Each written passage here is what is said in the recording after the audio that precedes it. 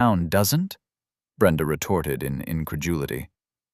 Look, I'm not saying that. Just maybe the bird has some level of intelligence and wanted to help us out. Anyone would, after seeing how those people treat us. Brenda shook her head. Nah, Margaret, this is a good thing for us. But don't go ascribing some noble purpose to a wild beast. It'll only get you killed if you ever come face to face with it. Most likely it just got hungry and plunged its talons into the first people it saw. And House Tantalus won't stop poking at it, sending more and more of their men to their doom. What about Lennon, then? How do you explain that? 2 nights ago, he went into the bog, scavenging for food. A foolish gamble, but he did come back a few hours later, carrying an orange rat carcass. Not a scratch on him. Huh, I did hear about that, actually. That moron was asking for it, Brenda huffed. They're hungry, Brenda. The man was trying to feed his kids. I know that. But who's going to feed his kids if he gets himself killed? He just got lucky is all. Percy, who was still following the conversation, subtly exhaled in relief. Hearing about the positive impact he'd had on the town lifted a heavy weight off his chest. That said, listening into the rest of it caused his jaw to slacken. You don't think the beast, spared him? I think it's much more likely that it missed him. Though I must admit, the next part of his story sounds a little spooky. Even for me. I know, right? Margaret mused. He claims he heard an eerie tune emanating from the depths of the grisly bog.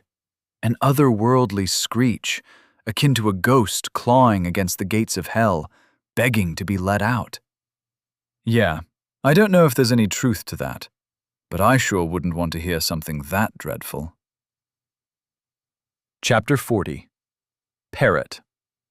While Percy had kept an eye out for any sign that could lead him back to the mysterious girl, he had failed to find any clues as he roamed the space between worlds.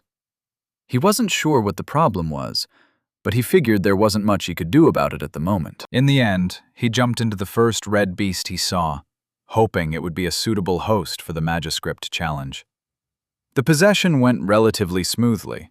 The creature allowed him to join without any hiccups, though it didn't relinquish control over its body completely. This one wasn't passive or timid like the gecko, nor chill and nonchalant like the floating cat, just really friendly? I suppose I can work with this. Having to share wasn't the most convenient turn of events, but Percy reminded himself that he was taking over the bodies of others. Obviously, going solo wouldn't always be an option. In any case, it should be fine, as long as the beast allowed him to do what he wanted. Settling into the new vessel, Percy quickly examined their soul's condition. It was all right. He'd seen worse. Sadly, mend wouldn't help him much here. Even with his improved efficiency and his potent orange mana, his pitiful stash wouldn't be anywhere near enough to bring his host back from the verge of death. As always, the best he could hope for was to temporarily patch the cracks up. Maybe I can come up with a spell for that, too, at some point. A few minutes later, he managed to tap into the body's senses. The first thing he felt was the gentle warmth of the sun licking at the front side of their body. At the same time, a blanket of soft sand simmered beneath him, hugging his back. Pleased with the comfortable environment, he tried to take a breath, only to realize he couldn't. Shocker. It was ridiculous, but perhaps not so surprising, how often his hosts had died of some form of suffocation. Though, unlike Takeo, or the monkey, this guy hadn't been strangled by a vine, nor drowned. It had choked. Percy felt an object in their throat, blocking their air canal. Upon regaining consciousness, his host desperately tried to cough it out. To no avail. Of course not. If it was that easy, the creature wouldn't have died in the first place. Luckily for it, Percy was here to help this time. Pulling a sliver of teal mana from his stash, Percy moved it to their throat, pushing against the obstruction. A few seconds later, their joint efforts were enough to dislodge the object, letting the creature spit it out. "What do we have here?" The beast greedily gasped for air the first chance it got, though Percy ignored it as he examined the instrument of his host's demise. The large spherical object was pink and hairy, almost like a discolored coconut. In fact, his guess was probably not that far off, as he could tell via his connection to the creature that this thing was edible. "Wow, did you try eating it whole?" Friendly or not, his latest host clearly wasn't the sharpest tool in the shed. Not being in a rush to move on, Percy allowed the beast to go about its day while he examined their surroundings. As he had come to realize early on, they were currently standing on some kind of beach, though it looked very different from what one might expect. Gazing around as curiously as his host would allow, he quickly realized it was more like a desert than a beach, as the sand extended in every direction, all the way to the horizon. Rather than a sea, it was dotted with innumerable small oases. Their sizes ranged from tiny puddles to lakes wider than Bogside Town, and they seemed to be filled up with regular water, the crystalline liquid shimmering as it reflected the bright sunlight and the clear blue sky. At least the colors were right this time. What caught his eye were the tall palm trees lining the oasis' coasts to box them in, like natural fences. Percy had never seen a palm tree back on Remure. At least, not outside illustrations. But these definitely looked a little weird. They always came in pairs, their trunks intertwined with one another, as if the trees were engaged in some stationary dance, embracing their mates passionately. Their crowns lightly touched, looking like they were kissing, with lots of pink coconuts adorning their shared canopies. Odd, but also cool. More importantly, Percy spotted plenty more creatures like his host, allowing him to get a better look at them from the outside. His host was clearly an adult, not losing to the tallest of them. They were clearly birds, their beaks short and hooked. As for their plumage, it varied from one individual to another, ranging from the brightest yellows to the gloomiest blues, all the way to exotic pinks and warm reds. A quick glance revealed his own feathers were a relatively unassuming brown. That very thought dampened his host's mood. "Hey, for what it's worth, I think you're handsome." Percy tried cheering the bird up. Overall, the creatures faintly resembled parrots, as much as any alien ever could. Their most distinct exotic feature was their possession of 6 limbs. Other than their wings, each bird sported 2 pairs of talons. Most of them walked on all 4, but they seemed capable of standing solely on their hind legs if they wanted. At least, that appeared to be his host's preference. Clenching one of his hands, Percy noted it had a decent range of motion.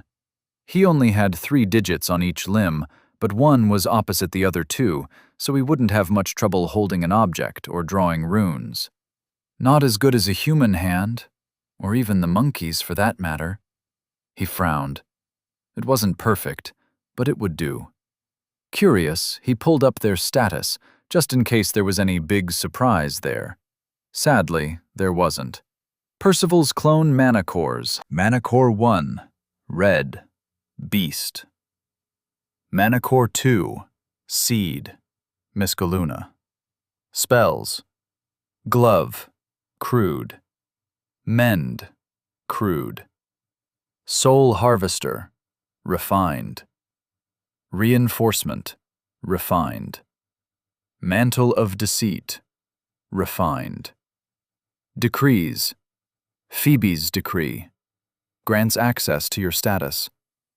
Moirai's Decree, incomplete, grants the seed of a second mana core, requires potent life mana to germinate. Metatron's Decree, open a one-way portal to the Vault of Magic at will. As always, The status listed only the spells that he could theoretically cast in this body. Synchronization and his secret art weren't among them, as he lacked his bloodline or a second core, but that didn't mean that everything else listed was realistically usable. I suppose the status isn't smart enough to recognize that I don't have enough mana for the Soul Harvester, though a smaller mantle should be doable. Either way, he refused to bring any cyan or teal powder to the vault, unwilling to hand Metatron such a useful gift. That said, he'd use his fused mana if he was forced to. That one wasn't a secret from the Titan. After all, it was from the vault that he'd even learnt about affinity fusion in the first place. While Percy was busy assessing the situation, his host went about his day unfazed. He strolled casually along the soft sands, acting as if he hadn't just evaded death. Every now and then, he waved at his peers or greeted them with a throaty squeak. Eventually, he stopped underneath the shade of a particularly large pair of palm trees, where many of his friends had gathered. Lifting his attention from the status page, Percy examined the other creatures from up close. He guessed these ones were all males, betrayed by their more vibrant coats and slightly larger builds. They were pointing at a group of females bathing in the clear waters of the nearest lake, snickering at one another as they watched. His host looked like he was having fun. I kind of feel bad I'm about to take him to the vault. Percy sighed.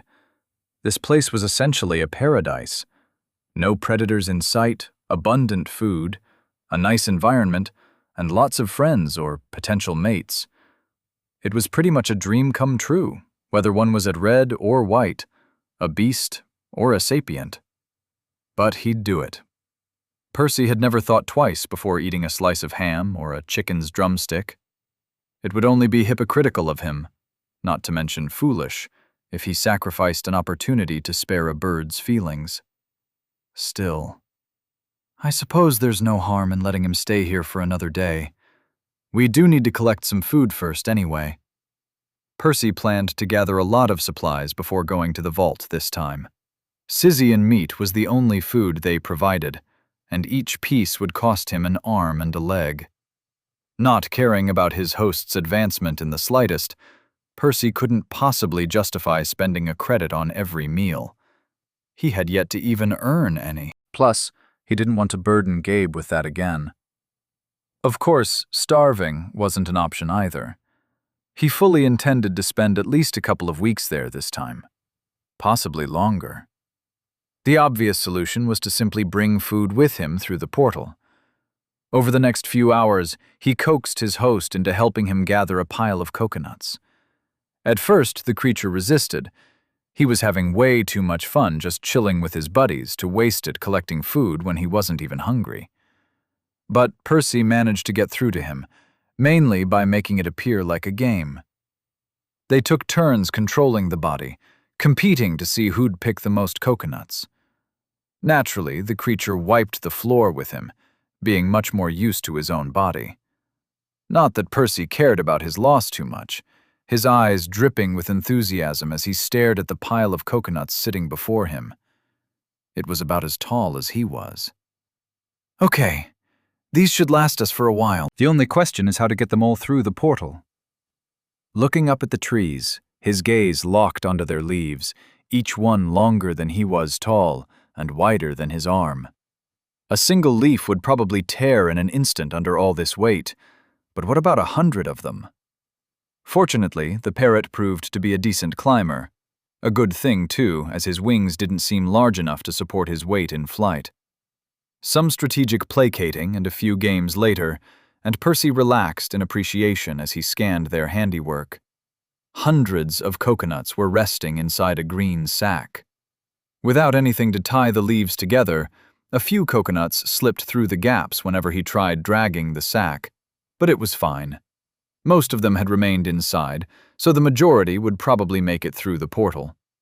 Activating the decree, both of them marveled at the sight as the circular gate manifested before them. It wasn't Percy's first time seeing this, but that wasn't nearly enough for him to tire of watching a Titan's magic at work.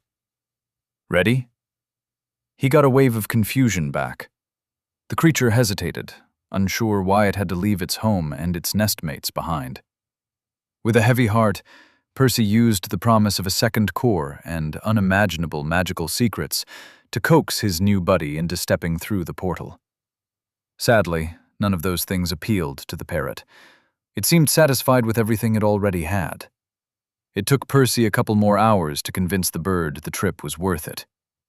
In the end, he only succeeded by omitting a very important detail: the fact that there was no coming back.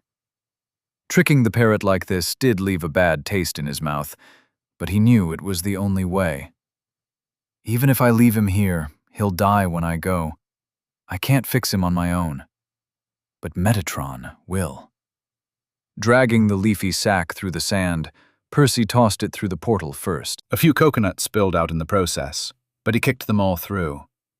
Once the last fruit had been hurled into the swirling void, he stepped through the magical gate. It was finally time to learn some new runes. Chapter 41. Large Animals. After overcoming the dizziness of the trip, at least it helped that he was expecting it this time, Percy stood up, examining his surroundings. Lots of people were looking at him curiously again, though he seemed to have been transported to a different location. As I thought, it's random each time. That flew in the face of the idea to sneak Gabe out through a portal.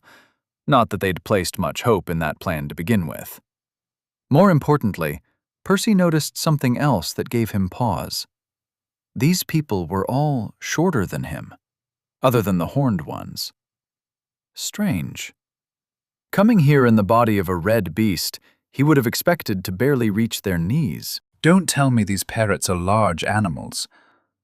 His heart skipped a beat at the implications. This was huge.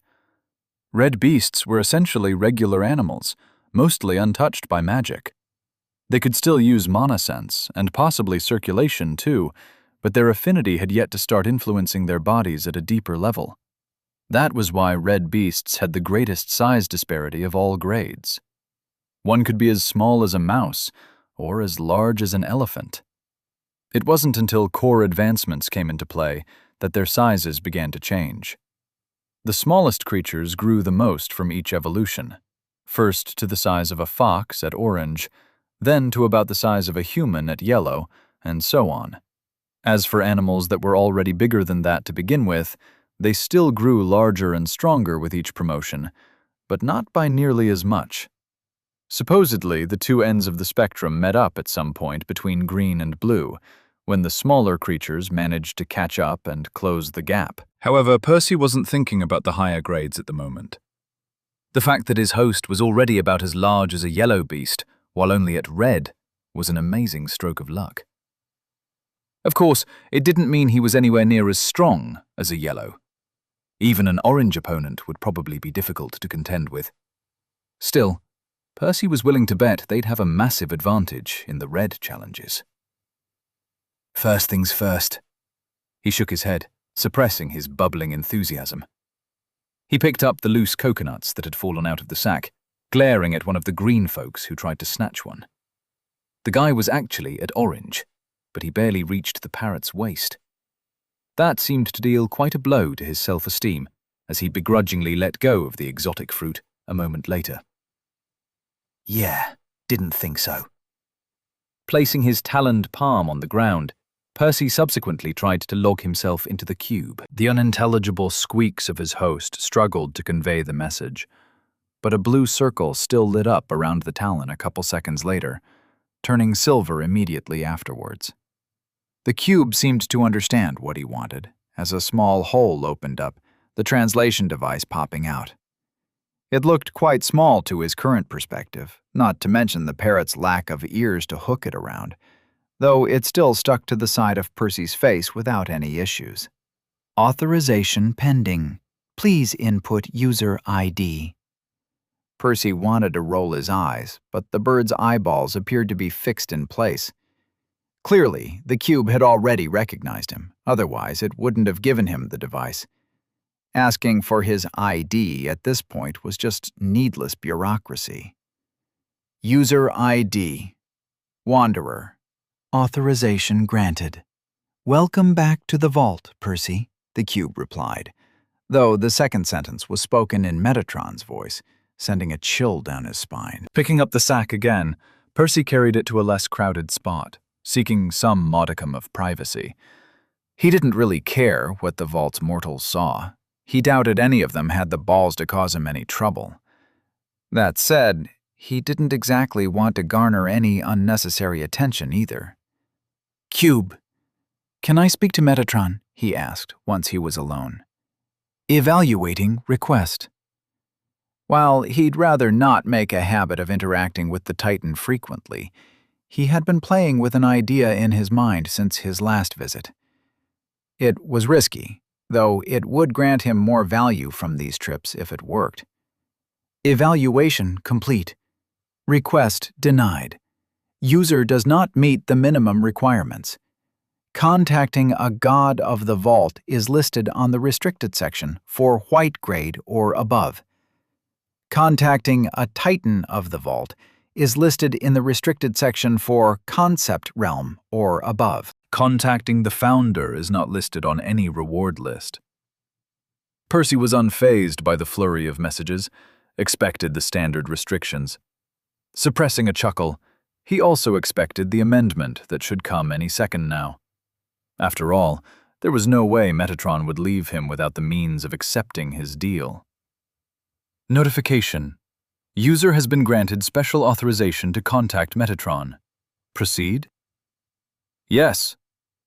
It wasn't until about 5 minutes later that another portal opened up right next to him, a familiar pentapus eagerly slithering out.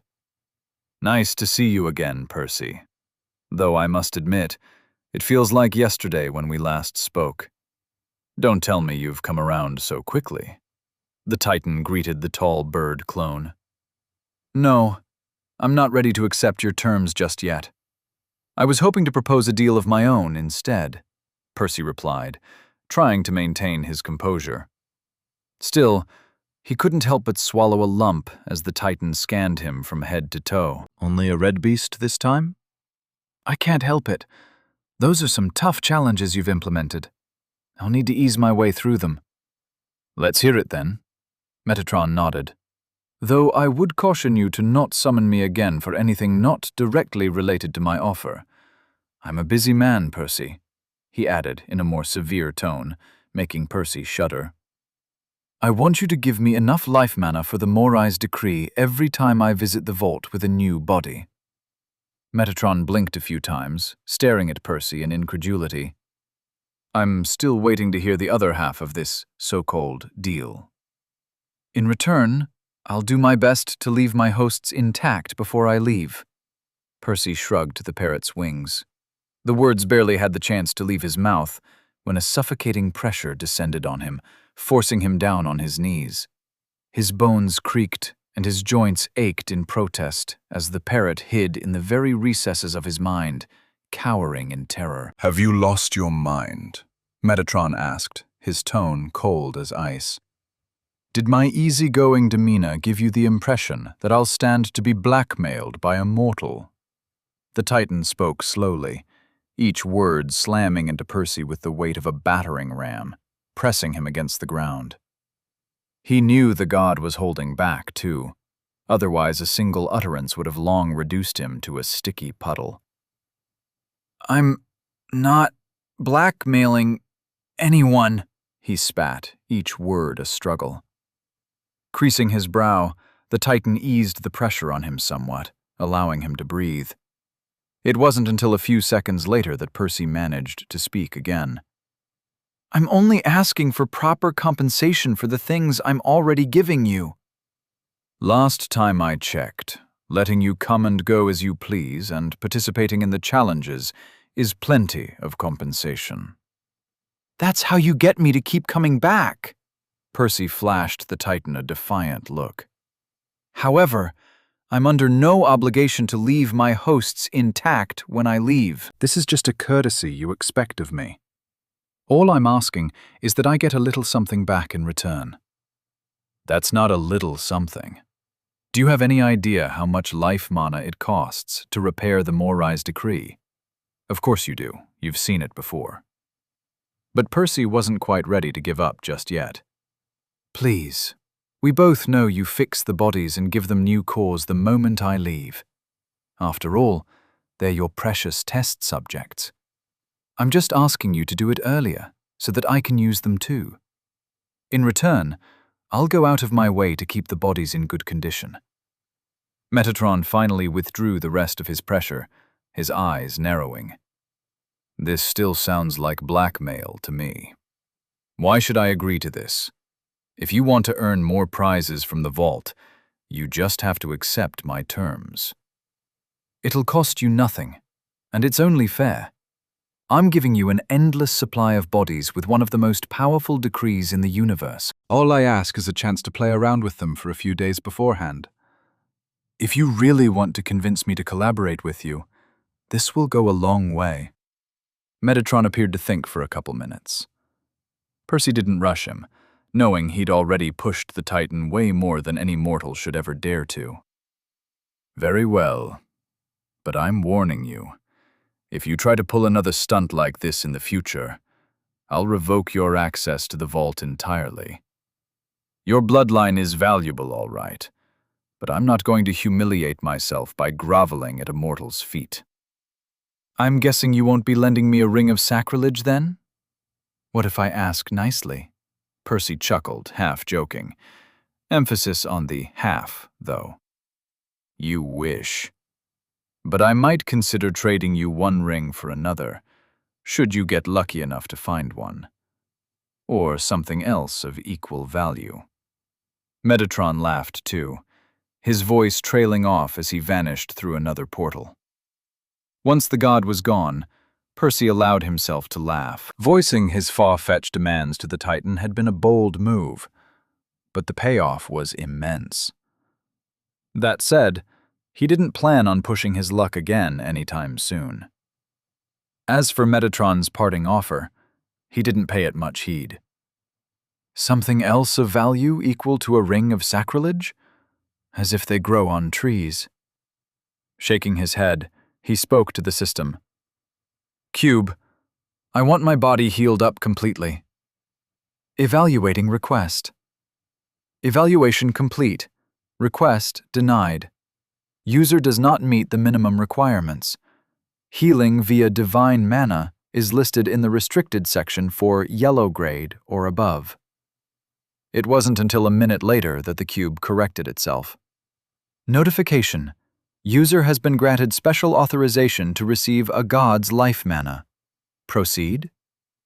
"Do it," he said, not even caring if anybody witnessed the process. The big dog was already in the know. Accumulating life mana. Healing begins in 6 writs. Chapter 42. Plan. Strictly speaking, the parrot didn't need that much healing. Unlike Gabe, who had been stabbed full of holes before Percy first found him, the bird had merely choked to death. The mana only needed to make up for the minor deterioration the body had undergone between death and reanimation. Percy was forced to keep scratching himself during the process, to ensure the cube didn't stop pouring life mana into them before the second core was ready. The poor bird was taken aback both by the suffocating amount of liquid mana enveloping them and by Percy's insistence on self-harm. However, he was still too frightened by their meeting with the Titan to dare interfere with his guest. A few minutes later, Percy nodded the bird's head in appreciation, searching inwards for the new organ. "Take the reins over, will you?" With a mental nudge, he instructed the parrot to grab their supplies and head towards the challenge cubes. The sooner they started collecting credits, the more time he'd have to study the new runes. Percy did consider dropping by the residential cubes to greet his friend, but ultimately decided against it. It hadn't been that long since he had last met with Gabe, and it wasn't like he had any good news. The best he could do right now was to keep getting stronger. Of course, he'd also thought about renting a room so that he wouldn't have to stay outside during the whole visit. Unfortunately, even the smallest lodging cost way too much, priced at around a credit for every 18 or so Remier days. In fact, he was a little surprised his stingy friend had deigned to splurge on that for himself. Then again, the only alternative was spending his entire life homeless. Sadly, credits were far scarcer for a red than they were for a green, so Percy would have to soldier through the next few weeks. Besides, his host was a beast, so it wasn't like he'd grown up indoors. As they walked towards the challenge cubes, Percy ignored the bird's fumbling attempts to keep the coconuts from spilling out of the rapidly degrading sack. His attention was primarily focused on their abdomen as he tried to locate and awaken the second core. I still can't believe Metatron agreed to this. The impact of their new organ could hardly be overstated. While it would certainly help them do far better inside the combat challenges, that wasn't what excited Percy the most. The best part was that it would allow him to spend a lot more time in the Magiscript challenge. After all, their beast mana couldn't leave their body, and their teal mana couldn't be replenished. Had they not netted themselves a new core, they'd be lucky to last through the first wave. Percy was quite literally viewing the new organ as a source of ink. Of course, the ancient Titan wasn't dumb. Both he and Percy were fully aware of the unspoken subtext behind their negotiations. Had he refused Percy's request, the latter would feel more pressure to accept the Titan's terms, or, at the very least, reveal a few more of his secrets. I guess he knows I won't come back here as often if he makes my life too difficult. In any case, locating the new organ didn't take him too long, though he'd have to clear the first few channels before he could fill it up. He started doing just that immediately, but his rumbling stomach interrupted him a couple hours later, breaking his concentration. Okay, let's take a lunch break. Grabbing a couple coconuts from the pile, he slammed them against one another to crack them. It only took a few attempts, which meant that either their shells were weaker than they looked, or that his host was stronger than a red human. Shrugging, he bit at the fruit's interior, tearing a chunk out. It was the same pink color as the outside, but it was soft and spongy, dripping with a refreshing juice. To his utter shock, it tasted nothing like he had expected. What the hell? It's salty! And not just salty. It had a bit of an oily texture, its flavor vaguely reminding him of raw salmon. Not quite the sweet snack he'd been looking forward to. Still, he guessed it should be rather nutritious. A few bites later, Percy took a step back, allowing his host to take over. The exotic snack didn't exactly taste bad, per se, but he knew the bird would enjoy it a lot more than he did. In the end, they ate 4 of the damn things. Who'd have thought that raising the dead, traveling across the universe, and negotiating with a Titan could work up such an appetite? As a fortunate side effect, the familiar taste seemed to placate the parrot's growing unease. The poor creature had started sending him images of the sandy beach a few hours ago, clearly longing to return to its home and friends. Maybe one day, buddy, Percy sighed. He wasn't sure if the bird understood him, but it remained silent, letting him resume his work on the channels. Fingers crossed for a pure affinity, he thought to himself at some point. Honestly, Percy had never expected the day would come when he'd wish for that. Without crystallization, it would pretty much be the worst possible outcome with regards to the combat challenges. However, it was the affinity he was most used to drawing the runes with, which was his primary goal for this trip. He wasn't only thinking about the credits and the rewards either. The Magiscript challenge would be a good way to assess his current skill in the sublime art, and to figure out what the next steps would be. 2 days. This was a new record for him. Percy was confident he was the universe's leading expert in awakening mana cores by now. He was also experienced enough to tell that the new affinity wasn't one he'd used before. While he couldn't manipulate the mana directly just yet, not until he managed to fill up the new organ and add his willpower to it, he could see that the nascent channels took a different route through their body than any he'd come across in the past. Oh well, I'll have my answer soon enough, I suppose. He mentally shrugged. It wasn't until an hour later that the core was full, sending a wave of vitality rippling through the parrot's body. Getting a second core at the same grade was quite the boon. It should double their strength, on paper at least. However, the fact that the bird was already much larger than the typical red beast did somewhat diminish the impact. Brimming with anticipation, Percy pulled a sliver of mana to their right foretalon, manifesting a blob of brown, which quickly coalesced into a fistful of sand. It was rather obvious what affinity this was, but Percy still pulled the status up for the final confirmation. Figures. Not the most ideal outcome, but certainly within expectations. Sadly, Percy had never actually possessed an Earth user before, which meant there would be a bit of a learning curve ahead. Takeo, Gabe, and Mickey weren't the only sapients his clones had possessed over the years. The rest hadn't held any particularly interesting secrets for him to bring back to Remior, though he'd experienced a few other common affinities through them, including fire, air, water, and pure. Earth just happened to be one of the two elements he was completely inexperienced in, along with lightning. First time for everything, I guess. Unwilling to waste time, he continued opening more channels. It would take him weeks to clear as many as the average mage used, but he didn't need all of those. As long as he could send the mana to his talons to draw with, and maybe use it in a fight, it should be plenty. Percy didn't expect to be casting any profound, refined spells in this body, but giving himself a small edge against red golems shouldn't be that tall of an order. I wonder if I can use the sand to reinforce the teal mana, he thought suddenly. In theory, it should work. Structurally, sand wasn't that different from the cyan powder, and he already knew that all affinities could be fused, often in multiple ways. Hell, he'd already discovered a couple different approaches to fusing pure mana with itself.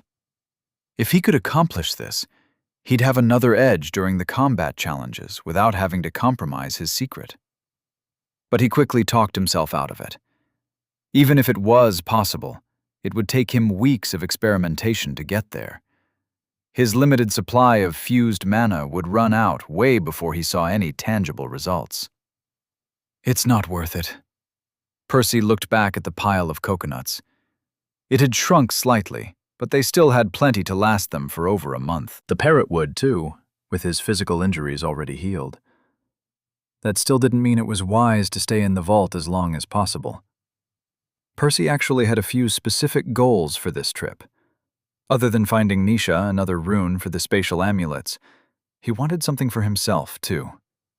He didn't know exactly what, but he was hoping for an enchantment that would help him amass more soul mana for his experiment. The sooner I bring them back, the better. After all, my main body is under a lot of pressure. Taking everything into account, Percy made a rough plan for the rest of his trip. He'd spend the week clearing out as many earth channels as he could before diving into the Magiscript challenge. He'd progress as far as his current skill with the concealment runes would allow, then reassess. Hopefully, that would mean at least a couple of waves. Then, he'd do the same with the combat challenges. Actually, I should give myself a couple of weeks to practice the new runes, too. 2 weeks for the challenges, 2 weeks for learning. I'll return home a little over a month from now, whatever the outcome. 43. Magiscript Challenge. Wave begins. May your challenge be successful. Percy stared at the cylindrical piece of metal erected in the middle of the room. It was too short to be considered a pillar. A podium, maybe? Shrugging, he approached. In any case, the Magiscript challenge wasn't dangerous like the others, just difficult. Hopefully, the first wave of the red level would be manageable, though. Reaching the strange structure, he saw it descend slightly lower, seemingly adjusting itself to his height. A second cylinder rose from the ground behind him, reaching only about halfway to the first one. It was just tall enough to serve as a seat. Huh. I guess they want us to be comfortable during the challenge. Settling in, he inspected the first podium. A few symbols had lit up across its flat surface. Percy only recognized 2 of them, still not as proficient in the vault's language as he would have liked. Luckily, the translation device took care of it. Draw any rune 100 times, with at least a 90% success rate. Okay, it's not that bad. Evidently, a single rune was enough to carry him through the first wave. It still meant the locals couldn't make any progress in the Magiscript challenge unless they earned some credits from the others first. Or did the cube give them a few credits to get them started? Or a free lesson? Percy would have to explore the system further once the challenge was finished. Perhaps there was some kind of starter pack he was missing out on. In any case, the first wave seemed manageable. Gathering a little earth mana on one of his claws, he began to carve one rune after another on the podium's smooth surface. He'd already practiced with this enchantment for months until he could reliably draw it on his scythe. It shouldn't take him many attempts to get through this wave. This is annoying, he grunted, staring at the results. Enchantment Concealment, General. Difficulty 1. Runes drawn 100. Time taken 3,192 writs. Success rate 87%. Score adjusted due to difficulty 87%. Wave failed. Try again? Percy was certain he was normally better than this. Evidently, the parrot's lacking dexterity, coupled with the unfamiliar affinity, impacted him negatively and pulled his score down. The low difficulty of his chosen enchantment also meant he wasn't eligible for any bonus points either. Even worse, this was his 4th attempt, each one having taken a little over an hour. It couldn't be helped, as his mana tended to run out about 20 runes in, forcing him to take several breaks to refill his core during each attempt. No! Percy wasn't going to quit so easily, but his host had been bugging him to take a lunch break for a while now. Walking to a side of the challenge cube, Percy sat next to the coconut sack, picking a couple of them from the pile. He'd been forced to bring his supplies inside, as somebody might try snatching some if he left them unattended. This wasn't a big problem during the relatively peaceful Magiscript challenge, though he wasn't sure what to do when he started working on the combat ones. If we're lucky, the golems won't touch the coconuts. Though I suppose I'll have to live here for the foreseeable future, he chuckled. Hopefully they don't kick me out. Either way, that was a problem for later. After finishing his meal, Percy returned to the center of the room, restarting the wave. His host had no interest in the boring task, falling back to the recesses of his mind to wait for all this nonsense to be over. In the end, it took Percy 3 more attempts to barely eke out the required 90% success rate. Spending about half a day on the first wave was definitely worse than he'd hoped. Still acceptable, though, considering he'd given himself 2 weeks to get through all the challenges. Congratulations! Wave 1 has been cleared! Calculating rewards, the soulless voice declared. It wasn't Percy's first time hearing the pronouncement, but clearing a wave all by himself hit a lot differently than when he was merely tagging along inside Gabe. He was finally going to earn his first credits. Awarded credits, 30. Current balance, 30. Is that it? His heart sank. Obviously, he'd known that lower-grade challenges gave out fewer credits, but this amount was still less than expected. If my memory serves me, Gabe earned like 6,000 from the 6th wave, and 3,000 from the 3rd one.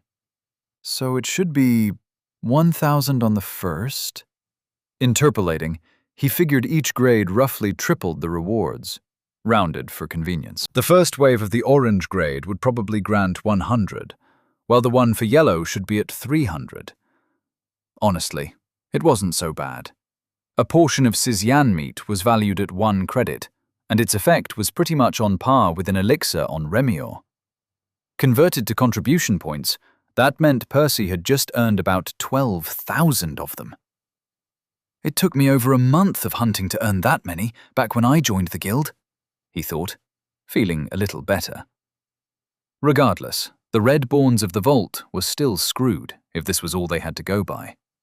Assuming they could clear the first 3 waves of each challenge, a rather generous assumption too, as not all of them had a bloodline or a blessing, they'd only get 540 portions of Sizian meat in total.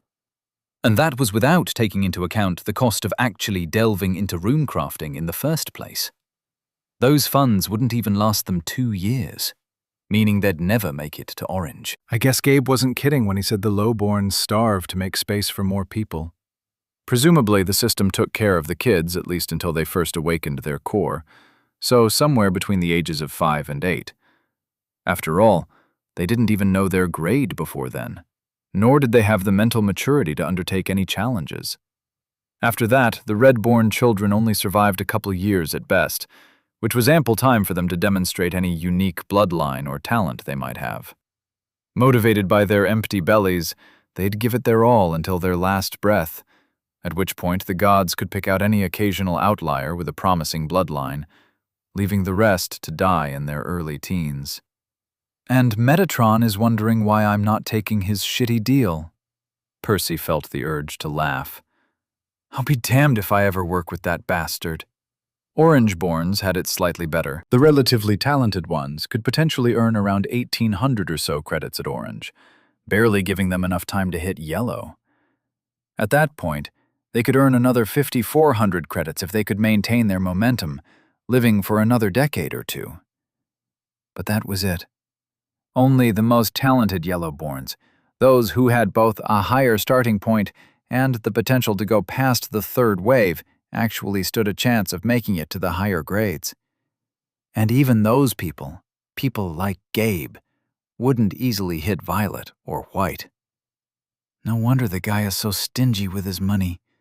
The cutoffs are even steeper here than Remior. Had Gabe been born on Remior, he'd probably be on par with the most gifted members of the Divine Root, even before he obtained his 2nd core. Here, his future wasn't quite as secure. The realization exacerbated Percy's guilt over all the things he'd made his friend buy him. I swear I'll make it up to him. In any case, he couldn't do much as he was. There was only one path forward, and he intended to see it through to the end. The good news was that he had several advantages the locals didn't. First, he didn't need any Sizian meat, which meant he could funnel all his credits into his studies. Second, he could earn credits from every grade by returning with various bodies. Obviously, the lower levels wouldn't reward him as much, but every little bit helped. Percy fully intended to rob this place clean by the time he was done with it. Finally, his arrangement with Metatron would give him an edge, his 2nd core making up for his lack of a blessing or a bloodline. Assuming the Titan kept true to his word, of course. Cube. Start the 2nd wave of the Magiscript Challenge. Red level. User ID Wanderer. Authorization granted. Restarting Magiscript Challenge. Red level. Wave 2. Wave begins in 18 writs. Percy patiently waited for the podium to light up again before checking the requirements. Draw any rune 200 times in under 5,000 writs, with at least a 95% success rate. Clearly, the requirements had increased quite steeply, not only leaving him with much less room for errors, but also imposing a somewhat strict time limit. He'd have to pick up the pace and improve the quality of his runes to get through it. Still, this was good. My proficiency should continue to go up as I acclimate to this body. As long as these waves don't need more than 1 enchantment, I can keep going. In typical Percy fashion, however, he just had to go and jinx himself. Getting through the 2nd wave took him 3 more days. In theory, he still had plenty of time to attempt the 3rd one. That said, the requirements finally stumped him. Chapter 44. Shopping. Draw any 3 runes 300 times in total, in under 6,000 writs, with at least a 95% success rate. Each individual rune has to be drawn at least 50 times. Shit. Percy only knew the concealment and pocket runes, but the latter didn't even work without space mana, nor had he practiced it much. The book on the concealment runes that Gabe had lent him had contained other variants besides the general one he was using, though most of those involved specific mana types that he didn't have access to. For example, there was a variant that required fire and air mana, emulating the light affinity, which turned an object dim. Supposedly, that was the cornerstone of more complex enchantments to turn an item translucent. There were even some variants using fire or water that could be used to hide an object's heat signature. Most of that had been useless for him, either because he lacked the corresponding affinities or because the effects didn't particularly interest him. If he wanted to get through this wave, he'd have to learn some new enchantments. It's not so bad. That was my goal in coming here in the first place, but I suppose I'll have to adjust my schedule slightly. Cube, abort the challenge. Also, tell me if you have any runes for preserving souls. User ID, Wanderer. Challenge aborted. Wave failed. Authorization granted. Evaluating request. Ever since Percy realized he didn't have enough soul mana to draw the mysterious creatures to his body, he'd decided to sift through the vault's database for any runes that might help. Of course, he already knew he'd be hard-pressed to find any enchantments for storing mana directly. As he'd learned a long time ago, a mortal's mana was much more difficult to preserve for an extended period of time.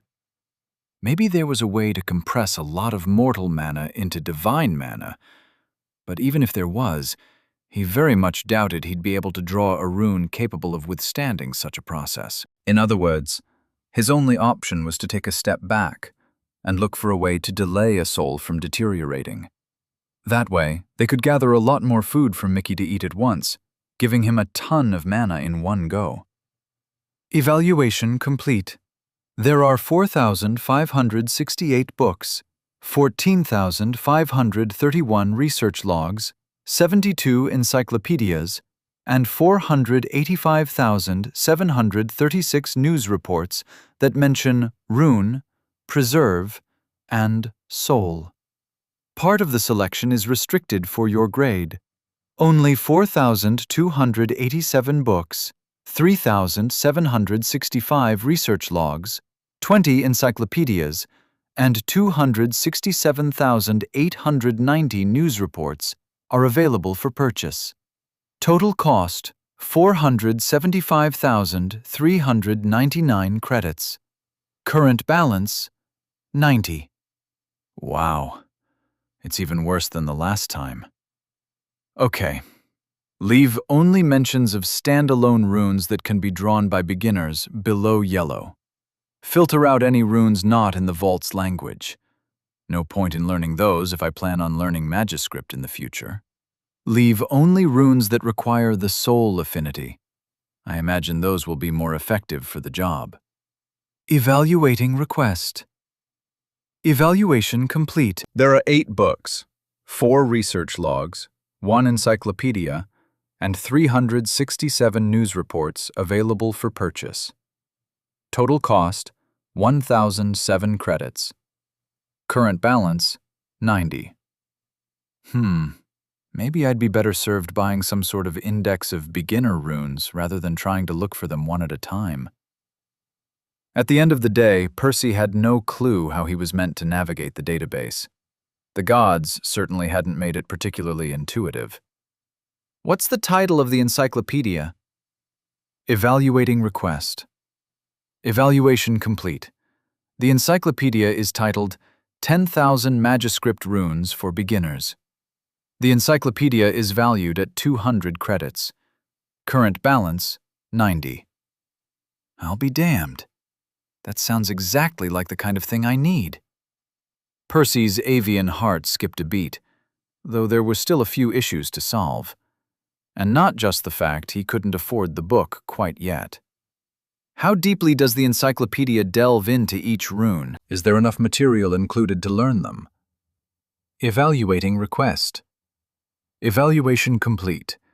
The encyclopedia lists the runes, their requirements, a few of the most common variants, and their function. The preamble notes, "This encyclopedia is mostly meant to be used as an index of common runes, not a teaching aid." Creasing his brow, Percy doused his bubbling enthusiasm. As he had expected, it was too good to be true. Gabe had lent him an entire book on just the topic of concealment runes alone. Buying detailed information on 10,000 runes with a measly 200 credits was, frankly, impossible. The encyclopedia is still going to be useful for me later on. I should get it as soon as I can. For now, I'll have to focus on the runes I want. Cube, are the remaining 8 books all focused on specific runes? Evaluating request. Evaluation complete. The 8 books are titled Preservation Rune, Volume 1, 2, 5, 9, 13, 16, 19, 20, respectively. Each delves into different variants of the Preservation Rune. These include the variants that meet the previous search criteria. Total cost, 80 credits. Current balance, 90. Okay, does any one of the tomes include variants suitable for preserving living souls, dead souls, mana constructs, and perishable objects? Percy's query wasn't random. One part of his goal was to preserve a few corpses for Mickey to eat, but he also hoped to learn a rune he could use to patch his clones' souls more effectively. That might allow him to extend his trips even further. As for the last part, well, preservation runes were widely used. It would be nice to learn a variant suitable for his soul harvester, or even something simple to keep food fresh for longer. Evaluating request. Evaluation complete. Volumes 5, 9, and 20 meet all the search criteria. Total cost, 30 credits. Current balance, 90. Percy couldn't help but grin. He was certain he'd find what he was looking for somewhere in these 3 books, and the price was already affordable.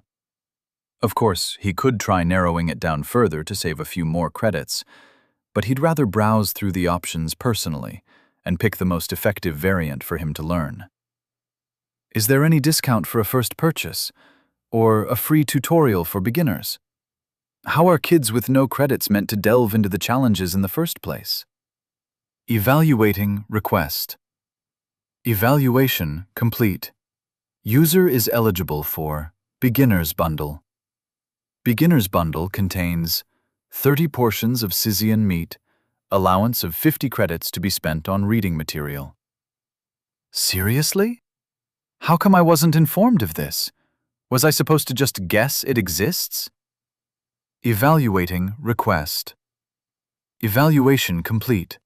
All users are automatically notified about the Beginner's Bundle upon awakening their core. User's core has already awakened. User should have been informed already. Percy tried to roll his eyes again, only to be reminded his host couldn't do that. He wasn't sure if Metatron was deliberately being a prick, or if he had genuinely forgotten to mention the boon, but he was inching towards the former. Either way, this was good news. Leave the Scythian meat for now. He didn't know if he could sell it back to the cube for credits, but he might need it in the future if one of his clones ended up in need of a quick snack. Use my allowance to purchase those 3 books.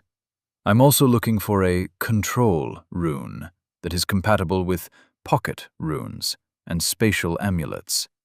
It must be usable with space mana, but I'd like a variant that can also be drawn with other types for broader applications. This rune was mostly for Nisha, though Percy wouldn't mind something he could use himself. It would enrich his arsenal, not only to get him through this challenge, but to hopefully allow him to craft more intricate enchantments in the future. Confirmed. Deducting credits. New balance, 90. Additional allowance, 20. Delivery in 6 writs. Evaluating request. Percy picked up the books from the hole before the cube assessed his second request. Evaluation complete. There are 4 books that meet the previous search criteria. They are titled Control Rune, Volume 7, 8, 18, 21, respectively. Each book contains at least one variant that is compatible with space mana, pocket runes, spatial amulets, and general applications. Total cost, 40 credits. Current balance, 90. Additional allowance, 20. Percy sighed. This was going to be a lot of reading, and he only had 2 weeks to get through it before it was time to resume the challenges. Still, it couldn't be helped.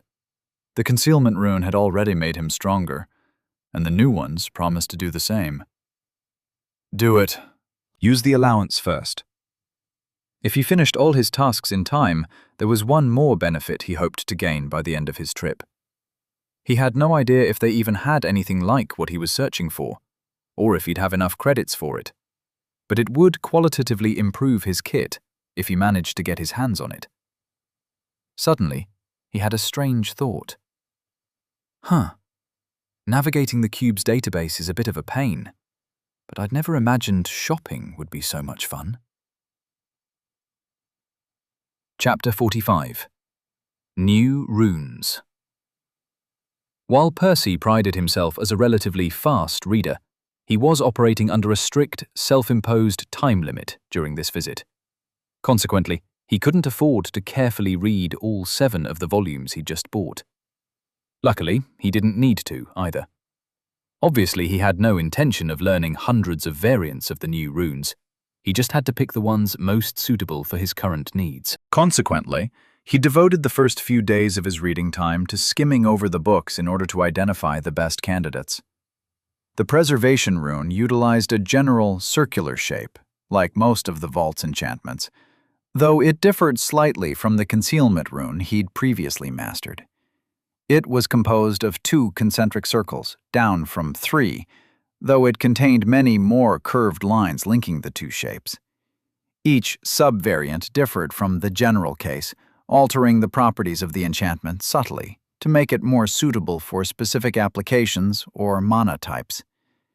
In the end, Percy found 13 variants in total that could be used with soul mana to do what he wanted. But only 4 of them are also compatible with other mana types.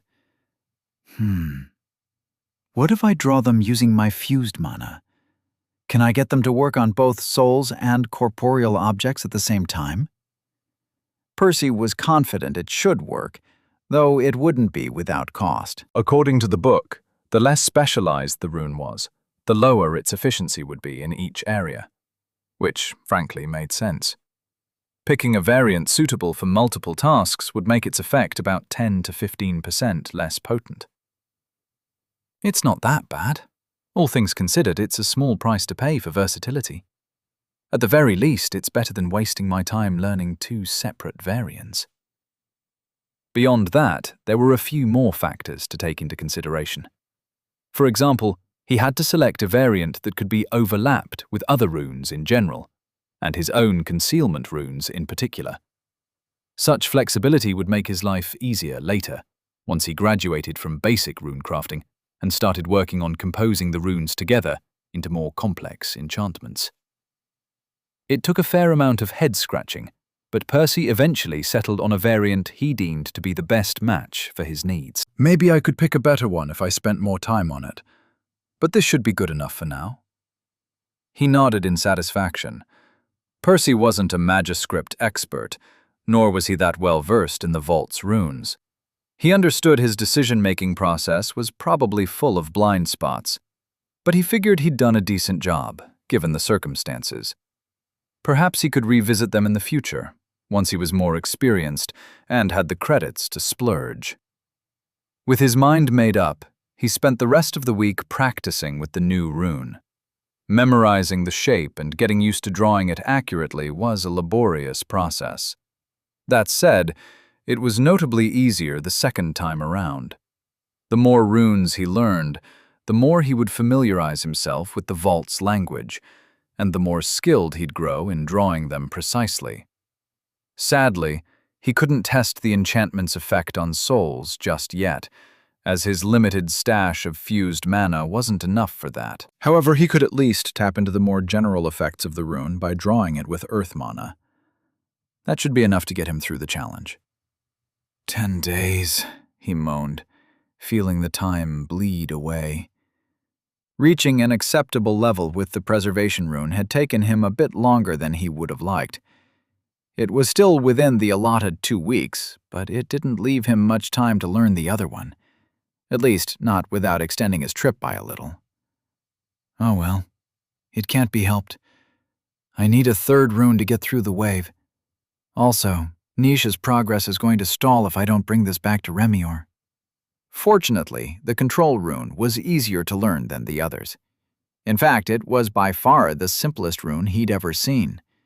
It was only a single circle with a cross inside its boundary. There wasn't much to memorize, and even drawing it was trivial. Using it, on the other hand, was where the problem lay. After all, the control rune wasn't supposed to be used on its own. Its enchantment allowed it to be turned on and off at will. The person who inscribed it could trigger it remotely, though anybody could use it by pouring their mana directly into it. However, the effect was only valuable once it was combined with a different rune. Normally, combining runes fell under the field of magiscript, not rune crafting. However, the control rune was much easier to overlap with other runes due to its simplicity, allowing even a novice like Percy to accomplish this.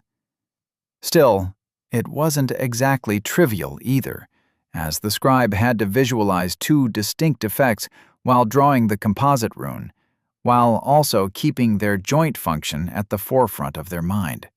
I guess it's something I'll have to learn sooner or later anyway, he sighed. The good news was that he didn't need to do that right away. A quick test confirmed that the challenge accepted the control rune when drawn separately. This meant he could learn to combine it with the other runes later, after he returned to Remior. Even better, both his drawing speed and his success rate would shoot up if he used the control rune to fill the bulk of his quota.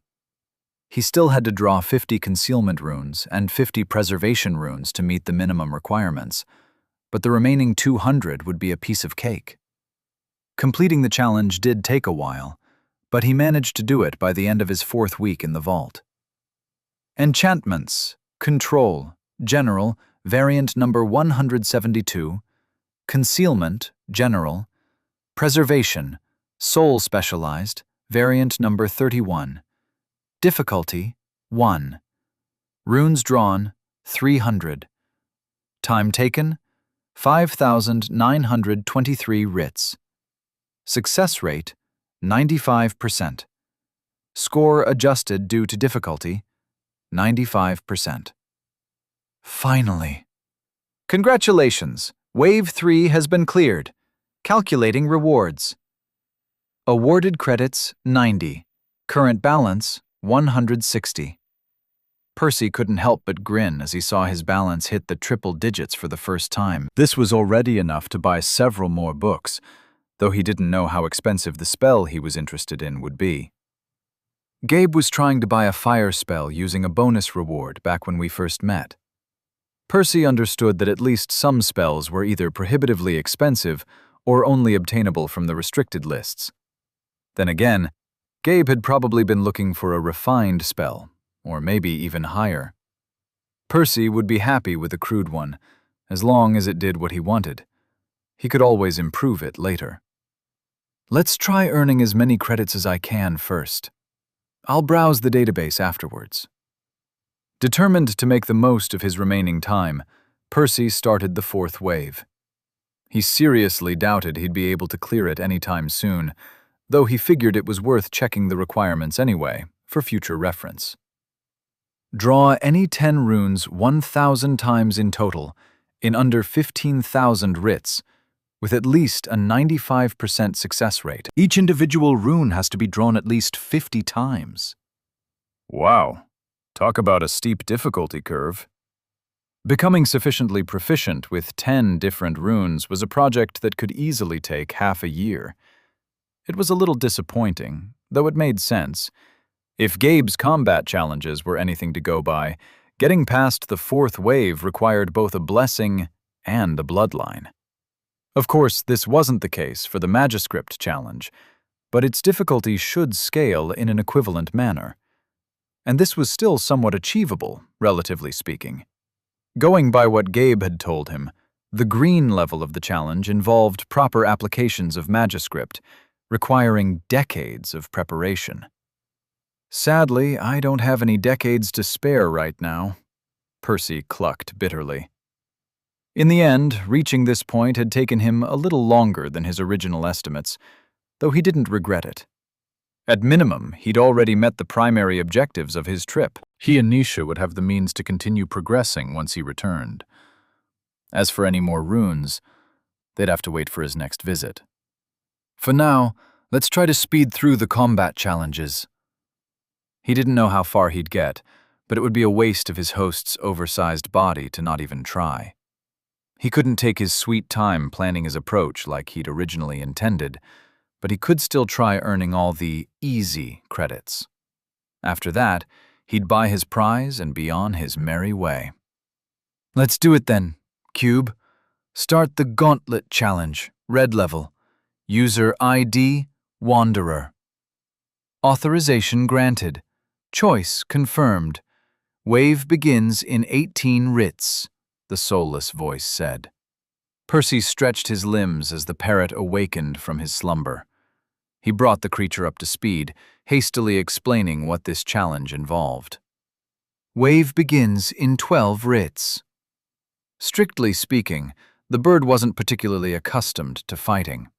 His life back in his home world had been relatively peaceful. Still, a wave of excitement seeped through their bond.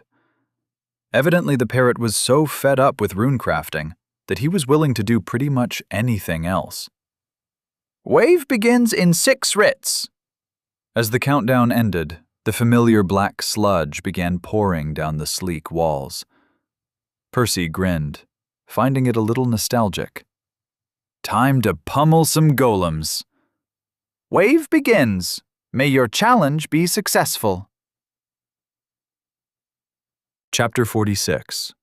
Farming Credits. Unlike the previous attempts, much less of the black liquid seeped out of the walls. A portion rolled down to the floor, the rest sticking to the cube's surfaces. To Percy's surprise, the material solidified, coating the room with a thin film of black. That's a new one, Percy frowned. At least the sack is still there. The sludge had merely flowed underneath his supplies, leaving them propped up against the wall. It was quite a relief.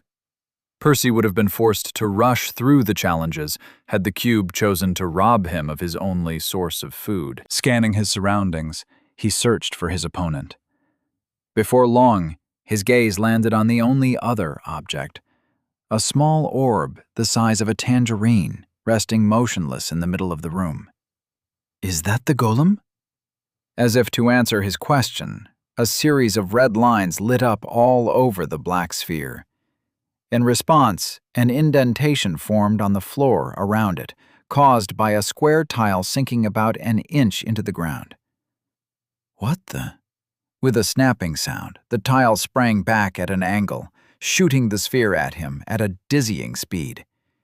Percy barely raised his forelegs in time, shielding his face as the impact sent a jolt of pain through his bones and causing him to stumble backwards.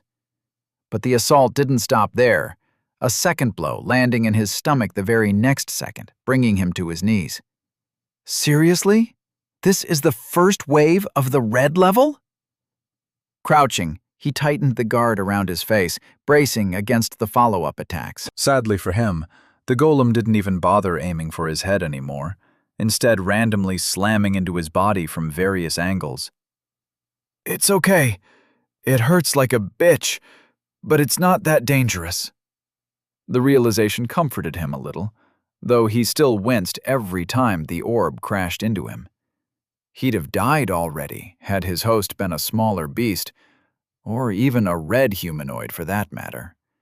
It was only due to the combination of his bulk, his beast affinity, and the second core that he could bear the attacks relatively unfazed. Still, He knew he had to fight back at some point if he wanted to get through the challenge. Unwilling to lift his eyes from the safety of his guard, Percy scanned the room with his mana sense, trying to locate the orb. The darned thing kept bouncing from one surface to another, making crisp sounds with each collision. It took Percy a couple minutes to adjust to the golem's speed. In the meantime, he had to endure several more blows, waiting patiently for his chance to catch the sphere. Fast as it was, he knew the flimsy construct wouldn't survive a second in his grasp.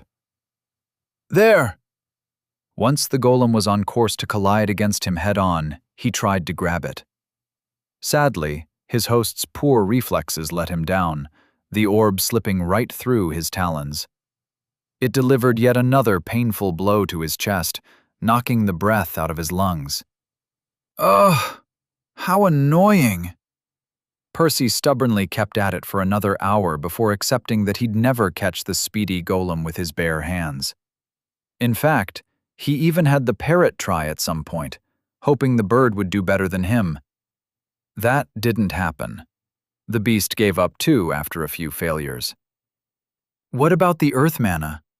If he hardened the mana into stone, he could soften the blows. Frustrated, he shook his head as he discarded the thought. Doing that would spare him some pain, but it wouldn't get him through the wave. Instead, he tried something different. Pulling a sliver of mana from his abdomen, he formed a cushion of sand on his back, hoping to dampen the golem's momentum. After all, the cube had gone out of its way to prepare the room so that the orb could bounce around more easily. Clearly, it would have trouble doing so otherwise. Percy nodded, feeling happy about his plan. He thought it had a decent chance of working, too. The execution left much to be desired, however. He messed the timing up, receiving another painful hit. The next few attempts didn't go much better either. Fuck! This is going to take a while. Congratulations! Wave 1 has been cleared. Calculating rewards. Awarded credits, 30. Current balance, 190. Percy breathed heavily, not particularly happy about the outcome. In the end, his idea to stop the golem using sand had worked, but not before several hours of poorly timed blocks and nasty blows. He was certain his body was bruised from head to toe, though that was partially hidden beneath whatever remained of his plumage. Either way, he wasn't particularly eager to start the next wave. His advantages might have protected him from any serious injuries this time around, but the challenges would only grow more brutal from here on out. That said, he knew he had to keep going. The sooner he started the next wave, the sooner his suffering would end. Maybe the swarm challenge will be easier. Congratulations! Wave 1 has been cleared. Calculating rewards. Awarded credits, 30. Current balance, 220. It wasn't. The golems in the swarm challenge fought in a similar manner, though each of them was much weaker and smaller. Each was only about as large as a pebble, but there were hundreds of them. Luckily, Percy's makeshift spell worked even better against the smaller golems. They sank into the cushion, making it easy for him to grab them and crush them between his claws, one at a time. Unfortunately, the wave refused to end until he destroyed every last one of them, a project that took him several hours and even more refills. His second core's downtime wasn't pleasant for either him or the parrot. Whenever they were out of mana, they had to endure the painful pelting of the remaining orbs. Not looking forward to the next wave. Congratulations! Wave 2 has been cleared. Calculating rewards. Awarded credits, 60. Current balance, 280. Congratulations! Wave 2 has been cleared. Calculating rewards. Awarded credits, 60. Current balance, 340. Please, make it stop, Percy groaned, the parrot echoing the sentiment. He was lying face down in the middle of the room, his gawky limbs sprawled out like a starfish. He did his best to not move a muscle, as even the slightest twitch was pure agony. There hadn't been any great surprises during the second waves of the combat challenges. The gauntlet had thrown a bigger, heavier golem at him, while the swarm had mostly increased the number of enemies rather than intensifying their individual strength. Still, Percy would have probably died if he hadn't grown more proficient in shielding himself with the earth mana over the last couple of days. So much for keeping the bodies in a good condition. He snorted at the irony. Metatron isn't going to be happy. Not that he could help it. If the Titan didn't like this, he shouldn't have made the challenges so damn hard. In any case, Percy had done a decent job getting this far, and he'd even collected a hefty number of credits. Though one question remained. Do I keep going? Part of him did want to progress all the challenges to the third wave. It wasn't just about the rewards either. Clearing the waves was oddly satisfying, not to mention that he liked round numbers. Something about stopping here felt wrong. Oh well, I can always abort the challenge if it gets too dangerous. On another note, Percy had discovered that the translation device was a lot tougher than it looked. Admittedly, he discovered this feature by accident after forgetting to take it off. It wasn't until a few days in that he even remembered he was wearing it, after it had presumably eaten hundreds of blows. His heart had skipped a bit upon realizing how close he'd come to ruining the expensive tool. Luckily, there wasn't a dent on it, prompting him to ask the cube about it. Apparently, it would take a blue-level attack to actually damage the device. I guess it makes sense. What kind of idiot would make a device costing 5,000 credits so fragile? In any case, Percy caught himself, realizing he was just procrastinating. With a heavy heart, he started the third wave of the Swarm Challenge, hoping it would be more forgiving than the Gauntlet.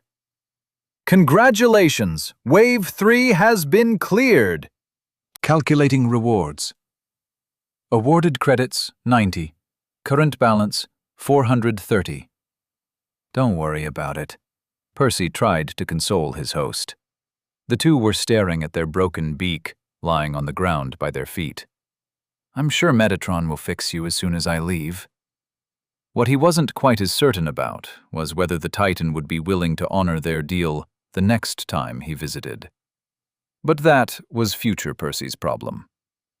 Congratulations, Wave 3 has been cleared.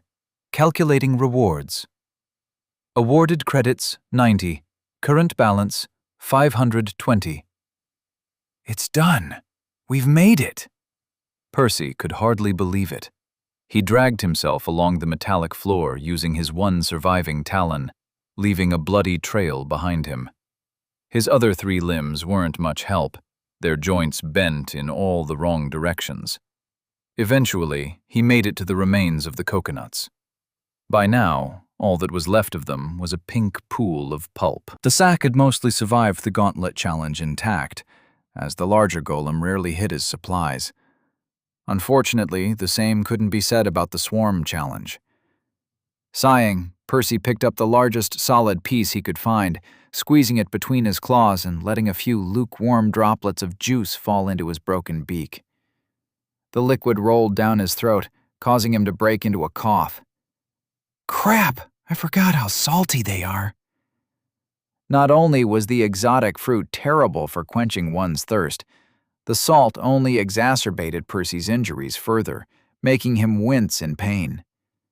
Denied of even this small relief, Percy turned over, resting with his back on the floor. At this point, he just wanted this trip to end. The past few days had been hellish, though the results spoke for themselves. There was one last thing he needed to do with all the credits he'd earned before he could put himself and the parrot out of their shared misery. Cube, give me a list of crude mana conversion spells. Chapter 47. Mana Conversion. Percy had decided to look for a mana conversion spell as an alternative solution to his problem. He needed a lot of soul mana to lure the mysterious entities from much farther away, and he only had 2 possible sources to tap into: his own recovery and Mickey's ability to devour souls. He was already planning to bolster the latter using the preservation rune he'd recently bought, but he was hoping to improve upon the former, too.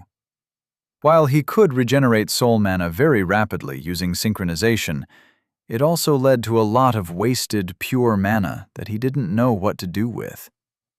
If he could find a way to convert some of that into soul mana, it would give him yet another potent source he could rely on. And there's no better place to browse for the right spell than the vault. He would have grinned if his broken beak had allowed for it. Strictly speaking, mana conversion wasn't some esoteric art. It was something all living beings passively did with every breath. After all, ambient mana was a mixture of many different affinities, which meant that only a fraction could be taken in directly. Of course, this fraction was the most significant by far, as it could be absorbed without losses. A mage's recovery greatly depended on their environment above any other factors. For example, a water user would struggle to refill their core in a desert, but they'd have a much easier time in the middle of the ocean. However, that didn't mean the rest of the ambient mana was useless. Among their many functions, mana cores could also convert other mana types into their own, albeit at an abysmal rate. That said, some conversions were easier than others, and there were also two very special cases, the beast affinity and the pure affinity. Beasts could be considered universal recipients to an extent, because they could convert other affinities to their own more efficiently. This was, in fact, what they owed their ridiculous advancement speed to. Of course, it wasn't smooth sailing for them either. Ambient mana didn't contain the beast affinity, so they only had their higher conversion rate to rely on. This was why they still struggled to regenerate mana the conventional way, having to consistently devour other cores instead. It was also why Mickey's version of circulation gnawed at his body, draining his stamina. On the other end of the spectrum, pure users were considered universal donors. Pure mana could be more easily converted to other types, which was the main principle behind the magic potions Percy had encountered in the Alchemist's Guild. It still wasn't particularly effective. A pure mage might have to empty their core to replenish about 20% of somebody else's reserves, though most of them learned how to do so eventually. It rarely mattered, but it wasn't like pure mana had that many uses to begin with. Maybe I can find something slightly better here than what we have on Raimier. In the end, Percy spent a few more hours browsing through the database for anything suitable. He wasn't that surprised to learn that the system contained even more on this topic than the runes he had searched for the other day. After all, the pure affinity was the most common in the universe, and this was a somewhat well-known application of it. The only reason he hadn't asked Baldy for something of the sort, back when he was still at home, was because it wouldn't have helped him much at the time. His second core had been a grade lower, which meant it would have given him almost nothing. Even now, he didn't think this would be a particularly useful ability to have in the midst of combat. He was better off just fusing his two affinities into the teal mana. However, it would certainly help a lot in some niche applications, such as the very problem he was currently facing. Let's see. Cube, which books have we singled out so far? Evaluating request. Evaluation complete. User has bookmarked a total of 6 items. Universal donor, the advantage of pure mana. 10 efficient mana bestowal spells for beginners. Affinity-specific mana bestowal. Absorbing pure mana for non-pure users. Tips and tricks for soul users. And fundamentals for new mages. Total cost, 340 credits. Current balance, 520. Percy wasn't particularly happy with this. Apparently, books on spells, even crude ones, were several times more expensive than those on runes. He guessed that this disparity was artificially imposed by the gods in charge of the vault, in order to make Magiscript a little more accessible, or to push people working on the combat challenges to try harder. Worse still, he'd found multiple books that interested him, as there seems to be a little more to the spell he wanted to create than he'd initially expected. As it turned out, mana conversion could typically be broken into two parts: mana bestowal and mana absorption. As the names implied, they differed depending on whether one was the bestower or the recipient of the substance. The former was arguably the most important, but learning how to absorb the mana more effectively would make one a better patient, so to speak. Furthermore, each conversion worked a little differently, so it was possible for a pure user to get better at supporting, say, fire mages, when practicing a lot with them. I mean, I don't have to buy all of them. Percy could just get the first spell he found, and it would still do all right. His conversion rate might not be great at the start, but he should be able to hit the targeted 20% after some practice. However, he felt it would be a waste of his talents if he didn't strive to do a little better. After all, he was in a unique position, in that he was both the bestower and the recipient of the mana. He even knew what affinity he wanted to convert the mana to, which meant he could probably work out a very specialized spell that performed a lot better for him than anybody else. That's so many credits, though. Percy wanted to cry. He'd suffered through so much crap to amass the measly amount, and he'd have to spend nearly 2/3 of it on these basic research materials. Not to mention how unpleasant the next few days promised to be, assuming his broken body even lasted that long. He sighed. I'm sorry, buddy. We'll have to soldier through the pain for a little longer. The parrot groaned in protest. Percy could tell how much his host missed his carefree days on the beach, but it couldn't be helped.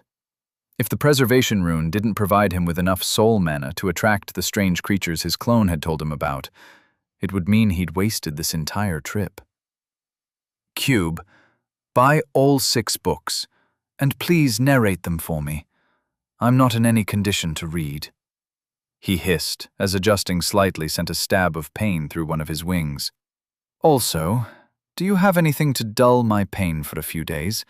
User ID, Wanderer. Authorization granted. Evaluating request. Evaluation complete. Warning. Books may be purchased in audiobook format free of charge, but an additional charge will be added in the future if you wish to repurchase them in a different format. Proceed anyway? Ugh, what a stingy piece of shit you are. Just do it. Percy generally preferred holding a physical copy of his books, but he'd just have to settle for only having the audio versions of these ones. No way he was spending more of his hard-earned credits than he had to. Confirmed. Deducting credits. New balance, 180. Evaluating request. Evaluation complete. Simple painkillers are valued at 1 credit per 30 pills. Each dose is effective for 18,000 writs. Proceed with purchase? Hearing the cost, Percy wanted to swear. He was starting to see how Gabe had turned out so stingy. This wasn't a problem with his friend. It was just what this place did to people. After all, each credit cost so much blood and sweat to earn. Ultimately, he decided to pay the price, however. He could try gritting through the pain to save himself the credit, but it would just affect his ability to understand the books. Honestly, spending a credit to spare himself a week of agony wasn't that bad a deal. Fine, he spat with a heavy heart. Confirmed. Deducting credits. New balance, 179. Delivery in 6 writs. It only took a few seconds for the pills to be delivered, Percy eagerly tossing the first one down his throat as soon as he could. Once he'd swallowed it, he asked the cube to begin narrating the books for him, hoping he'd get to the end before his body gave out. I think I'm gonna take a break from the vault for a few months after this. Chapter 48. Self-Bestowal. Another one, Mickey said, carrying an oversized rat carcass in his talons. The distraction caused Percy to mess up the rune he was trying to carve on the snake's body, prompting him to click his tongue in annoyance. Sighing, he shifted his attention to the new carcass, scanning it via mana sense. An orange star was rapidly dimming in its sternum. Mickey, I said yellow beasts only. I wish I could preserve all of them, but I don't have the time. At least, not while keeping up with my other tasks. Percy had way too much on his plate lately. Besides piling up the dead animals for their operation, he also had to brew elixirs for the group, continue forging tools to keep up the appearance of a professional blacksmith for the townsfolk, and to work on his new spell. Orange beasts just weren't worth the effort. They'd only give Mickey a fraction of the mana when the time came. "I'm trying," the bird cawed in annoyance. "Yellows are getting harder to find." All right, just drop it in that circle for now. I'll mark it later, if I have the time, Percy said, pointing at yet another preservation rune carved on the ground nearby. Shimmering in a faint teal color, it was much larger than those he drew on the creature's flesh, and it wasn't the only one. It was surrounded by dozens of similar circles. Most of them were covered by yellow carcasses, only a handful sustaining orange ones instead. Had somebody paid close attention to the bodies, they'd notice each one was covered from head to toe with even more preservation runes. After a while, Percy had run into diminishing returns after trying to double down on the enchantment. The runes he carved on the bodies already accounted for over 80% of the effect, so the additional circles underneath them were just icing on the cake. Still, he wanted to preserve every last drop of soul mana they could extract from the animals, to maximize the odds of his experiment working. 3 weeks had already passed since his return from the vault. He and Mickey had amassed over 30 viable carcasses in that time. Sadly, a quick scan via soul vision revealed that the first souls were crumbling already, the silver flames over halfway gone. Such a waste. But it can't be helped. Evidently, even the specialized variant of the preservation rune he'd mastered had its limits. While it greatly delayed a soul's decay, it couldn't stop it entirely. It merely slowed down the process, stretching the duration to a little over a month. Still, their stash was already diminishing as fast as they were replenishing it, which meant they wouldn't gain anything by waiting any longer. Percy would have gone for it already, if there weren't a couple of things he was holding out on. "Are you sure House Tantalus hasn't simply given up on this place?" Nisha asked. It had been over 2 months since they had killed the most recent group of yellows, and the enemy house had remained strangely silent in that time. He and Nisha were growing less and less certain that those bastards would send a green after them. He guessed Baldy must have done an even better job pressuring them than he'd expected, as they didn't seem to have the luxury of delegating one of their elites to hunt Mickey down just yet. "I think it's worth waiting a few more weeks. If they do send us a green, it'll help me massively." Not that he was looking forward to fighting such a powerful mage. It was certainly going to be dangerous. But having another high-grade soul to toss into the mix might just make the difference between success and failure. Half an hour later, Percy finished carving the runes on the last 2 carcasses, deciding to finally call it a night. There was still some time before he had to go to bed, but he wanted to work on something else first. And he wasn't the only one rushing his preparations. "How are the new traps coming along?" he asked. Nisha had already incorporated the control rune within the traps, and she was busy scattering them all over the grisly bog, preparing for the ambush. "Well, I verified that I can control them remotely, though they still break after closing and opening a few times. But that's not a problem, is it? We only need them to close once." Percy nodded, though he didn't say anything.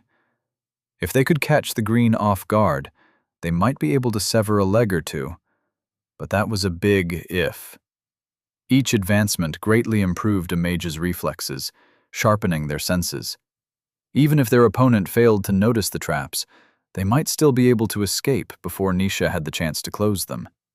In fact, Percy had given her multiple slabs of stone engraved with concealment runes to place above her traps, in an attempt to hide them from mana sense. It wasn't as good as incorporating the runes directly into the enchantment, but neither Percy nor Nisha were skilled enough to do that just yet. "I suppose we'll just have to pray it works." Bidding Mickey farewell, the two headed home. The grisly bog was brimming with traps and preserved bodies. They no longer even bothered to hide them. They couldn't. If one of the townsfolk decided to veer into the swamp one day, they'd instantly realize something was off. Luckily, nobody besides Percy or Nisha dared to set foot there anymore. Reaching their house, they took turns washing up outside before entering their new bedroom. Percy and Nisha had taken a break from their other projects back when his clone was still studying in the vault, prioritizing their efforts on expanding their humble hut a little. It was still rather small, but at least they no longer had to sleep in Percy's workshop, sparing them from breathing in the forge's fumes all night long. Sharing such a cramped space had inevitably led to a few awkward moments over the past few months. They'd bumped into each other while changing more than once, and had even had to dry their clothes together whenever it rained. Strangely, neither of them had seemed particularly bothered. Either way, Percy wasn't planning to go to bed just yet. Pulling all the soul mana from his sternum, he released it out of his pores, emptying his first core. With a deep breath to steady himself, he switched his focus to his abdomen, drawing pure mana from it and directing it to his sternum. He was going to work on his new spell again. The vault's books were extremely helpful, but it still took a lot of effort to master a new spell, even a crude one. Percy's status had yet to register it, despite the significant amount of progress he'd made on it over the past few weeks. Let's see. I'm supposed to control the rate by which I feed the foreign mana to my soul core. Converting mana from other affinities to one's own could be likened to digesting a meal. In this analogy, pure mana was the easiest on the stomach, but that didn't mean Percy could dump everything into his first core all at once and expect that to work. If he pushed it too far, he could damage his core instead, giving himself mana poisoning. Should that happen, both his capacity and regeneration would drop massively for a few days, a situation best avoided. On the other hand, if he played it safe and moved too little pure mana into the core, he'd needlessly slow the conversion down. Much like with a core's purification, this was all about finding the right balance, something that typically required a lot of trial and error. Luckily for Percy, he could skip a lot of that, due to being the owner of both cores. It was inherently several times easier for him to determine when his first core was saturated. In fact, he'd already realized a rudimentary version of the spell weeks ago. He was currently just working on improving it. Tonight for sure. Ignoring the beads of sweat accumulating on his forehead, he concentrated on the delicate process, carefully fine-tuning the mana flowing from one core to the other. When the time of the experiment came, he'd have to repeat the process with synchronization active. For now, he was happy taking it easy, though, wanting to perfect the spell before adding to the difficulty. 5%. Activating Mana Sense, he watched the droplets of heavy, corporeal mana transform into the softer, ethereal variant, subtly taking advantage of his understanding of both affinities to guide them along, another area where he had an advantage over other pure users. 10%. At some point, Percy realized his pure mana was about to run out, the flow between the two cores slowing down to a trickle. He didn't let that distract him, as he redoubled his efforts to improve his efficiency, hoping to finally reach the first milestone. 15%. His second core finally dried out, the flow halting completely, though there was still a sliver of pure mana left in Percy's body, swirling inside his first core. The organ gnawed at it greedily, causing the remaining strand to shrink at an alarming rate. Have I failed again? Yet, just as the final dregs of cyan evaporated, one final droplet of silver fell, splashing down with the rest. The status finally pitched in to announce Percy's accomplishment. Congratulations! You have mastered a new spell! Self-bestowal. Crude. Percy couldn't help but grin as he stared at the notification. This wasn't his first spell, nor the most impressive, but registering it filled him with relief. He knew he was on a timer to get everything ready before the enemy scion finally arrived in the town. There's still room for improvement, though, he reminded himself, as he gauged the soul mana in his sternum. In the end, he'd managed to replenish about 20% of it. This could be considered good by Remier's standards, but not by Percy's. He'd already cheated extensively to grow his efficiency this quickly, by being both the bestower and recipient of the mana. Based on everything he'd learned at the vault, he was confident he should be able to reach 30% in due time. The only question was whether he'd get there soon enough. "Did it finally register?" Nisha asked, startling Percy. It was only now that he realized she was still awake. She was playing with that black butterfly of hers again, making it fly above her palm. It had improved greatly over the past few months, too, both its shape and its flight appearing a lot more elegant. It didn't even leak many motes in its passing anymore. "Yes," he nodded. "How about yours? Is it refined yet?" From what she'd told him, her status had already registered the spell some time ago, though she hadn't stopped working on it. Percy was actually a little impressed by Nisha's growth, both as a mage and as a person. He'd certainly never expected the day would come when the lazy girl would stay up this late, practicing her magic alongside him. She rolled her eyes, probably realizing what he was thinking. "Why are you looking at me like that? I just don't want to get killed by a green mage because some red-born idiot decided to go on a war against an entire house by himself. And no, it's still crude. Though I can make a few of them at once." Percy chuckled at her quip, but he knew she wasn't wrong. An orange trying to stage an ambush against a green was probably unprecedented in the entire history of Remier. He was definitely playing with fire. One wrong move, and he'd lose everything. But I won't let that happen. I'll make sure we win. House Tantalus is nothing more than a stepping stone for my ambition. Chapter 49. Ambush. In the end, 3 more months passed in relative quiet. Percy hadn't stopped sending out clones in that time, hoping one of them would stumble upon something interesting. Sadly, that hadn't happened. He hadn't bothered to return to the vault either, as none of his recent hosts seemed suited for the combat challenges. Of course, he could have tried learning some more runes. He definitely had enough credits. Unfortunately, he didn't have the time to practice them, busy as he was. Things on Remier hadn't changed much either. Everyone had continued working on their projects, Percy and Nisha both making great strides with their new spells.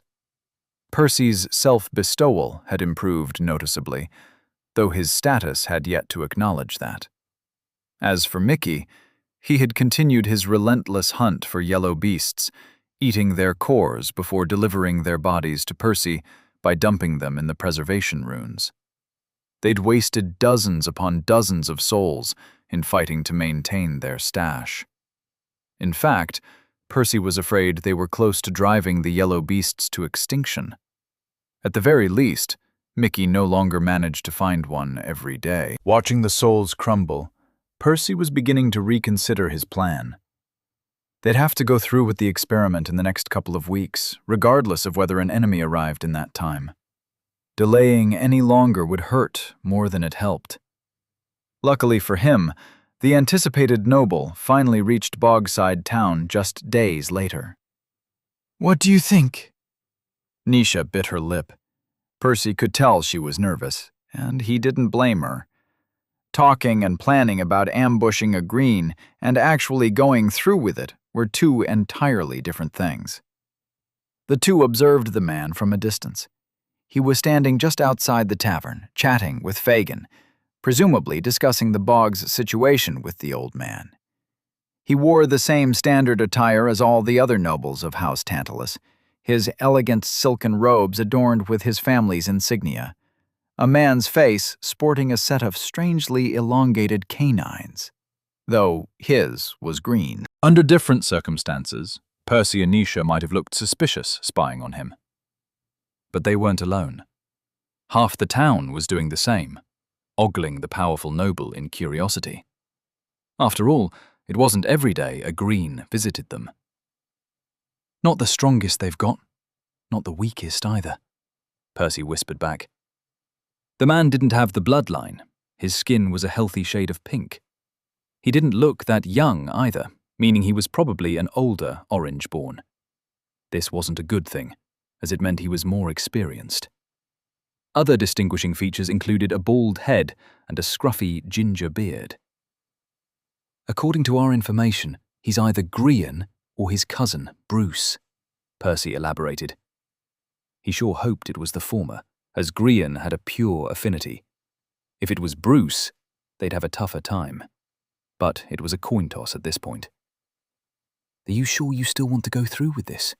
Nisha asked, clenching her fists. It's not too late to call it off. Just tell Mickey to hide until he's gone. Percy shook his head. Forget it. I haven't spent the last 4 months carving preservation runes day in and day out, only to give up when the guy finally shows up. Besides, there's no escaping this now. How so? Nisha furrowed her brow. Need I remind you that the swamp is full of traps and other traces of activity? No way he misses all that, Percy explained, working to keep his voice low. If he goes in, he'll know there are humans working with Mickey. After that, he'll interrogate the townsfolk until they all figure out it's us. What if we run away now? We can circle around the province and escape towards your family's mansion. There's no guarantee he won't catch up. I don't know about you, but if I'm going to face him, I'd much rather do so in the swamp and take advantage of all our arrangements. Nisha swallowed hard, the finality of their situation hitting her. There was only one way out of this, and it was over that man's corpse. So how do we handle it then? Have Mickey keep him busy until nightfall? No way. I'm not leaving Mickey alone with him. Let's head to the swamp now, before he's done talking to Fagin. What if somebody comes looking for us later? It'll look suspicious if we disappear right before this guy goes missing, Nisha said. But Percy only smiled bitterly in return. That's tomorrow's problem. For now, let's focus on surviving. The sunlight barely pierced through the dense canopies, softly illuminating the muddy waters of the grisly bog. Percy and Nisha had split up, each hiding behind a different tree. A green's spells were more than powerful enough to kill them both in one fell swoop, so they figured it was best to not stay clustered together. They'd also wrapped more homemade bandages around their torsos to hide their grades and, in Percy's case, his mana channels, once synchronization was active. Not that it would make much of a difference, but he'd gladly take any edge he could get. As for where they had gotten the bandages, he'd crafted them himself, embroidering the concealment runes on a few long strips of linen.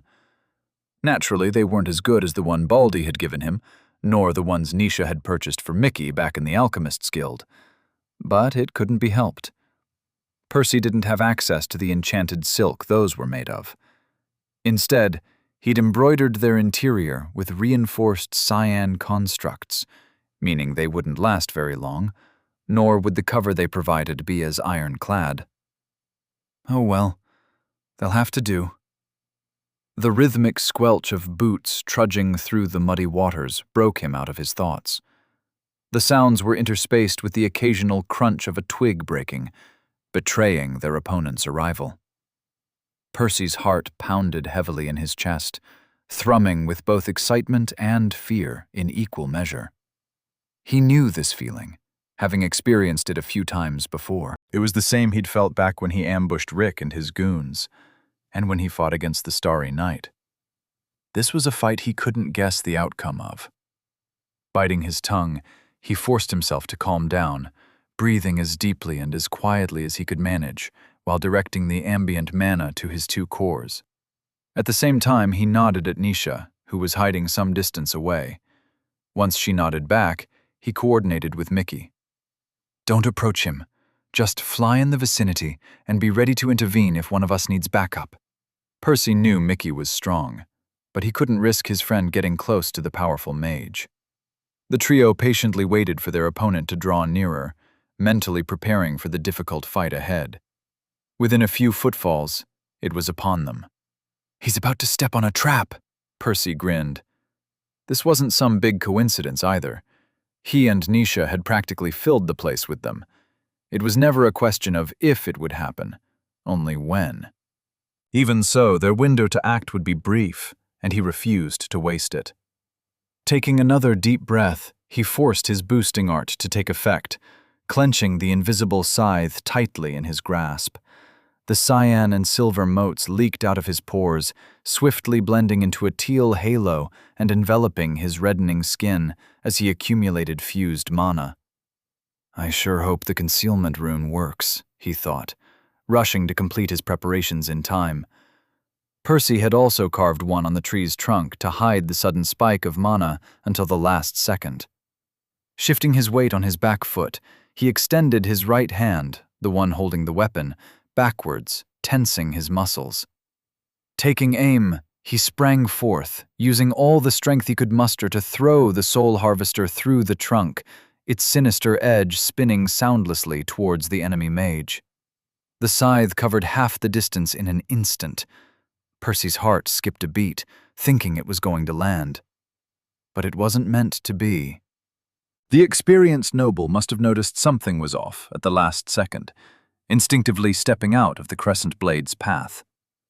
Unfortunately for him, however, his foot landed right on top of a pitfall. Not wasting a moment, Nisha triggered the pocket rune, causing him to fall through the collapsing ground. Sadly, he barely sank a few inches before hardening a sheet of dirt underneath his feet to arrest his momentum. Realizing this was the best they were going to get, Nisha toggled the enchantment and managed to slice the man's left foot off as he leapt out of the trap. The earth mage let out a pained groan as a fountain of blood poured from the stump. True to his grade, however, he didn't let the injury distract him, immediately rolling on the muddy ground and narrowly evading the barrage of teal projectiles raining down at him. Percy clicked his tongue in annoyance, lamenting the fact that the throwing stars weren't engraved with concealment runes like his scythe. That wasn't the end of their offensive strategy, however, as a handful of black butterflies rapidly zigged and zagged around the trees, homing onto the noble from several directions. At the same time, Nisha activated all the other pitfalls around him, trying to destabilize the ground. Yet the man wasn't having it. Pulling a ridiculous amount of earth mana from his sternum, he sent a violent shockwave out from underneath him, crushing all the traps into dust. At the same time, 5 stone pillars rose from the ground, accurately slamming into the butterflies one after the other. The earth constructs shattered upon impact, but so did Nisha's spells. While space mana was powerful and destructive, it could still be overpowered with enough brute force. Luckily, Percy had one last trick up his sleeve. Reaching out to his scythe, which was currently lodged in the ground a few meters behind the earth mage, he pulled the weapon towards him while robbing it of its substance. Spinning through the air at a frightening speed, the now incorporeal construct was on course to chop the oblivious noble right in half. The man was still trying to get back to his foot when the weapon reached him. He did notice it again, but between the scythe's close proximity and the loss of his appendage, he reacted a second too late. Granted, he barely managed to avoid a lethal wound, but he failed to dodge the construct entirely. Willing the scythe to materialize, Percy watched a flash of teal illuminate the gloomy bog as it sliced through the man's arm. The severed limb splashed into the mud a moment later, sending another fountain of blood gushing out of the wound. Falling to his knees, the color drained from the green's face. The man looked like he was about to pass out, though he didn't let that happen. Gritting his teeth, he kept his gaze glued on them intently, probably realizing his life would be forfeit should he faint here. Percy smirked, thinking they had this fight in the bag, when he noticed something strange through soul vision. "Shit! Dodge!" he warned his companion as he caught the man's sinister intention at the last second. Leaping to one side, he barely avoided getting impaled by a stalagmite before shifting his attention to Nisha. She hadn't reacted as quickly as him, the construct rending a chunk of flesh off her thigh. It wasn't lethal, but it looked like it had nicked her artery. She would have to drop out to heal it and wouldn't be able to stay in the fight. Turning back to the Earth Mage, he saw the pain in his opponent's expression was strangely muted, a subtle grin now replacing it. The bastard was just baiting us before. But that was only the beginning, as the Green Noble manifested two massive javelins, each thicker than Percy's arm. Sneering, he launched one towards Percy and one towards Nisha, evidently intent on finishing her. Mickey! A comet of green and amber dove towards the javelin at a ridiculous speed, crushing it in his talons. Following Percy's earlier instructions, the enormous bird snatched Nisha up, flying away before the Earth Mage had the chance to follow up. A few words seeped through their bond a moment later, tinged with worry. What about you? What else? Percy shrugged, resigned to his fate. I'll finish the job. Chapter 50. Slugfest. Fighting against a green by himself was arguably reckless, but the man was already 2 limbs down. If Percy couldn't even beat him in this state, then it would mean their plan had been doomed from the start. Just who are you people? Are you members of House Avalon? Percy wasn't surprised by the accurate guess, but he wasn't that interested in chatting either. Dashing forward, he launched another round of throwing stars without bothering to turn them invisible.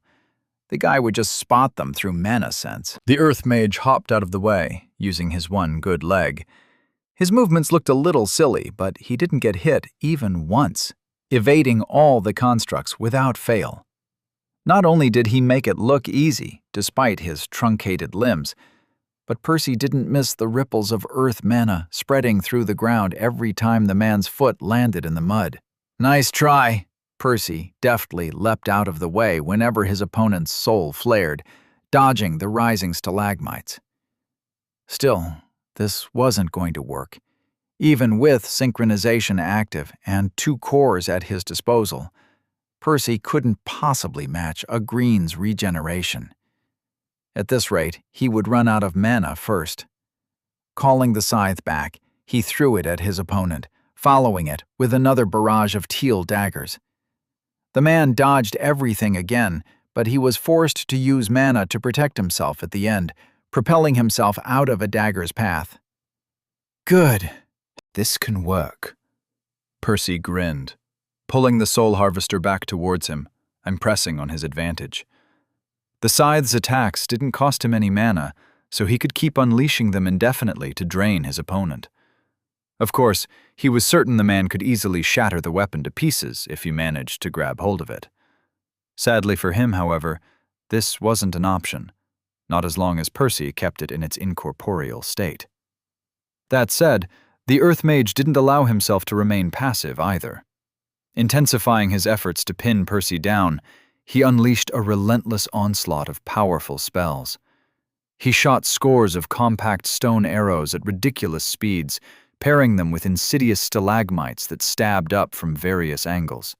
Percy had to keep his soul vision glued to his opponent's soul and his mana sense fixed on the ground beneath his feet, barely giving himself the briefest of margins to dodge the deadly attacks. Locked in precariously lethal combat, the 2 men danced on the battlefield, the splashing waters of the swamp breaking the somber silence of the grisly bog. On one side, Bruce had the overwhelming advantage afforded to him by his higher grade and his many decades of experience, as well as the confidence that came with it. Unfortunately for him, he was also missing 2 limbs, resulting in leaking a scary amount of blood with every passing second. On the other side, Percy had his own tools to rely on, desperately trying to bridge the monumental gap to take down his monstrous opponent. His boosting art and twin cores worked together to elevate his physique beyond a yellow's, But even that wasn't enough by itself. He had to supplement his lacking reflexes with the foresight afforded to him by soul vision, and to bolster his subpar agility with the grace and precision of his two fighting styles intertwined. As for the difference in mana regeneration, his only choice was to whittle Bruce's mana pool down one spell at a time by exploiting the scythe he had painstakingly created. In other words, Percy had to use everything at his disposal, and then some, hoping it would be enough. But it was, or seemed to be at least. At some point, Percy noticed his opponent's attack had come a second too late. He didn't think much of it at first, but it happened again a minute later, and then a third time, even sooner than that. Once or twice could be written off as a mistake, but this was starting to look like a pattern. Either he's trying to bait me again, or the blood loss is finally getting to him. Both were possible. The guy had already proven he was as cunning as a fox. But he was human, too, and he'd already lost a ton of blood.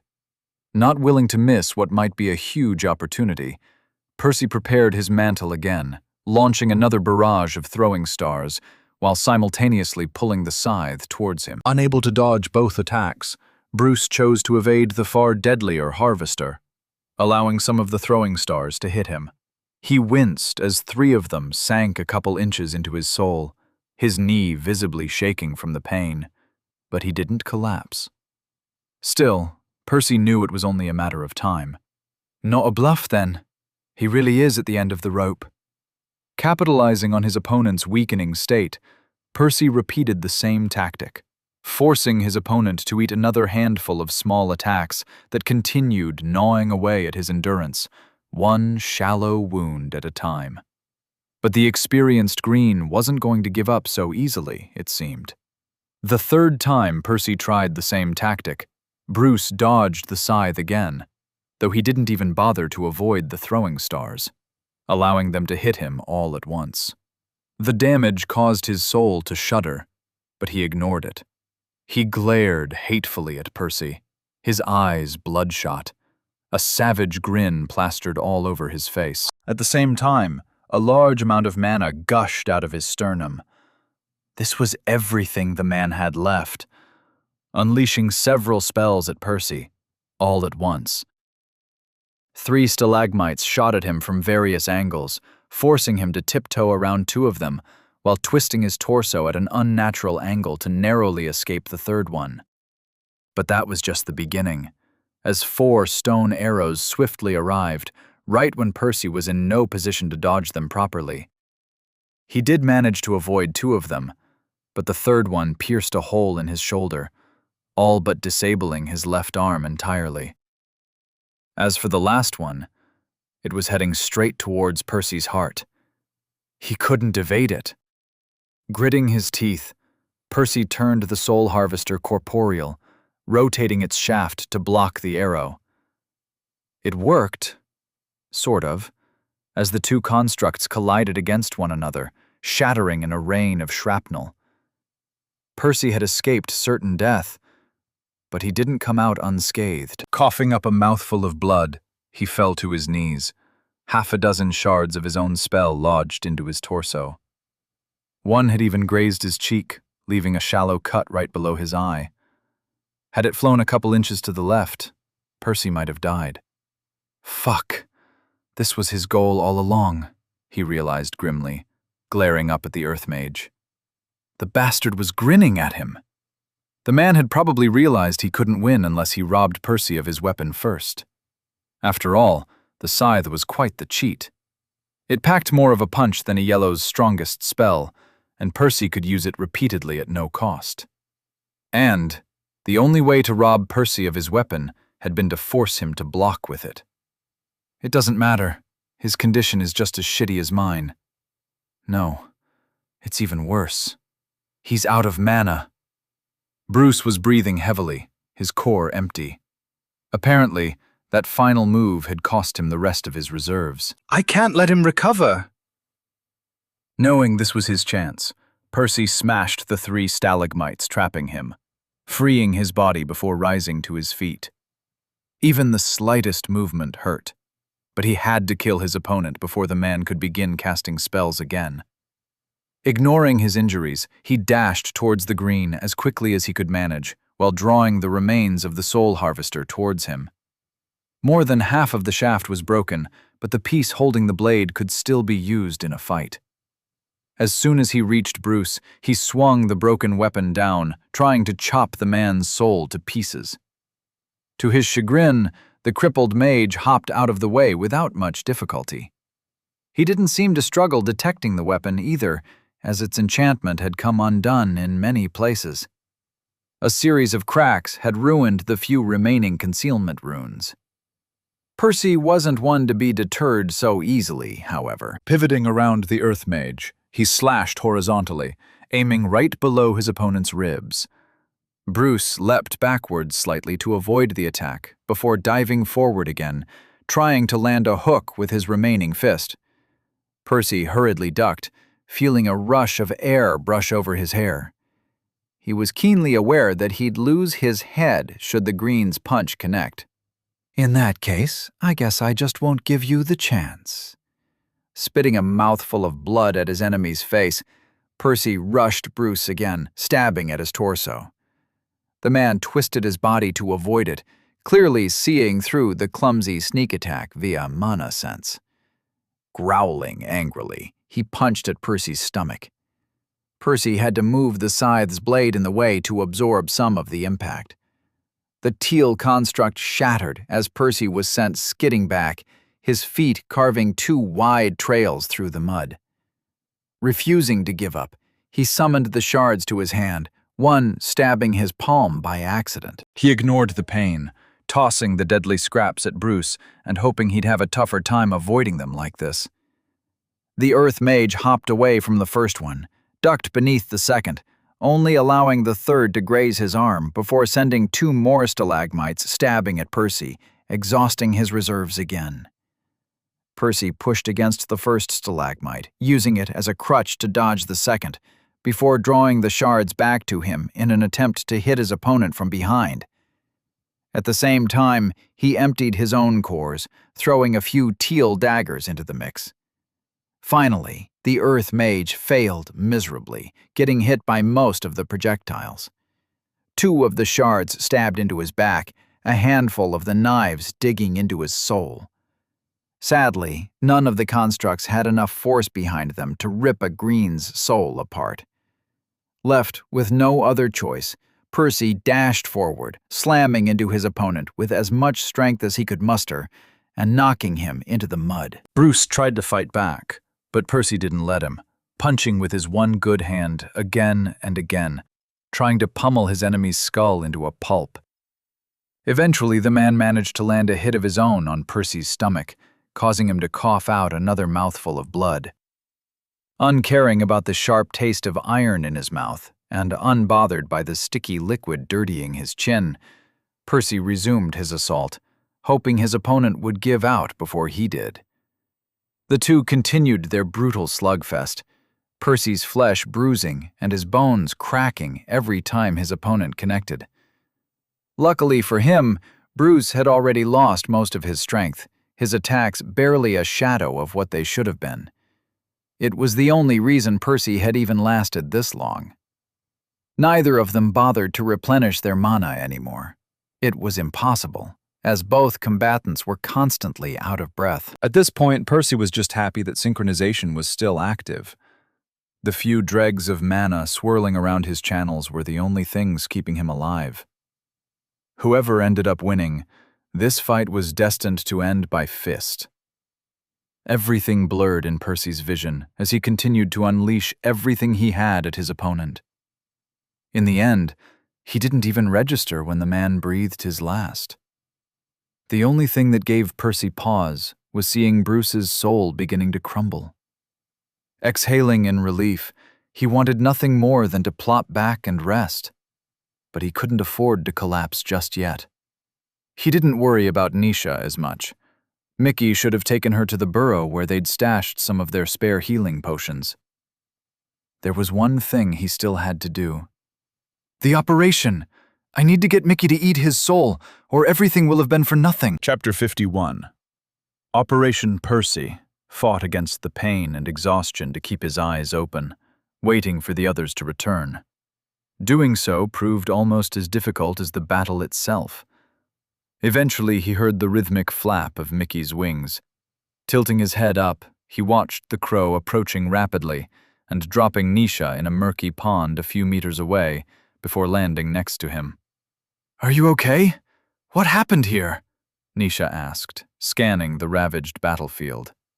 It was full of craters and broken pieces of stone jutting out of the swamp waters, along with the occasional shard of teal faintly shimmering beneath the surface. Percy remained silent, merely pointing at Bruce's body, lying motionless by his side. That was explanation enough. Nodding in understanding, Nisha limped over. The bleeding in her leg had stopped, but her injury wasn't fully healed. Percy didn't miss the 2 vials clenched tightly in her hand, a verdant liquid swirling inside. They should have been more than enough to complete her recovery. Evidently, she'd chosen to hold on to them instead. "For me," Percy almost teared up. Sure, he was the one who'd bought the potions in the first place, but it was the thought that counted. For now, he shoved the pointless thoughts to the back of his mind. They had more urgent things to worry about. "Grab the corpse and take it to the others, as quickly as you can. You'll have to eat them all, starting from the strongest one," he told Mickey. "And hurry up, we'll only get one shot at this." The crow didn't hesitate. Scooping up Bruce's body, he took off promptly. But Nisha didn't seem as convinced that this was a good idea. "Are you sure this is the time to be experimenting with your soul? How about resting first?" she asked, though she still handed him the potions. "The longer we delay, the less soul mana we'll be able to extract from the carcasses." Percy shook his head. "I don't know about you, but I've gone through too much shit to mess it up now." Using his good hand, he pulled the last shard out of his chest, wincing in the process. Finally, he accepted the vials, uncorking them both before gulping them down, one after the other. At first, blood gushed out of his wounds, but it slowed down to a trickle as soon as the potions took effect. About a minute later, the soreness in his muscles faded a little too, his exhaustion partially muted. He still wasn't in the best condition, but he should at least be functional. He tossed the empty vials one last glance before placing them in his pocket. Sadly, these had been the last of their potions.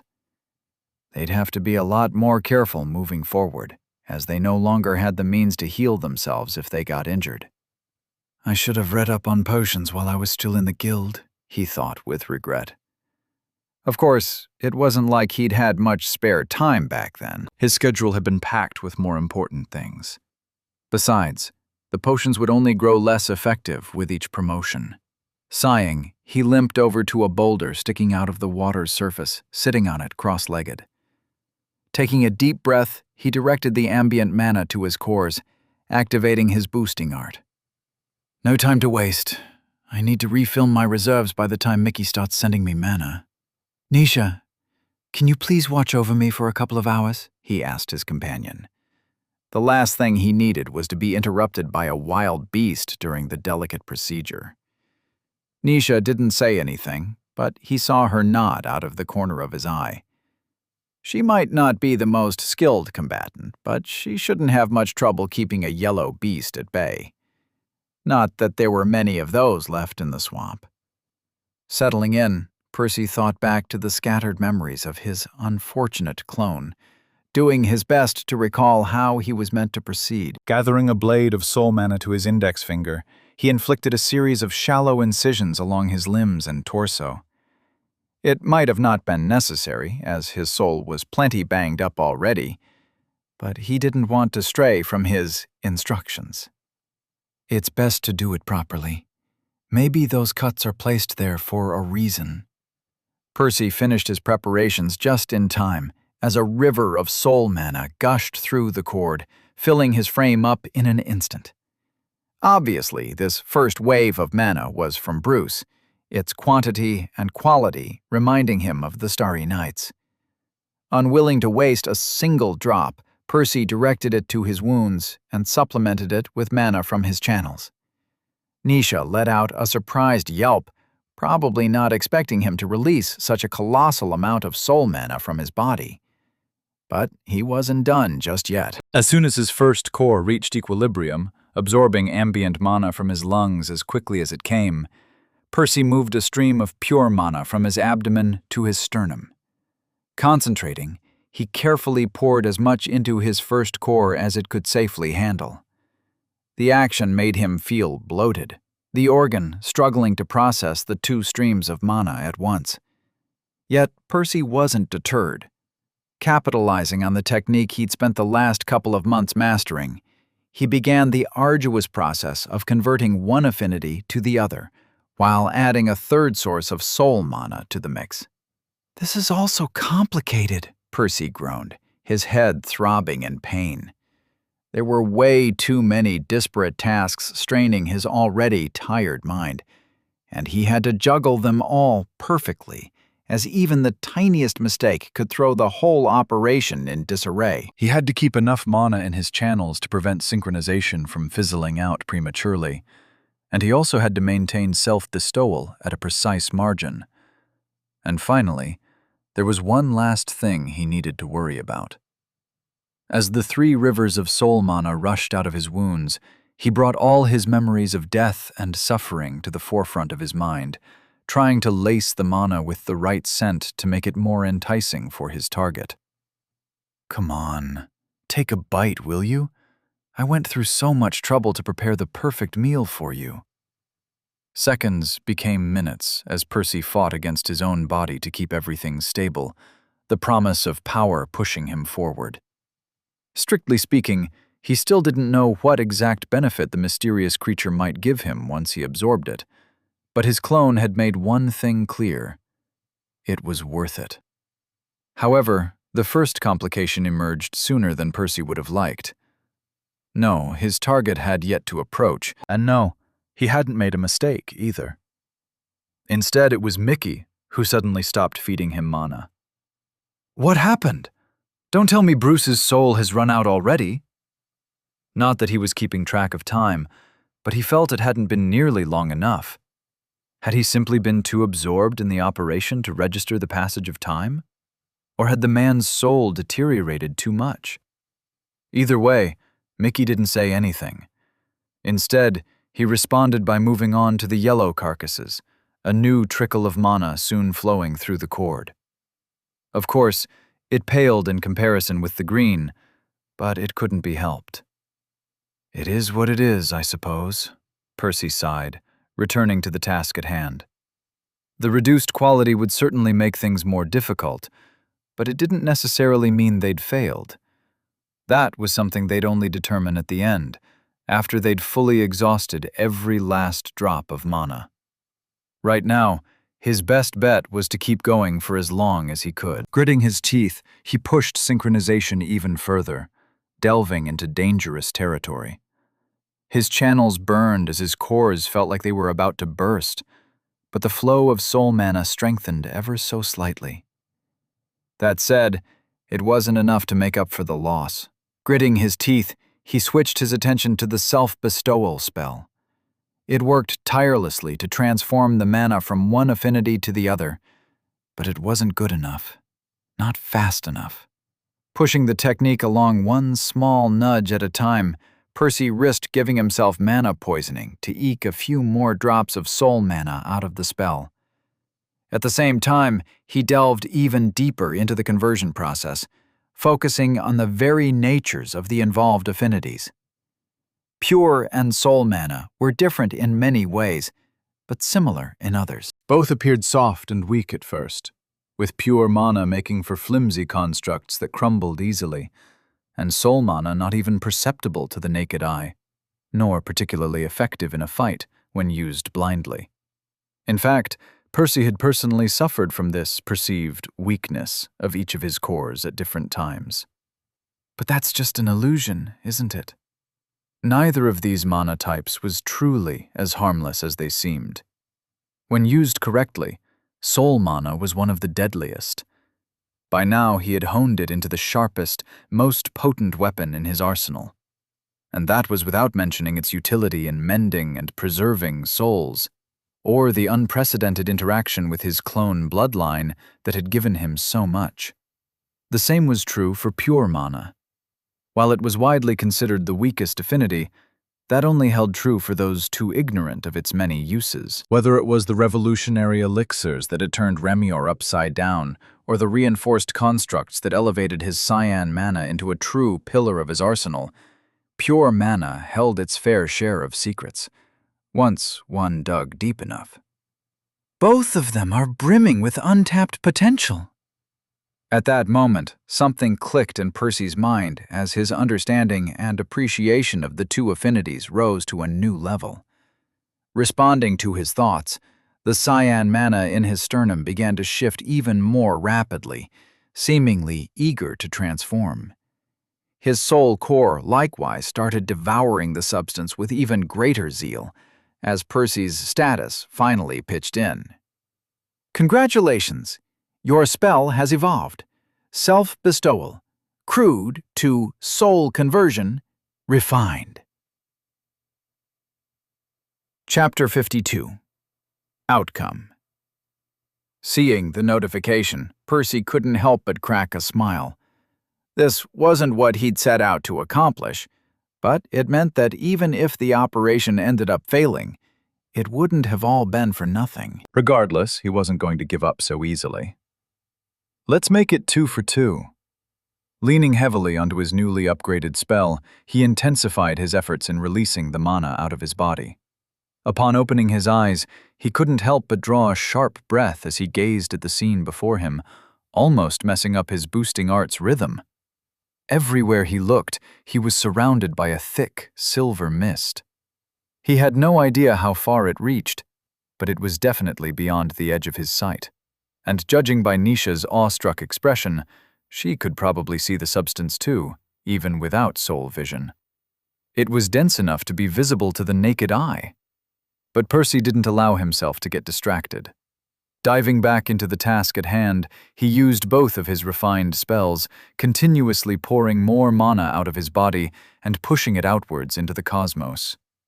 Or, well, at least that's what he hoped he was doing. Either way, he kept at it for a long time, only stopping when he eventually noticed the mana was no longer flowing through the cord. Creasing his brow, he was about to ask Mickey what happened, but the crow beat him to it. I'm sorry, Percy. That was the last body, Mickey said, sounding a little disappointed. Truth be told, Percy wasn't feeling much better. By now, he'd had to face the fact that this was unlikely to work. He was already well into the tail end of the operation, his current output a mere shadow of what he'd started with. Despite their excessive preparations and the many risks they'd undertaken, it appeared they had still failed to lure the mysterious creature to Remior. How much mana do I even need? Or is that even the problem?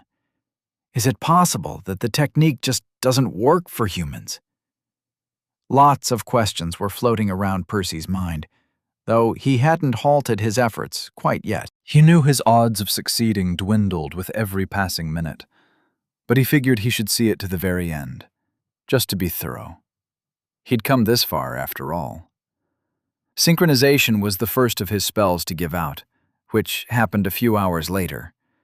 Perhaps it might have lasted a while longer had he attempted the experiment in a better state, but he'd chosen to do this right after barely surviving a brutal fight.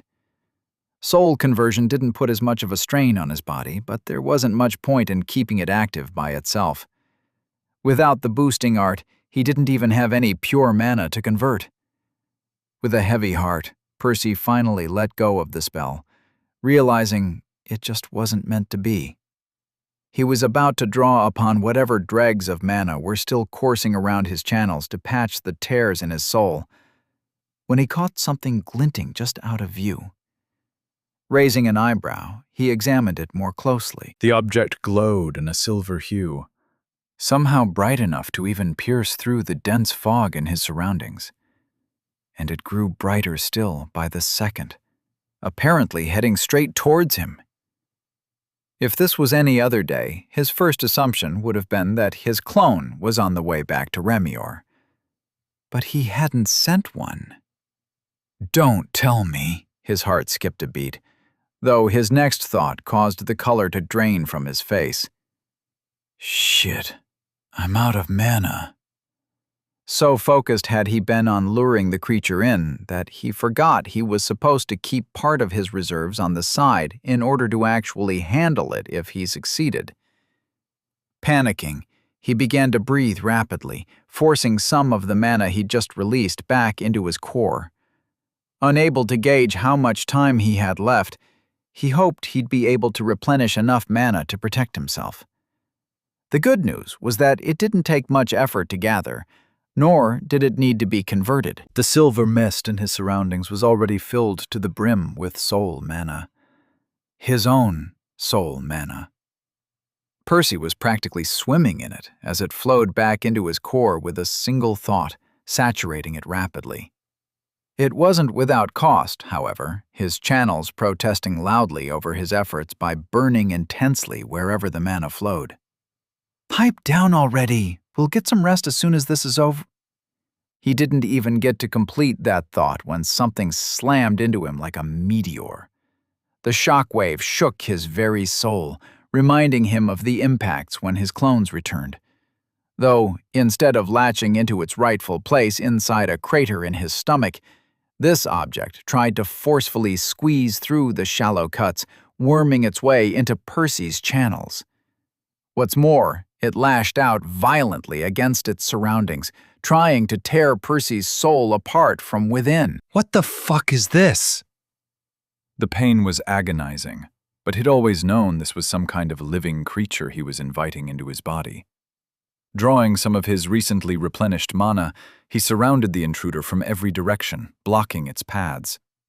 The creature wasn't having it, however, biting against the interior of Percy's channels and trying to dig itself out of the blockade. Gritting his teeth, Percy clamped down on it forcefully, fighting to trap it in place. It resisted, thrashing against the mana to extricate itself from its shackles. It gradually felt to be on the losing side, but Percy still hesitated to bring this thing into his core. What if it caused him serious injury? However, he shook his head a moment later, realizing he was being silly. A mana core was even sturdier than one's channels. He'd also have access to a lot more mana there, not to mention much greater control over it. If the creature failed to fight its way out of the channel, it wouldn't stand a chance inside the core. Making up his mind, he pushed the creature along the narrow tube, slowly forcing it into his sternum. Once it fell inside, he unleashed all the mana he could muster against it, squeezing it into a tiny ball. Not as tough now, are you? He couldn't help but exhale in relief. The hardest part was already behind him. The only thing left was to absorb the creature and reap his reward, whatever that was. Percy, what happened to you? Did it work? Nisha fired a barrage of questions, her voice tinged with concern. Opening his eyes, Percy noticed she was giving him a weird look. She must have watched him as he fought to contain the mysterious creature, though she'd ultimately chosen not to say anything, not wanting to disturb him during the critical moment. Mickey was watching nervously too, having returned upon finishing his feast. It's fine, I'm fine. I've got everything under control, he hurriedly explained, his friend's anxious expressions easing. Mickey, can you help me figure out what this thing is? Strictly speaking, Percy knew how he was meant to proceed, but he'd rather figure out what exactly he was dealing with before absorbing it into his soul, especially since the procedure was supposed to be irreversible as far as he could tell. Heeding his request, the crow inched closer, peering into Percy's sternum with its innate soul vision, as Percy did the same.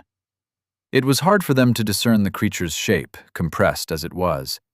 Percy cautiously loosened his hold over it, letting it stretch a little. He didn't see much, only catching a glimpse of what he thought was a bug's leg. Got anything? He asked his familiar. Not sure.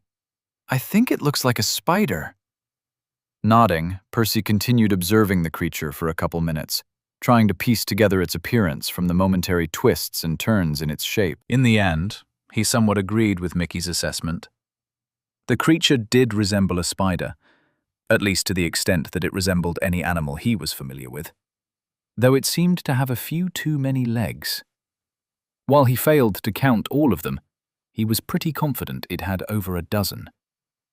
Moreover, the twig-like limbs appeared to bend in every which direction.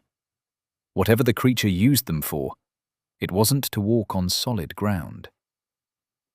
Oh well, let's face it, it could have looked like anything and I'd still absorb it. He shrugged. Swirling the mana inside his core, he peeled layer after layer off the creature's body, causing it to squirm in pain. Honestly, this part made Percy feel a little bad, even triggering some traumatic hidden memory. Still, he didn't stop. He couldn't let a spider's feelings stand between him and his goals. Percy watched the severed chunks of the creature's body dissolve in his core before sending some of the infused mana through his channels, spreading the substance around his soul. Perhaps not unexpectedly, this absorption caused an immediate reaction. Wherever the mana traveled, Percy felt his body itch. It was as if somebody had emptied a bucket of ants inside him, the tiny pests crawling all over his organs. Except this feeling didn't affect his flesh, but his soul. And just like with soul pain, this unpleasant sensation was 100 times more intense than the physical equivalent. If he hadn't been sitting already, he was certain his knees would have buckled as he desperately tried scratching the uncomfortable feeling out of his skin. Sadly for him, this wasn't something he could fix with his fingers. Still, he maintained enough awareness to keep an eye inside his sternum, unwilling to let the creature loose in his core. The latter kept its resistance up, struggling to free itself to no avail as its body continued dissolving rapidly amidst the rotating vortex of mana. This went on for a couple minutes, though to Percy they felt closer to hours. Luckily for him, the itching vanished without a trace as soon as the creature did. Whatever this operation had done to his soul, it was over. At this point, Percy wanted nothing more than to go to sleep. The past few days had been downright hellish. Yet, it would be remiss of him if he allowed himself to pass out before confirming one last thing. Spectral Trait. Chapter 53. Truth. A stray ray of sunlight licked Percy's eyelid, causing him to wrinkle his nose in irritation. He didn't wake up until a couple minutes later, however. The first thing he noticed was the stench of rotting wood and spoiled eggs. Not the most pleasant scent to awaken to, though it didn't take him long to recognize where he was, after spending months training in this very place. Why was I asleep in the middle of the swamp? A rush of memories soon followed, reminding him of yesterday's events. Or, well, he hoped they were yesterday's. Shifting a little, he realized his head was resting on something soft and warm. Upon opening his eyes, he found himself staring at Nisha's face, with the girl looking right back at him. Heat crept up his cheeks as he registered that she'd moved him to her lap, a rosy tint blooming on hers in response. "Sorry," she said quickly, her voice a little higher than usual, though neither of them moved. "You weren't in the best condition, and I didn't want to leave you rolling in the mud."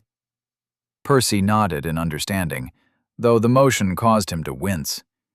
He wasn't in a hurry to get up, and Nisha didn't push him either. Tracing Mickey's location through the cord, he soon found the bird perched on a lofty branch nearby, scanning their surroundings. "How long has it been?" "Over a day," Nisha replied. "Mickey has been watching over us." Percy sighed. There were plenty of things he had to take care of, but one of them took precedence over everything else. Not missing a beat, he pulled up his status again, taking the chance to examine it more closely. Percival Avalon, Mana Cores. Mana Core 1, Orange, Soul. Mana Core 2, Orange, Pure. bloodline, clone. Create a copy of yourself. Effect varies by affinity. Spectral trait, spellos. Spells, secret art, familiar, crude. Glove, crude. Mend, crude. Soul conversion, refined. Soul harvester, refined. Reinforcement, refined. Synchronization, refined. Mantle of deceit, refined. Decrees, Phoebe's decree, grants access to your status. Grants a bloodline. Moirise's decree, grants a second mana core. Open a one-way portal to the Vault of Magic, at will. As usual, the section with his spells was a complete mess. The status seemed to group them based on their tier, but it didn't bother sorting them beyond that. At any rate, they weren't in chronological order, and Percy couldn't spot any other definitive pattern either. Not just that, but he could swear their order sometimes changed randomly for no apparent reason. The more I learn about it, the more shortcomings Phoebe's decree seems to have. Percy didn't want to be too ungrateful towards the Titaness. Her handiwork had done wonders for his sanity over the years. That said, he had to admit the status had plenty of room for improvement. In any case, he shook the pointless thoughts out of his head, his attention moving to the most recent edition. Not that the question marks were particularly informative, but at least it meant the operation had been a success. I suppose whatever the trait does, I'll notice sooner or later. Hopefully, its name will update when the time comes, to help me figure it out. Truth be told, Percy would much rather just receive his reward directly than have to solve another riddle. He'd earned it. He'd worked for months on this project. But it couldn't be helped. He very much doubted that even the temple's evaluations could shed light on something this exotic. Finally accepting that they'd stayed in the swamp long enough, he tried to stand with Nisha's help. The movement hurt even more than before, his body beyond sore. His mind wasn't doing much better, feeling like mush. Even his channels burned quite intensely, despite sitting idle for so many hours. The thought of missing several doses of Aurora Dew stung the most, however. "And I'll have to skip a few more," he grimaced. Best not to push my cords too far. Not that losing a week off his next promotion was the end of the world, certainly not when it was still over a decade away, but he'd rather not get into the habit of thinking like that. Growing up, he'd heard plenty of stories of lazy nobles who'd needlessly delayed their advancements by skipping cleansing sessions willy-nilly. Hell, if he wasn't mistaken, Uncle Gareth had wasted quite a few years in that exact fashion, reaching green half a decade later than he was meant to. "I think you should be more worried about the mess we're in," Nisha said, guessing the path his thoughts were taking. "It's not that bad. No matter what we do, House Tantalus isn't going to send a blue after us," he replied before elaborating. Following their latest stunt, the enemy family was bound to realize the culprit wasn't just some wild beast running rampant in the bog. Their first suspect would naturally be House Avalon, And technically they'd be correct, despite the fact that Percy hadn't coordinated with his relatives. That said, they only had 5 blues, so they couldn't afford to remove the valuable nobles from their posts, not even for a few days. If they did, Baldy was guaranteed to pounce on their weakness, dealing a blow far more severe than anything Percy and Nisha had done so far. Consequently, House Tantalus only had 2 viable options. Either they'd ignore Bogside Town completely, or they'd have to send more greens, if and when they could afford to spare them. What if the war ends without us knowing? Or if you've misjudged how valuable this town is? I haven't. Both their towns are valuable, but neither provides as much benefit as several greens, which is what they'll lose if they give my grandfather an opening. As for the war, I wouldn't worry about that.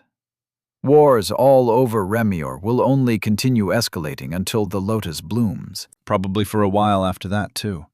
until all the losers are eliminated. Nisha remained silent for a few minutes, contemplating his explanation.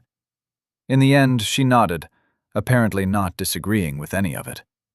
While she wasn't the most experienced in a fight, she probably understood politics even better than he did, having studied them her whole life. So, what's the plan then? Do we just stay here, waiting for the next green to come our way? That sounds a little dangerous. She wasn't wrong. Even with all their preparations, Percy had barely managed to kill Bruce by the skin of his teeth. The next person that House Tantalus sent would be a lot stronger. For now, let's head back to the town. We need to gauge the situation there before we plan our next move. What's there to gauge? Nisha sputtered in protest. The cat is out of the bag. The guy went into the bog, never to return. If we show up this injured after being gone for 2 days, they'll know it was us. Of course, Percy nodded.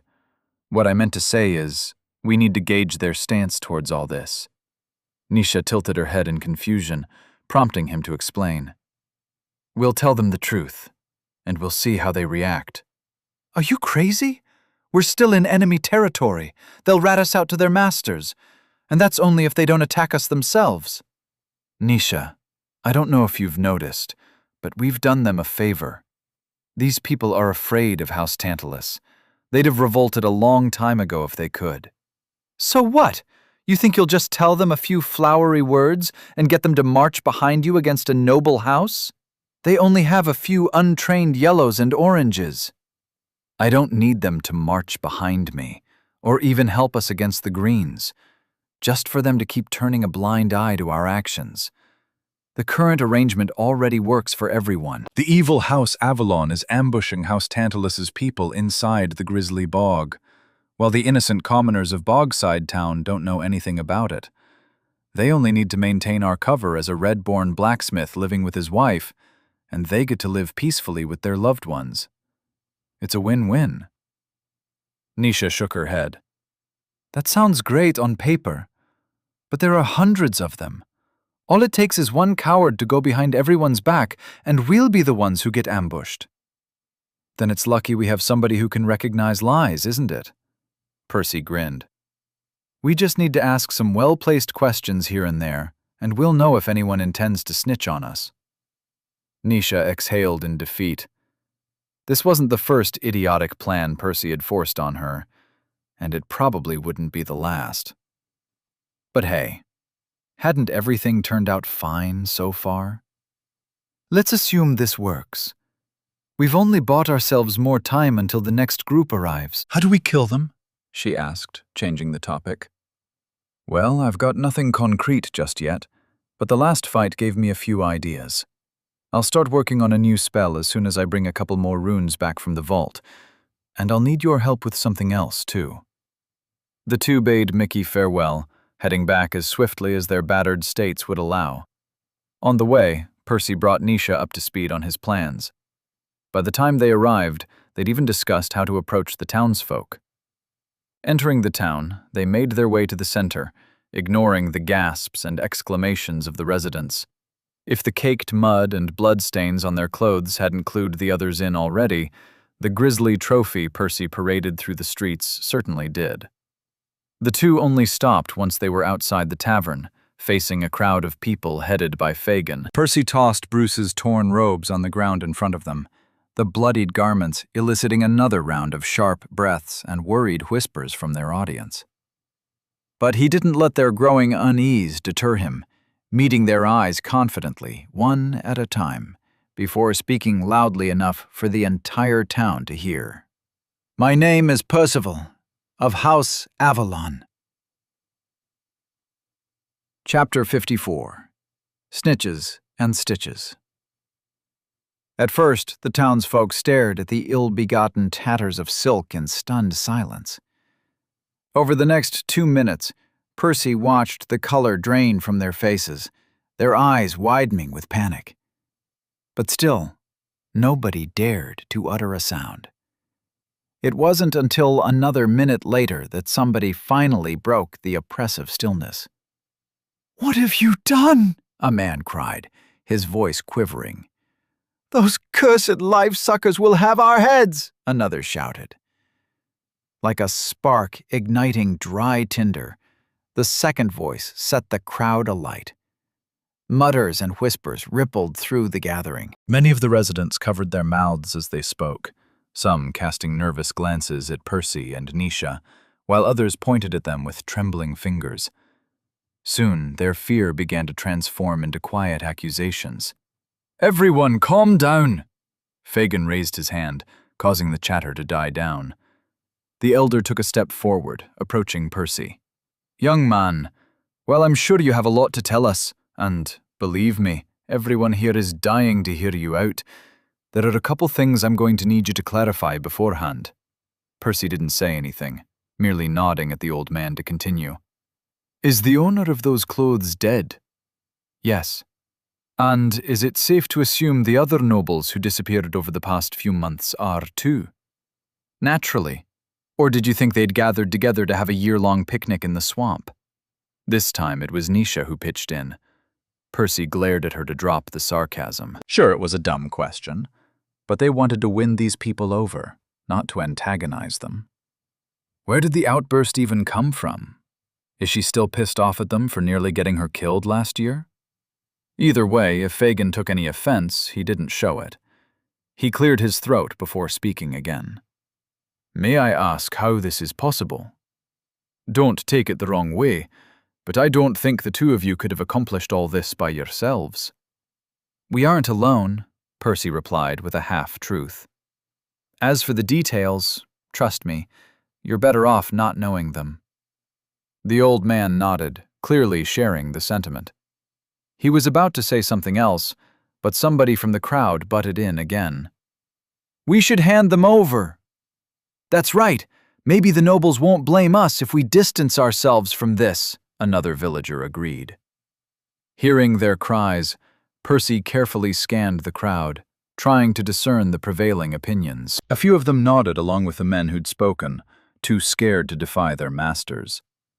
To his relief, the majority grimaced or clicked their tongues instead, evidently not as fond of their overlords.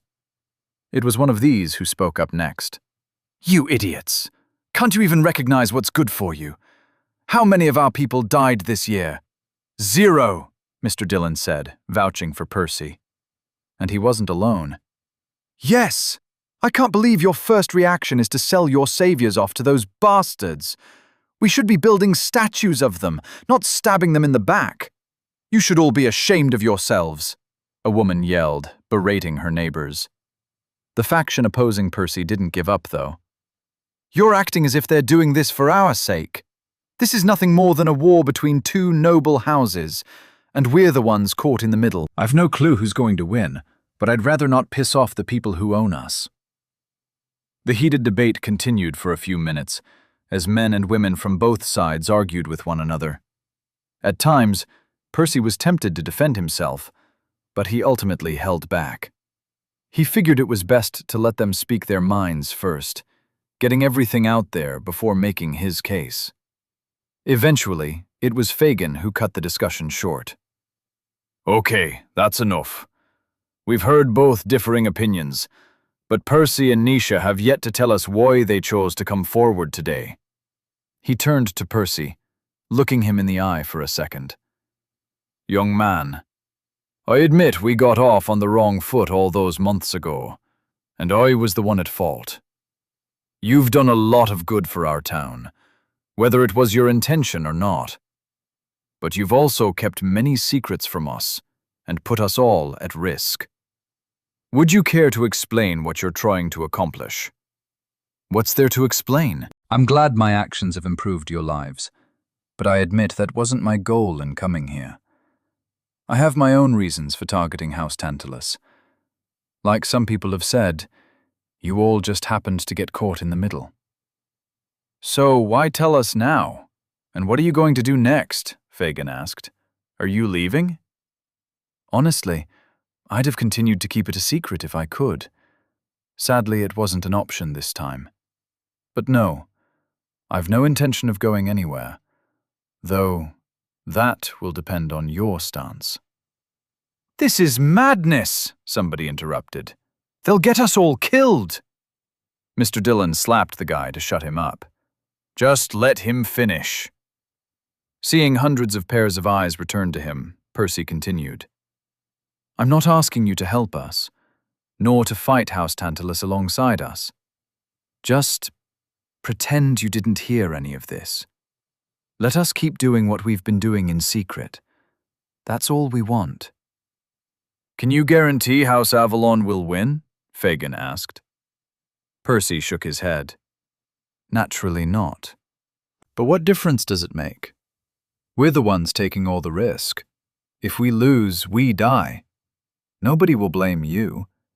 Not to mention, regardless of whether we win or lose, every person with the Drain bloodline that we kill is one less person slaughtering your loved ones in the years to come. Basically, you only need to keep your mouths shut," Nisha jumped in. "Simple enough?"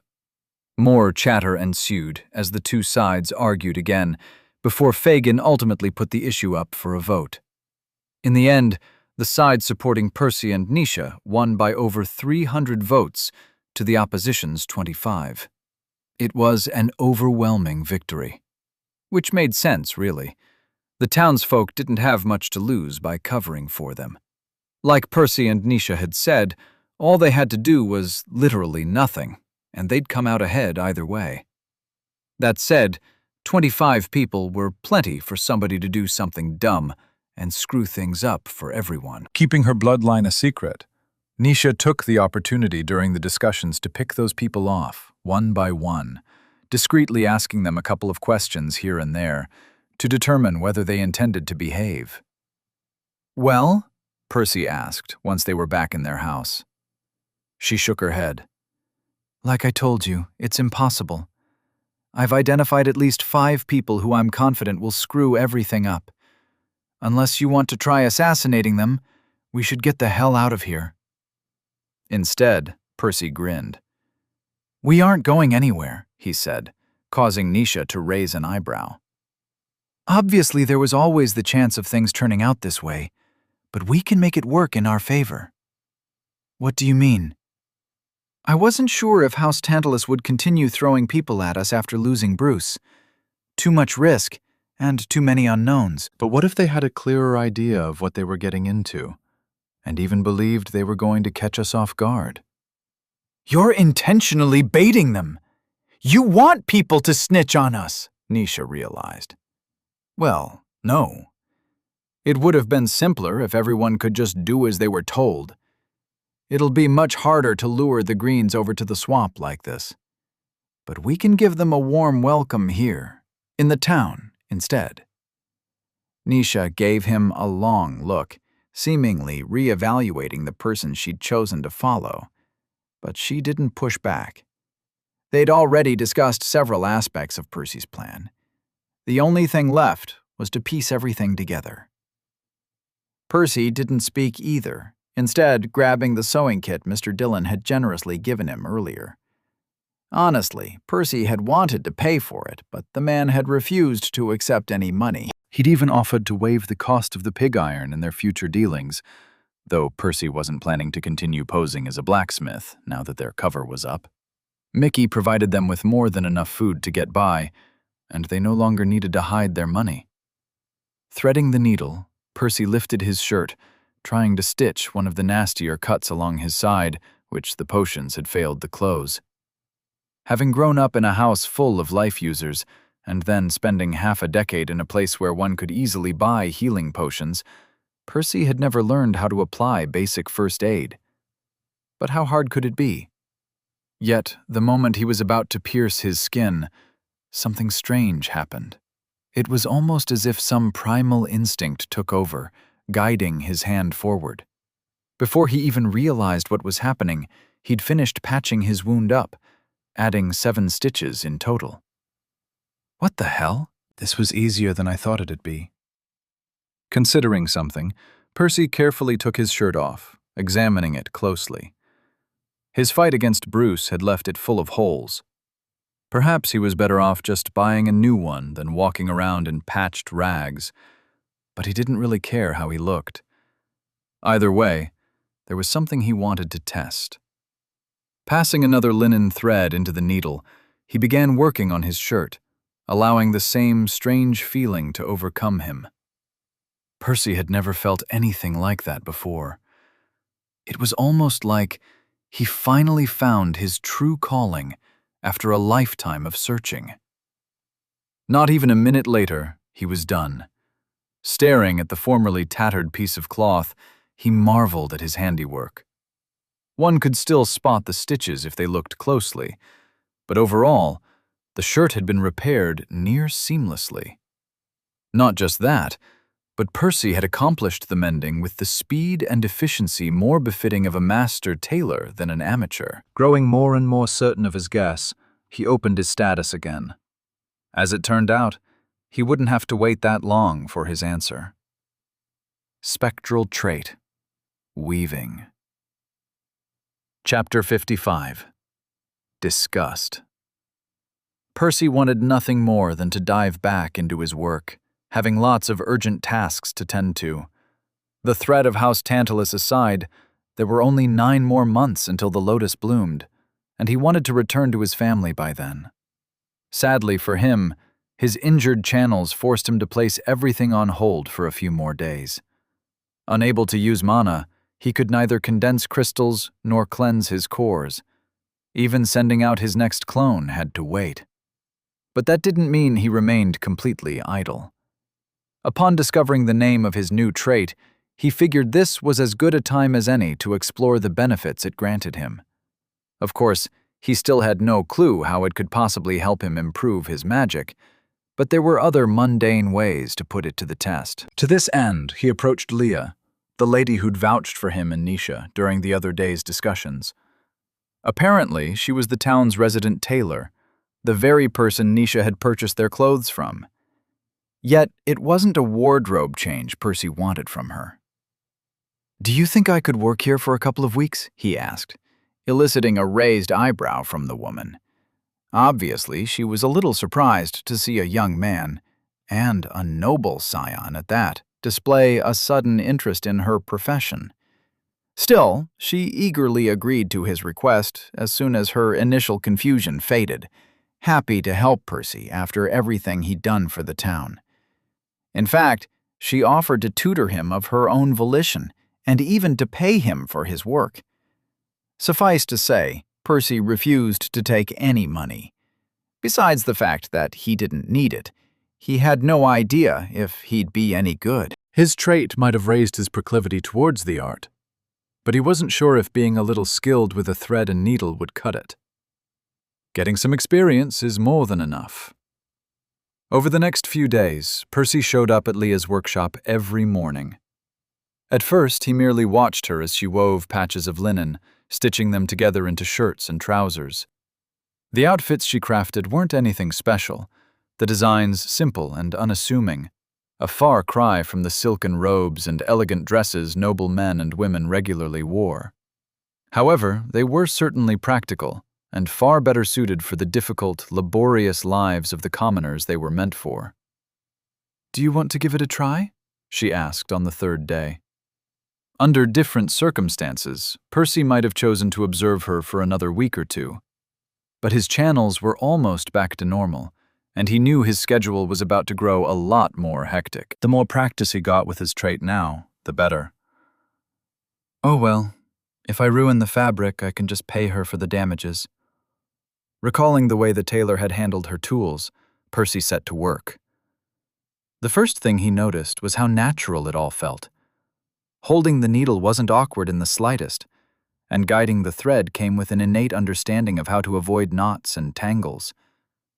Paying more attention to the process, he was surprised by the sheer dexterity and precision with which his hands moved, as was his mentor. Not wanting to freak the poor woman out too much, Percy took a step back, trying to appear more normal. He knew it wasn't his own talent at work, but the weaving trait doing most of the heavy lifting. Still, he continued to experiment a little whenever she wasn't looking. At some point, he discovered he didn't even need the needle. Somehow, He could pinch and push the end of the thread through the smallest of holes and openings with his fingers alone. The strand almost felt like an extension of his body, responding to his will as well as his mana did. With such results, Percy would have to be a fool not to realize his skill in this profession bordered on the supernatural. Tracing his fingers along a coarse linen shirt, he could easily visualize the way the horizontal weft and vertical warp threads interlocked into its grid-like texture. More than that, he instinctively understood why they'd been woven like that, and how the slightest variation in their structure could affect the final shape and seam of the shirt. This is wild. Between my new trait, Sengo's teachings, and Nisha's help, we can probably start a business empire, he chuckled to himself. Of course, that was not to say he had nothing to learn from Leah.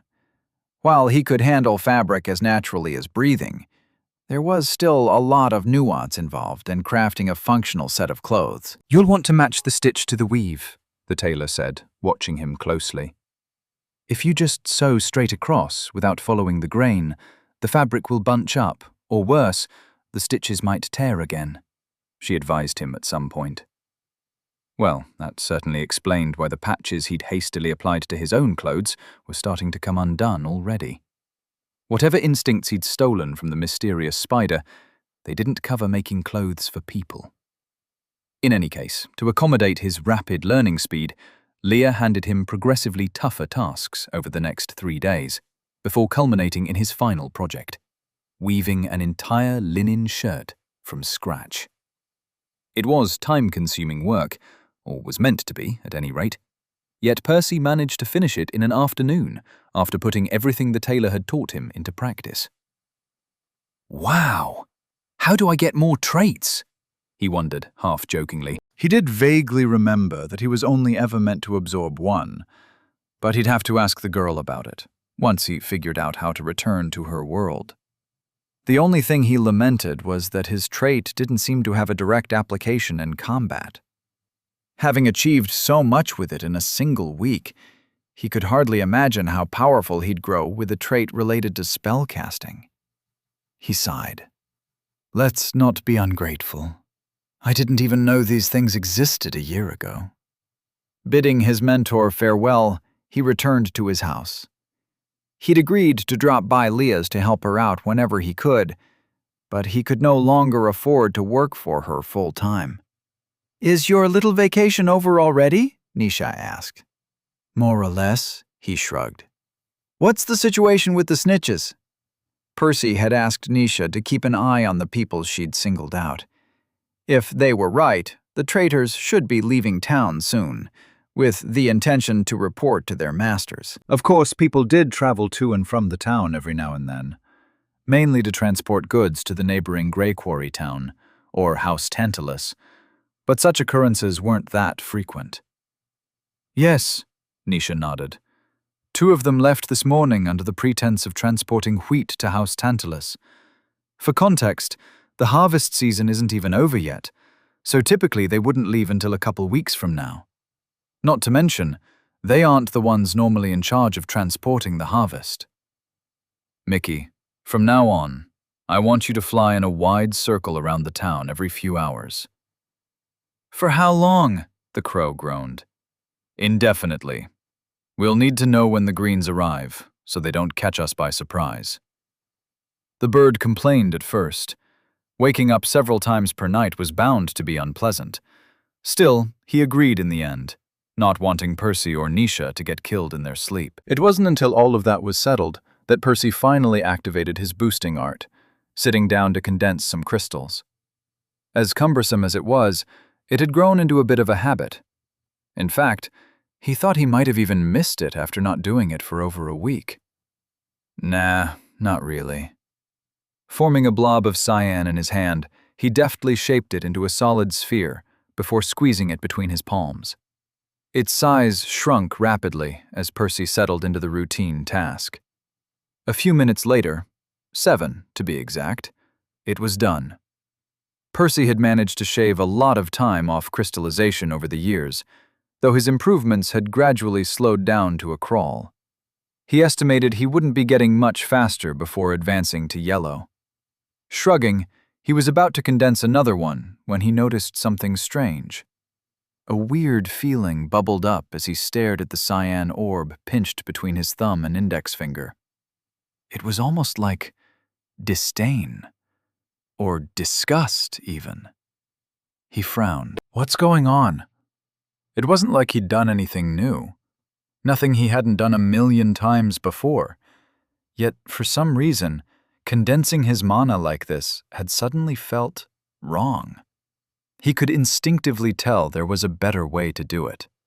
He had no clue what it meant, but he did harbor a pretty good guess as to where the unexpected feeling was coming from. Interesting. Chapter 56. Hotor Cold. Percy was dying to explore the strange feeling, but he had to finish all his chores first. He spent a couple of days brewing several batches of elixirs ahead for himself and his companions. He also sent a new clone out, hopefully to the vault, but he wouldn't know that until he was back. Only then did he finally allow himself to delve into his new project. Perhaps it would lead to a dead end, but until he obtained the runes he wanted from the artificial world, he couldn't start working on his next spell upgrade anyway. Let's see. My pure mana can essentially take 4 different forms. Leaving his fused mana aside, since it was structurally identical in its corporeal phase, Percy manifested his cyan mana in all its different states, one after the other. At the same time, he allowed himself to sink into the clarity afforded to him by weaving, contemplating the feedback it provided. First, the regular mana felt soft and squishy. Trying to fashion it into any sort of solid construct was ill-advised, as Percy had found out years ago. Not that weaving was particularly constructive with its criticism. While it was happy telling Percy what it disliked about the substance, it didn't bother explaining how he was meant to fix it. Then came the crystals. Again, his trait loudly protested their creation, warning him that they were way too brittle. And too rigid. He wouldn't be able to weave a web out of... Wait, what? A web? Why would I care about that? He creased his brow. Were these intrusive thoughts some side effect of the trait? Percy wasn't particularly happy about evaluating his magic based on how suitable it was for catching bugs. Eventually he shook his head, unwilling to write this path off before he even treaded it. Fine. Web it is. Let's see if I can please you.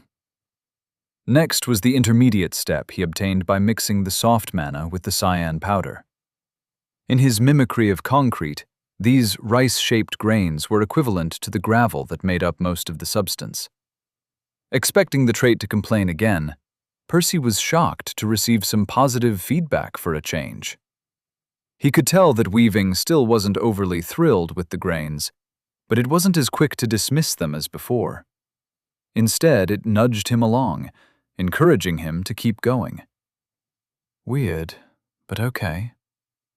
Finally, Percy used reinforcement. Filling the space between the grains with powder, he held everything in place with regular mana, before hammering at the mixture with his willpower, trying to lodge its pieces together.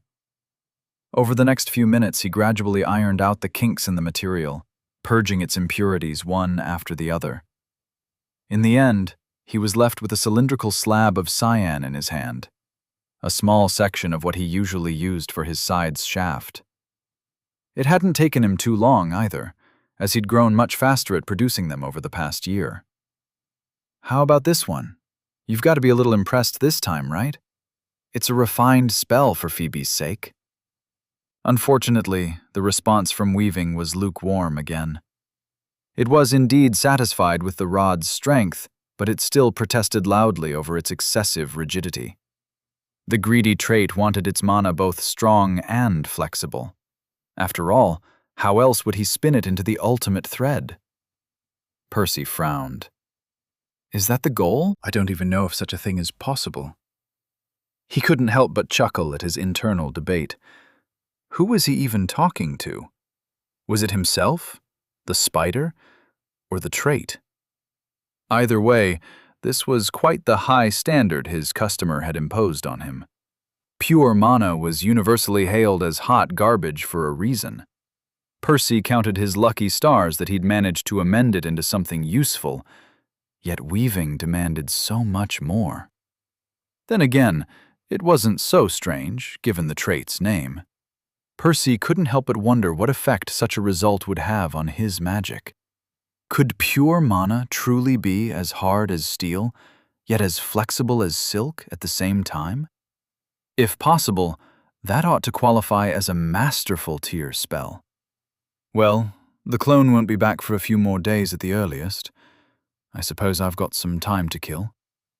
From that day onward, Percy spent his mornings brewing for the group, while devoting his afternoons into researching the new form of his pure mana. As for how he did that, Well, he was essentially playing a game of hot or cold with his trait. He tried applying subtle changes to his reinforcement, using the trait's reaction, as well as his own intuition, to assess whether they brought him closer or farther from his goal. At first, he'd started with something obvious, decreasing the width of his constructs. Originally, the shaft of his scythe was about as wide as a finger, so Percy gradually reduced the diameter a few millimeters at a time, gauging how its properties changed after each decrease. Not surprisingly, the rod grew far more fragile past a certain point, namely, as soon as it had shrunk to around half its previous width. It didn't take a genius to figure out why. If somebody was to examine the rod's cross-section, they'd quickly notice it wasn't homogeneous, as it was composed of 3 different variants of pure mana, held together in a very specific configuration. Obviously, shrinking the shape too much messed up the delicate balance and compromised the object's integrity. I'll need to go deeper, Percy realized. The next step was to play around with the grains themselves, adjusting their shape, which was easier said than done. Even the slightest tweak affected the construct greatly. For example, making the grains thinner allowed Percy to fit more of them in the rod's cross-section, which was good, but it also made each individual grain more fragile, which was bad. The solution was to make them shorter, too, maintaining their rice-like shape while scaling them down. However, the shorter they were, the harder it was for them to interlock with one another, which once again compromised the integrity of the material. To amend that, Percy tried making them thinner while packing them more densely to counterbalance their fragility. This strategy worked, but it made the rod even more rigid.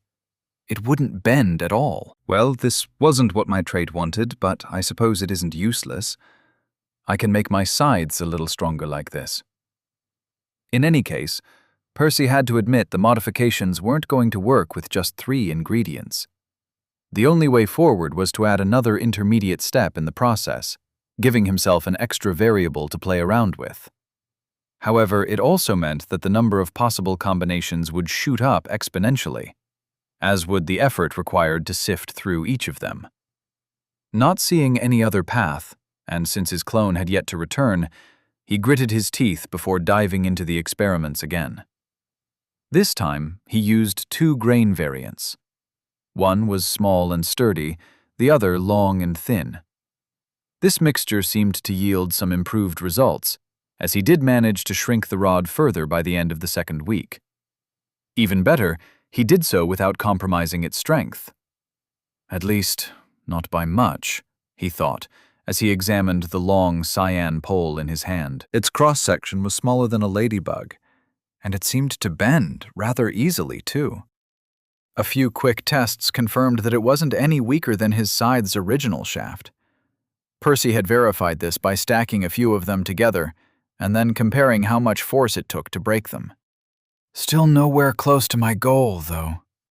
As it was, he couldn't think of a good application for the slender rod. It wasn't nearly as thin as a thread, so the prospect of weaving it into a fabric was nothing but a pipe dream. Shrinking it down any further wasn't going to be easy either. There's no way I'll have it ready by the time the greens arrive. I suppose I'll have to fall back to my original plan. He'd have to put this project on the side for the time being. For all he knew, it might be years until he got anywhere with it. The realization filled him with disappointment as he'd begun looking forward to perfecting the mana threads. Perhaps it was the thought of obtaining a masterful spell, or maybe it was just the trait's influence on his subconscious. But he'd really enjoyed the past couple of weeks. Sadly, it couldn't be helped. On the bright side, the clone finally returned a few days later, and it brought back exactly what Percy had ordered. Finally, he had some shiny new runes to play around with. Chapter 57. Rune Delivery Service. The clone's memories settled in place, the events of the past few weeks rapidly flashing through Percy's mind. This time, he'd ended up in the body of a semi-sapient for a change. It was a weird, gnoll-like creature, some kind of ugly humanoid raccoon. Not his finest moment, but that didn't detract from the novelty of the experience in the slightest. Suffice to say, the creature's tribe was quite primitive. They couldn't even communicate without grunts and growls, nor did they have much of a civilization going for them. In the few hours Percy had deigned to spend there, he determined they couldn't even build their own houses. Instead, they lived in caves, using only the most rudimentary tools made of sharpened stones and rugged bones. Of course, Percy didn't leave immediately. He did spend an afternoon or so exploring the surrounding area, as he always did, in case there was anything of note. As it turned out, the mountain inhabited by his people was surrounded by a dense, fairly normal-looking forest, brimming with wildlife, not unlike something one might encounter on Remior. As he traveled through the exotic woods, he made a point to forage for any edible fruit and nuts he stumbled upon, tossing them into a large piece of some animal's hide he'd borrowed from the cave. In the end, he didn't find any traces of other civilizations, nor any treasure worth his time. His status didn't contain anything particularly important either, just his host's orange grade and fire affinity, along with the other regulars. It was worth a shot. Shrugging, he had activated Metatron's decree, throwing his supplies in before jumping after them, as was his original plan. Soon, he'd found himself lying on the familiar metallic floor, boxed inside the world-sized cube. Honestly, he half expected Metatron to show up and give the clone a piece of his mind. For whatever reason, that didn't happen. A quick check also revealed that the Titan hadn't revoked his access to the life mana necessary for his second core. I guess he didn't take the parrot's condition personally. Percy exhaled in relief. In any case, he had no intention of using the mana, as he wouldn't have enough time to awaken the creature's new core anyway. Nor did he plan to try his luck in the orange challenges. It was possible that he could have cleared a couple if he did his best, but he was on a tight schedule. Can I give Gabe the mana since I don't want it? He wondered. Percy had never forgotten about his friend's crippling disabilities. Walking to the residential area, he soon met up with the translucent man, bringing him up to speed on the recent developments. You mean you can just waltz in with a random body once a week and ask the system to give you 1,000,000 refills of life mana? Just like that? Hey, you're making it sound like I'm fleecing the guy or something. Percy rolled his eyes, grateful that it was even an option this time. Last time I only got 500 credits or so. Anyway, want me to ask if I can transfer the privilege to you just this once? I was also thinking of maybe pooling resources together, so we don't have to buy the same books twice. Percy didn't even get to complete his sentence before all the runes in their surroundings flashed red, the system berating him in a scathing tone. Warning! Unauthorized exchange detected. Registered users are not allowed to exchange credits, information, or other resources without permission. Calculating penalty. Ah, that's my fault, Gabe said. I should have warned you about it. Last time I checked with the cube if I was allowed to lend you a couple of books. It didn't seem to mind, as you were still registered as a guest. Calculation complete. User's first infraction detected. Penalty reduced to 1 infraction point. Total infraction points, 1. Wow, wow. What this place needs is a stinginess challenge. You lot would never have to worry about credits again. Percy groaned. Somehow he wasn't too surprised by this development. If the vault's residents were allowed to freely exchange information between themselves, everyone would be doing it.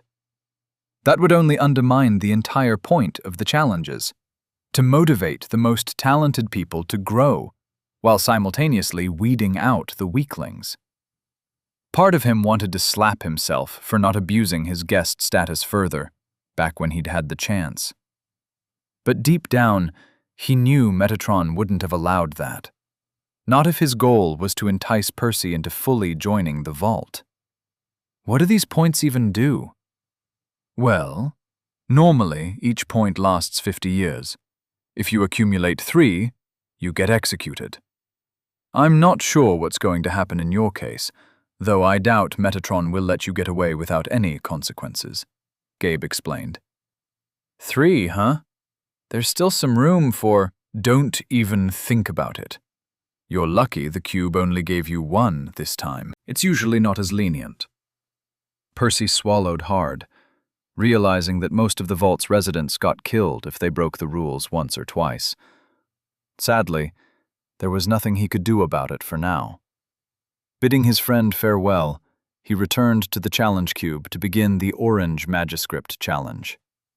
He didn't intend to complete it, but learning how the requirements scaled from one grade to the next would be useful. Besides, it was the best place in the vault to get some privacy, unless he wanted to rent a room. Draw any 5 runes 500 times in total, in under 10,000 writs, with at least a 95% success rate. Each individual rune has to be drawn at least 50 times. Not as bad as I was expecting. Percy raised an eyebrow.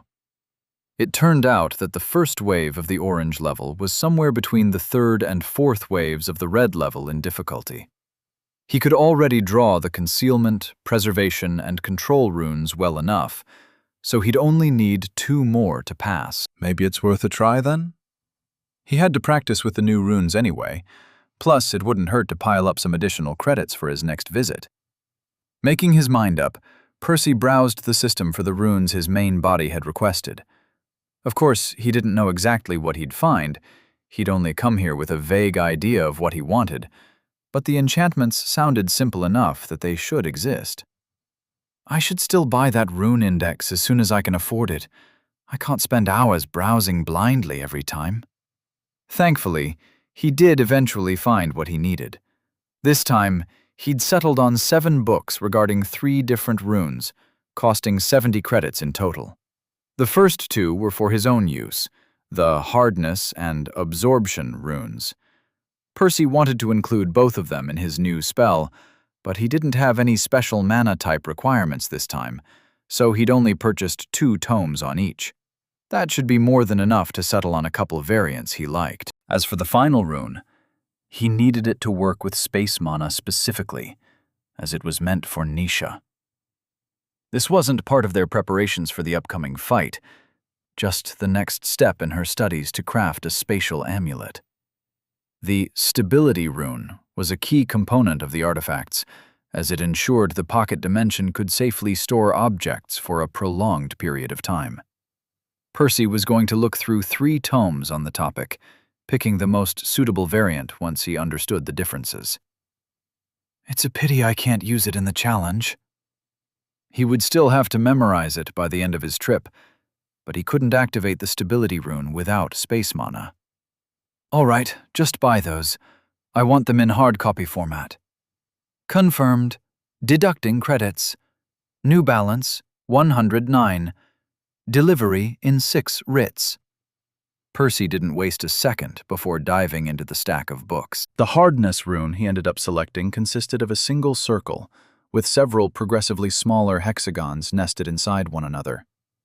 Not the toughest shape to draw. Even better, he estimated he wouldn't have much trouble visualizing its effect, as he could simply focus on his reinforced constructs while doubling down on their existing properties. As for the absorption rune, it was a little trickier to learn, since he didn't have a very clear image of how it would work in his mind. Absorption runes came in all shapes and sizes, from heat absorption to light absorption to sound absorption, and so on. What Percy wanted was a relatively simple force absorption variant that worked with pure mana. Overall, mastering the new runes was relatively straightforward. Getting them to the level the challenge demanded took a bit longer, but he figured he'd have to put in the effort back home anyway, if he didn't do it here. Instead, he simply gritted his teeth for a few more days until... Congratulations! Wave 1 has been cleared. Calculating rewards. Awarded credits, 100. Current balance, 209. Percy finally had enough credits for the index, though he wouldn't have any left for the next runes if he bought it now. Deciding to postpone it once more, he quickly checked the second wave's requirements. Draw any 10 runes 1,500 times in total, in under 20,000 writs, with at least a 95% success rate. Each individual rune has to be drawn at least 100 times.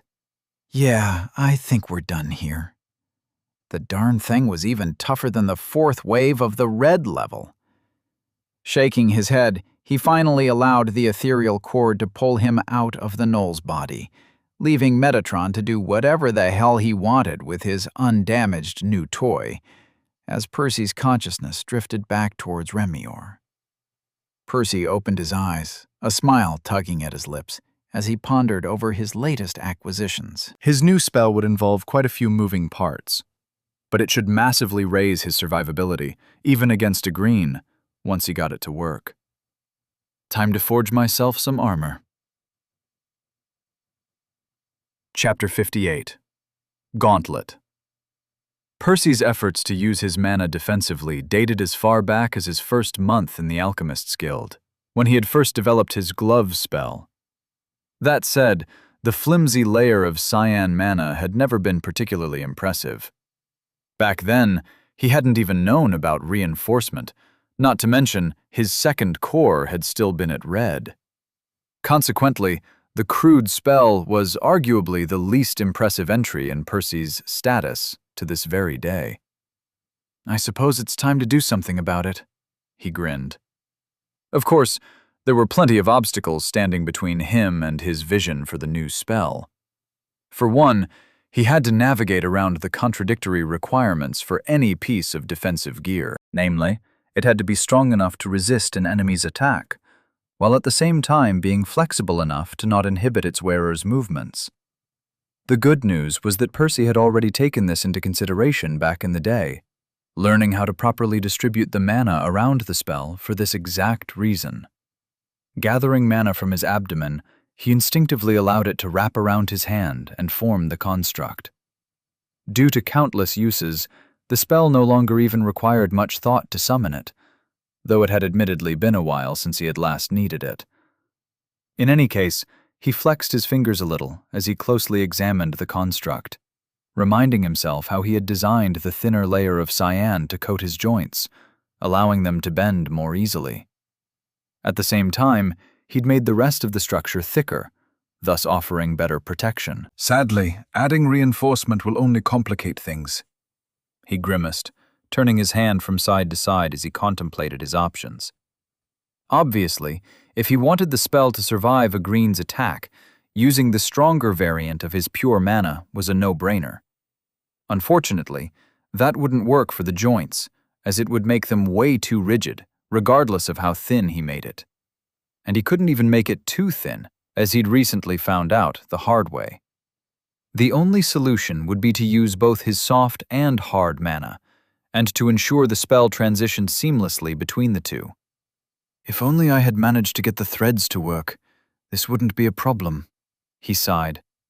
The magical silk his trait had commissioned would be the perfect fit for this spell. Sadly, there was no way he'd complete the ambitious project anytime soon. Then again, it wasn't the end of the world. Practicing how to smoothly blend his soft and hard mana together would only help with that. All right, Let's get started then. walking over to a corner of the room, he picked up a large clay jar. It was old, dusty, and unassuming, exactly how he wanted it. Removing its lid, he peered into the seemingly empty vessel. The only visible contents were a couple of concealment runes he'd carved along the inner walls of the jar. However, not everything was as it seemed. Suddenly, a flash of teal shone within the clay jar, illuminating its dark belly. A fine powder of the same color soon manifested out of thin air. This was one major advantage the teal powder had compared to the cyan variant. It was easier to hide.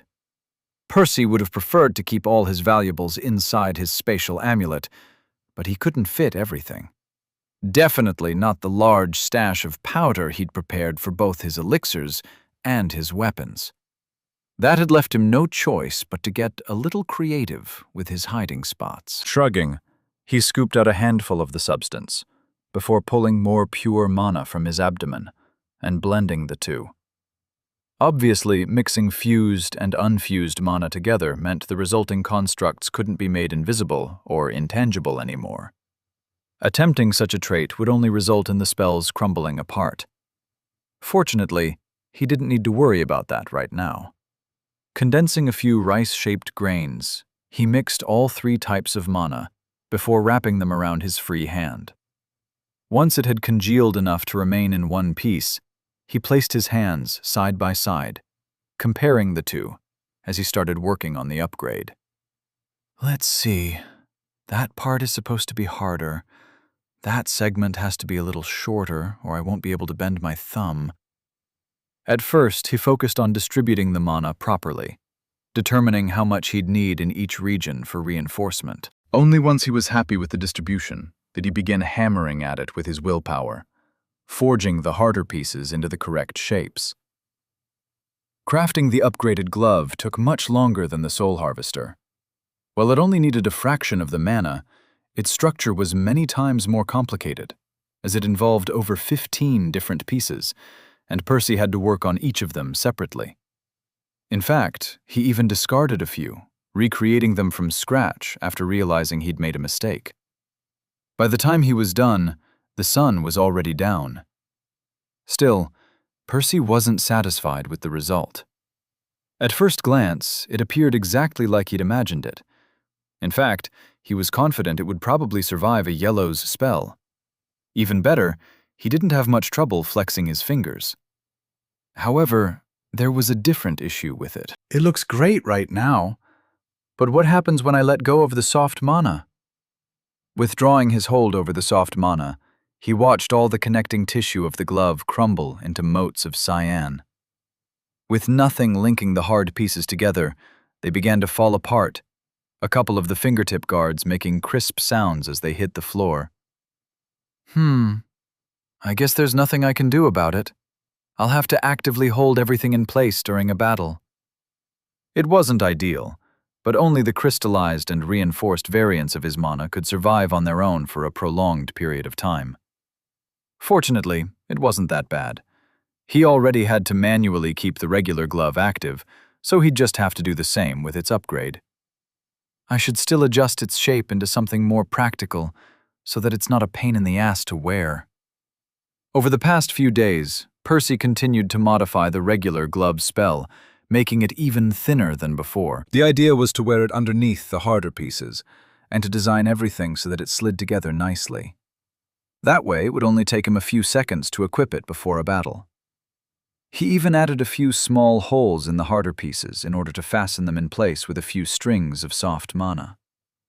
After he was satisfied with the new glove's practicality, he kept fine-tuning its design. He strengthened some pieces here and there, shrinking or reshaping a few others, to maximize its defensive capabilities while keeping it comfortable to wear. In the end, he even added a couple more components, such as a wristband and a forearm protector, in an effort to extend the protection it afforded all the way to his elbow. This is a good start, but it's still problematic, he thought as he scanned his armored hand. There was no doubt in his mind that the spell was already usable in a fight, but neither he nor his status were satisfied enough with it to declare it as such. After all, it currently took him several hours to forge all the components, and it would only survive a few days, at best. That meant he'd have to keep replacing it over and over again, something he had no intention of doing. Not only that, but he didn't think it was strong enough to endure a green's spell just yet, which was a problem, because he'd already graduated from yellows. That said, Percy had already foreseen both of these problems, and he'd come up with a solution. Runes. Allowing the soft mana to fizzle out again, he removed the pieces one by one, laying them on a table in front of him. He picked one of the smallest components up, one of the pinky guards, before willing the mana to shatter. Collecting the scattered powder, he pulled streams of mana from both cores, fusing them together before mixing the soft teal mana with the dust of the same color. This time, he intended the construct to last a couple of weeks, so he was going to do it properly. Replicating his previous steps, he expertly reforged the piece exactly like before, with two small additions. Careful to not compromise the spell's integrity, he inscribed two circular symbols on the guard. Within its inner wall, he added a preservation rune to ensure the construct survived a while longer than normal. On its exterior, he instead opted to add a hardness rune, which should elevate the construct's rigidity somewhat, allowing it to endure stronger attacks. Whether this would be enough against a green remained to be seen, but Percy had a few more tricks up his sleeve. Anyway, those were for later.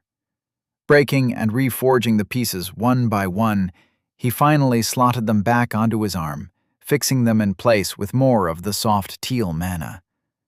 Only when he was done did he lift his arm, marveling at his handiwork. To his relief, the status didn't miss its cue either, announcing his achievement. "Congratulations! Your spell has evolved." Glove, crude to phantom. Gauntlet, refined. Chapter 59. Just getting started. "Wow, that looks like quite the spell," Nisha pitched in. Percy grinned. "You haven't seen anything yet." Reaching into the mana around his arm, he willed one of its properties to shift. Without warning, the entire gauntlet vanished into thin air, causing Nisha's eyes to widen. She opened her mouth, seemingly about to ask, though she held herself back. She knew enough about Percy's magic by now to figure out what he'd done. "It's still visible through mana sense," she noted after a second. "Of course, though I've thought of a way around that. I'll work on it later." Nisha nodded, but she didn't say anything. Next, Percy tried to make the gauntlet incorporeal, though that didn't go nearly as nicely as he had expected. Having failed to time all 18 or so transitions properly, he watched the pieces of the gauntlet fall apart as they lost contact with one another in several spots. Hearing Nisha chuckle, he rolled his eyes. This last feature might require some more practice. At any rate, hiding it would only be useful if he had to defend against a soul user. "Percy, I don't want to rain on your parade right after you upgraded a spell, but I don't think this is enough for you to survive against a green by yourself. We don't even know how many they'll send this time." "Why not? I can just point my hand at their spells and block them with my amazing gauntlet." He waggled his eyebrows at her, dramatically waving the tattered gauntlet in front of his face. "Come on, be serious. What's the plan here?" Nisha demanded, not buying his bullshit. "All right, just lighten up a little." He shrugged, smirking as she scoffed at his antics. "Who said this is all I've got?" "Nisha, the Vault of Magic is a treasure trove of runes." "Meaning?" "Meaning, I'm just getting started." Percy stared at his gauntlet's pieces in its deconstructed form. Technically, it was already usable like this, but he had much greater plans for the spell. Like he'd told Nisha, he'd worked hard to master several runes from the vault, and it would be a waste if he only used the preservation and hardness runes on this construct. Of course, Percy had yet to delve into Magiscript proper, so he wasn't able to merge multiple runes into the same enchantment. The solution had been to engrave the two runes on different sides of the object, applying one to the interior while leaving the other for the exterior. Sadly, his gauntlet had already run out of surfaces for him to draw on. For now. Pinching some teal powder from his trusty jar, he mixed some soft mana with it as he used reinforcement to shape it into a new piece. It took him several minutes until he was satisfied, but he eventually moved it close to his eyes, a grin tugging at his lips. The circular band was similar to the pieces that went around his finger segments, yet this one was a little wider, as if it was meant to loop around them. Retrieving one of the previous components from the table, he pushed it inside the new band, rotating it at the same time. A few teeth in the interior of the wider band slid right through the nooks Percy had carved into the other component, joining the two objects together with a satisfying click. It fit perfectly. Even the two sets of holes on the pieces aligned nicely. Those were there for the teal strings to pass through, fastening the bands to the rest of the gauntlet. Nodding in satisfaction, Percy examined the structure once more, verifying nothing was out of place. The two bands didn't have exactly the same shape. The second one extended a little further back, resembling a spiky scale. That way, it would even cover the joints somewhat, protecting them without inhibiting them much. And now I can add more runes on it. By adding a second layer to the band, Percy had just created two new sides waiting to be engraved. Naturally, one of them would have to be adorned with the preservation rune again. It had to be present on every single piece to ensure their longevity, but that still left him one free slot. Of course, he didn't bother drawing the runes right away. He still had plenty more pieces to perfect. Besides, his armor would probably end up replaced a dozen times over before he needed to preserve any of it. His eyes shifted to the next piece as he picked up another handful of powder from the jar, resuming his work. "I wish it wasn't such a tedious process, though," he sighed. Besides the ridiculous amount of time required to prepare the new spell, its greatest downside was arguably the sheer amount of teal powder he needed for all the pieces. If he had to condense them on the spot, Percy would easily need a week just for that. The good news is that it can be recycled. While he had to reforge his gauntlet every few weeks, he didn't have to keep condensing new crystals. Well, besides the ones he needed for the elixirs. Suffice to say, the contents of his jar were immensely valuable for him, as they represented several months of accumulation.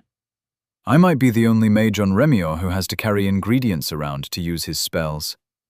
He scowled at the essential powder clinging to his fingers. Regardless, he knew it was worth it. Based on what he'd learned in the vault, a rune's effect largely depended on the grade of the one who drew it. Given Remior's underdeveloped rune-crafting techniques, it would take a green, or even a blue, to match the potency of Percy's enchantments. By that point, the runes wouldn't be effective enough for anyone at those grades to rely on during a fight, which was why he'd never heard of anybody else carrying enchanted equipment. I'm sure there are some worlds out there where it's more common.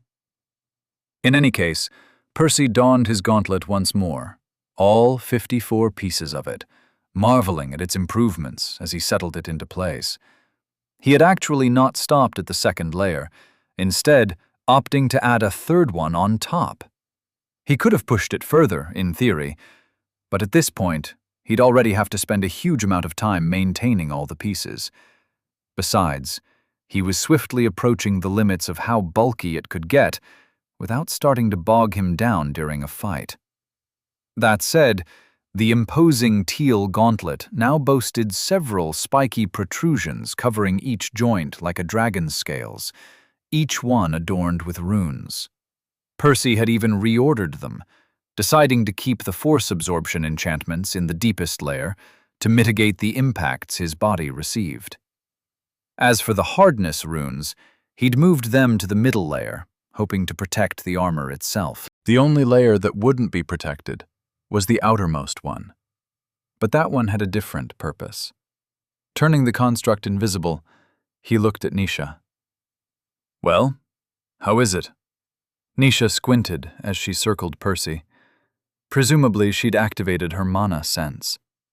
It wasn't until half a minute later that she replied, "I can tell something's off, but only because I'm actively looking for it. It's not immediately obvious." Percy nodded. Naturally, he'd engraved concealment runes all over the third layer. While his rune crafting technique left plenty of room for improvement, it was more than enough to hide the construct from plain sight. "Neat," he exclaimed, taking it all in. Getting this far had taken him weeks, but Percy thought the result was worth it. And, apparently, his status agreed. "Congratulations! Your spell has evolved." Phantom Gauntlet. Refined to Phantom Scale Gauntlet. Refined. This was his second spell to evolve, while remaining within the confines of the refined tier, the other being Synchronization. Percy had no idea where refined spells ended and masterful spells began, but this had to mean he was getting closer, right? "Percy, I still don't see how a gauntlet is going to help you," Nisha said. "It'll be plenty, together with the other pieces." "Other pieces? Was that your goal?" Nisha seemed taken aback. "We don't have time for this. It's been weeks since those people snitched on us. The Greens might be here any day now." But Percy wasn't deterred. "Like I said, if we get attacked before we're ready, we'll just abort the operation. Mickey is still regularly patrolling the area around the town. He'll spot them hours before they reach us." "Do you actually think you'll have a full set of armor ready in time?" "Probably," he shrugged. "The gauntlet was the hardest piece by far." It's full of joints and requires dozens of pieces. The rest of the armor should be much simpler. I'll have everything done in a couple of weeks." Seeing she wasn't convinced, he continued, "Nisha, House Tantalus can't just send a group of Greens whenever they want. I'm more worried they won't take the bait in the end." "If they do you think our preparations will be enough?" she asked. "Did you finish enchanting those slabs of stone I gave you?" he asked back. "Yes." "Then there'll be enough." Chapter 60. Stitching. Percy had chosen a red host this time. The lower grade might be a little annoying, but it was the first soul he'd found today that was both sapient and in a relatively decent condition, right past the threshold where it could be possessed. Naturally, he wasn't planning to return to the vault just yet. His main body was still busy finishing up the armor spell. In fact, Percy had decided to not bother with the artificial world again until all the madness surrounding the Lotus died down a little. There was no point, as he had plenty of other things to be working on in the meantime. "Hello? Anyone there?" he asked once he found himself inside his new vessel. Who are you?" A timid voice rang in his mind. It sounded young, too. "Oh shit! Did I finally stumble upon a regular person?" Percy was ecstatic to get a normal response for a change. Not an overly defensive outburst like Mickey's, or a snarky remark like Gabe's, or a brain-dead host like Takeo. Just somebody asking the obvious questions. "My name's Percy," he replied. "Do you understand what happened to you?" "I'm Enki." The child remained silent for a few seconds, seemingly recalling his circumstances. I was playing around the marble reef when something bit me. I didn't think much of it at first, but I started feeling a little sick. I tried rushing back to the orphanage, and then the next thing I remember is you." Listening to his host, Percy felt his metaphorical heart clench. The poor kid was just out having some fun when disaster struck. While it was nice they weren't being hunted by an enemy or anything of the sort, he wasn't sure how much of a problem the venom in their veins would pose moving forward. All right, first things first. I'll try to patch our souls up so we can move around. We'll deal with your physical condition later, but I'll need your cooperation for this. Is that okay? The boy sent a mental nod back, which was more than enough for his soul's innate resistance to disappear, allowing Percy to interact with it more easily. Scanning the soul, Percy was somewhat surprised at how little damage the poison had caused. The cracks were admittedly quite deep, but they were also narrow and fairly scarce. As far as he could tell, Enki could have probably survived on his own, had he been a bit luckier. And now he's going to die, regardless of what I do, Percy thought grimly. He could patch the boy's soul temporarily, but unless they found an external source of soul mana later, Enki wouldn't survive. Percy still had no idea what kind of world he'd found himself in, or if they had any soul healers available. But from his past experience, he didn't think their odds were great. I can't let that happen. Should I try healing him myself? He suddenly thought. It was more than a long shot. It easily bordered on impossible. Percy had never succeeded in healing his host's souls before. It took way too much mana from his measly stash. If he tried to do a full repair instead of merely patching the boy up, he'd probably fail, wasting his opportunity here. Of course, he had no idea if there was anything of value in this world, but that was how all his clones started out. That said, the thought of putting his gains before the boy's life left a sour taste in his mouth. Besides, there was technically no better patient to experiment on than Enki. The kid was only at red, which meant his soul would need the least possible amount of mana to heal. Even better, his injuries were less severe than most of Percy's other hosts. If he couldn't heal this boy, he wouldn't be able to heal anybody. All right, I'll give it a shot. Worst case scenario, it's still valuable practice. Pulling a trickle from his stash, he guided it to one of the cracks. Using Mend, he directed the mana along the wound's surface, pouring it in several interspaced locations. The crack wanted to drink the mana up directly, but Percy held it back, forcing it to work on the soul's natural regeneration instead, just like the mysterious girl had taught him. It worked. A few tiny tendrils sprouting like blades of grass after a spring rain. But the trickle of mana was never going to be enough. I've already spent quite a chunk of mana for so little. No way can I close all the wounds like this. Yet, just when he was starting to reconsider his decision, something strange happened. A primal instinct kicked in, forcing him to yank the thin tendrils up, pouring more mana into them. At first, Percy panicked, thinking he'd gone crazy. If this kept going, he'd waste even more of his stash for nothing. He was about to stop himself when his instinct intensified, causing another unexpected change. Percy felt his soul squirm and shift, seemingly transforming in some manner. The whole thing was extremely uncomfortable, as if somebody was bending his limbs the wrong way, trying to mold them into a weird shape. Except there was no bone or flesh inside his soul wisp, so it didn't hurt. He couldn't actually see what was happening, but he could almost swear his soul had just sprouted a dozen thin, insect-like legs. Each one pounced greedily on the tendrils, grabbing them, pulling them, and spinning them to their liking. Percy might have thrown up had it been an option, but he stopped fighting back, letting his soul do as it pleased. By now, he'd be a fool if he didn't know what had caused this. What the hell? Is my trait acting up again? Apparently, weaving had a few more surprises for him than he had initially expected. Of course, he still had no idea how it could possibly help in this situation, but the trait had never given him any reason to mistrust it in the past. Besides, Enki was doomed anyway, unless Percy found a way to save him. Over the next few minutes, Percy observed his transformed soul as it cultivated the tendrils in the boy's soul, growing them longer still before knitting them together into a weird structure. His original plan had been to stick them to the opposite side and then fill in the gaps between them, as the girl had shown him. Yet this wasn't what his trait was doing. Instead, it treated the tendrils like wool, trying to guide them into a strange shape. Some kind of spiderweb, perhaps? How would such a thing even help?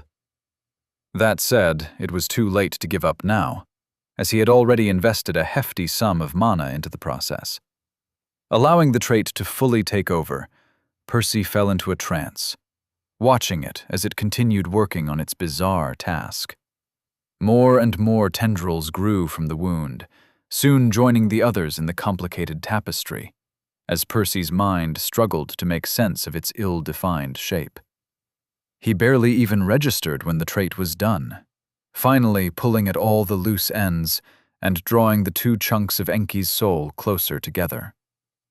At the same time, the mind-bending shape folded and rotated upon itself as all the contours settled in place. It was only now that Percy finally recognized the pattern.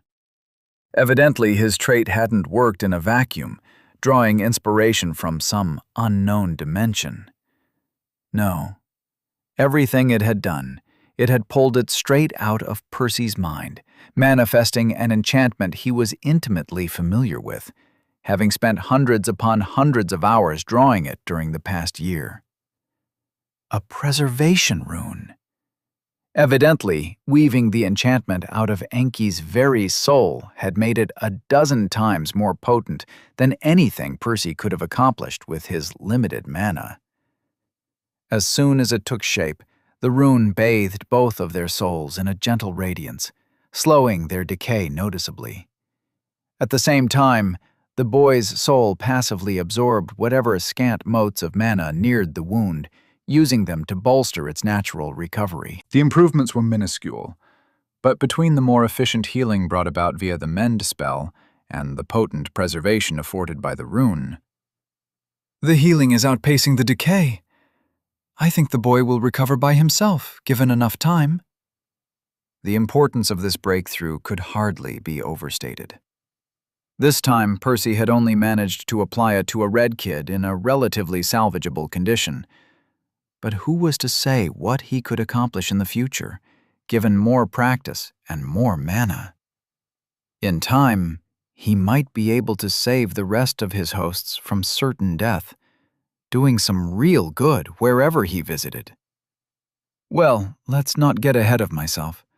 The boy is still dying, he reminded himself, dousing his bubbling enthusiasm. He'd only healed a single crack so far, and it had already cost him around 10% of his stash.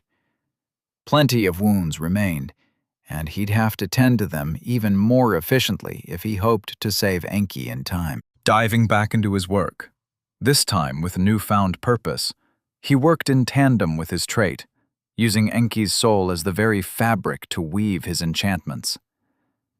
Everywhere he touched, the tendrils bent and stretched and interwove with one another, bringing the runes to life. I can't believe this actually worked. Percy paused after several more repairs, examining Enki's soul. It still looked a bit like a jigsaw puzzle, but it felt a lot more stable. He hadn't managed to salvage every single piece. A few were either too damaged or too small for him to properly stitch together. Not to mention, his mana was already running dangerously low. That said, he was confident he had done enough for the boy to survive. Pride and relief blended together, fanning the flames of triumph in Percy's heart. And his status seemed to share in his excitement. Congratulations! Your spell has evolved. Mend, crude to spectral art, soul stitching refined. Chapter 61. Ia's Gift. Spectral art, huh? Evidently, involving one's trait in their magic resulted in yet another flavor of spell. In any case, Percy was glad weaving had more to offer than just the long-term project he was working on. What did you do? I can feel my body again, Enki suddenly exclaimed, bringing him out of his thoughts. It was only now that Percy remembered he had yet to link himself to his host properly. Finding a few still open cracks, he slid through as many of them as he could, the boy's senses finally feeding into his mind.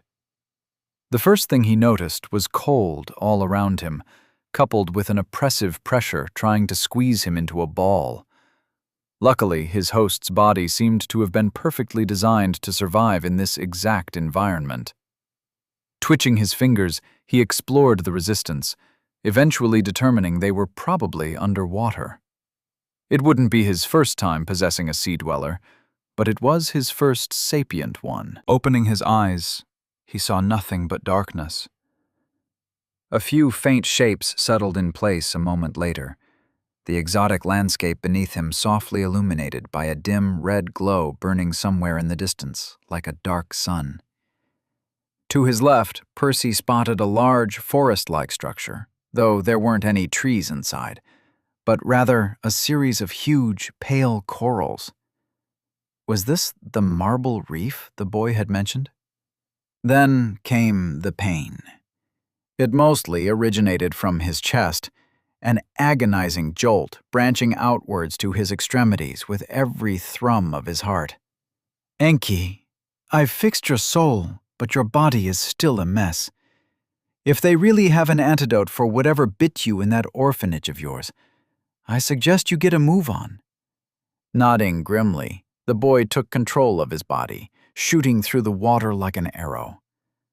Percy was taken aback by the sheer elegance and speed of his small host's strokes, having never seen anybody swim like that before. He felt the water press against the membranes between his digits as Enki wormed his way through the cold abyss. Even at Orange, and with his boosting art active, Percy doubted he'd be able to keep up with the boy in his natural environment.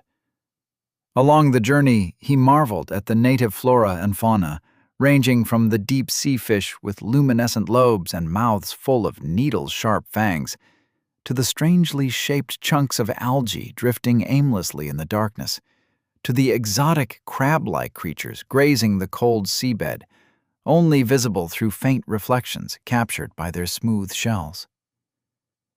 Eventually, Enki reached some kind of town. Surprisingly, the place didn't look much different from what might be found on land. All the buildings were made of carved chunks of stone, though they were decorated by glowing pearls of all colors and sizes, which served to illuminate everything. One important difference was that they didn't have any streets, or even doors for that matter, as people here clearly didn't need to walk on the ground. Instead, they swam from building to building, entering through the wide windows. The people themselves looked vaguely humanoid, though their skin was a pale, bluish color. All of them sported the same membranes between their clawed digits as his host, with a set of gills decorating the sides of their necks, allowing them to breathe. Their clothes weren't anything special, just simple seaweed skirts, only a touch more intricate than the leaf loincloth he'd personally crafted for his monkey host a few months back. Other than covering their privates, they didn't seem to be interested in fashion, most of them leaving their chests bare. The one detail that really drew Percy's attention was their eyes, however. And it only captured his attention more than everything else because of one simple reason. A strange dichotomy. 9 out of 10 locals seemed to have a regular-looking pair of eyes, the irises colored in a bright topaz and split down the middle with a vertical pupil. But every now and then, he spotted somebody who stood out from the rest, their eyes glowing with a bright, pale light. Yeah, that's not normal. Clearly there's some kind of magic in place. In any case, this wasn't the time for sightseeing, he reminded himself. Enki had already slowed down greatly, and it seemed the boy was having trouble breathing. Evidently, he was close to having another episode, caused by the deadly venom that had claimed his life once already. The locals gave them concerned glances, but Enki just ignored them, his eyes fixated on a large building in the distance. It wasn't until he drew nearer that he slowed down even more, though not due to his affliction, just so that he wouldn't crash into something. Entering through a window on the 2nd, maybe 3rd level, the boy hastily swam through the winding corridors of the sunken structure. Many people seemed to recognize him. But he didn't have time to greet them as he hurried through the water, aided only by the gentle glow of the pearls adorning the walls. Only once they reached a specific person did Enki finally stop. She appeared to be a woman, her features slightly softer than many of the other locals they'd passed on the way. What's more, fond feelings seeped through his bond with Percy. Apparently, the boy saw her as some kind of mother figure. "Enki, what's wrong?" she asked, her voice tinged with concern. Not that Percy would have known, had it not been for his connection to his host.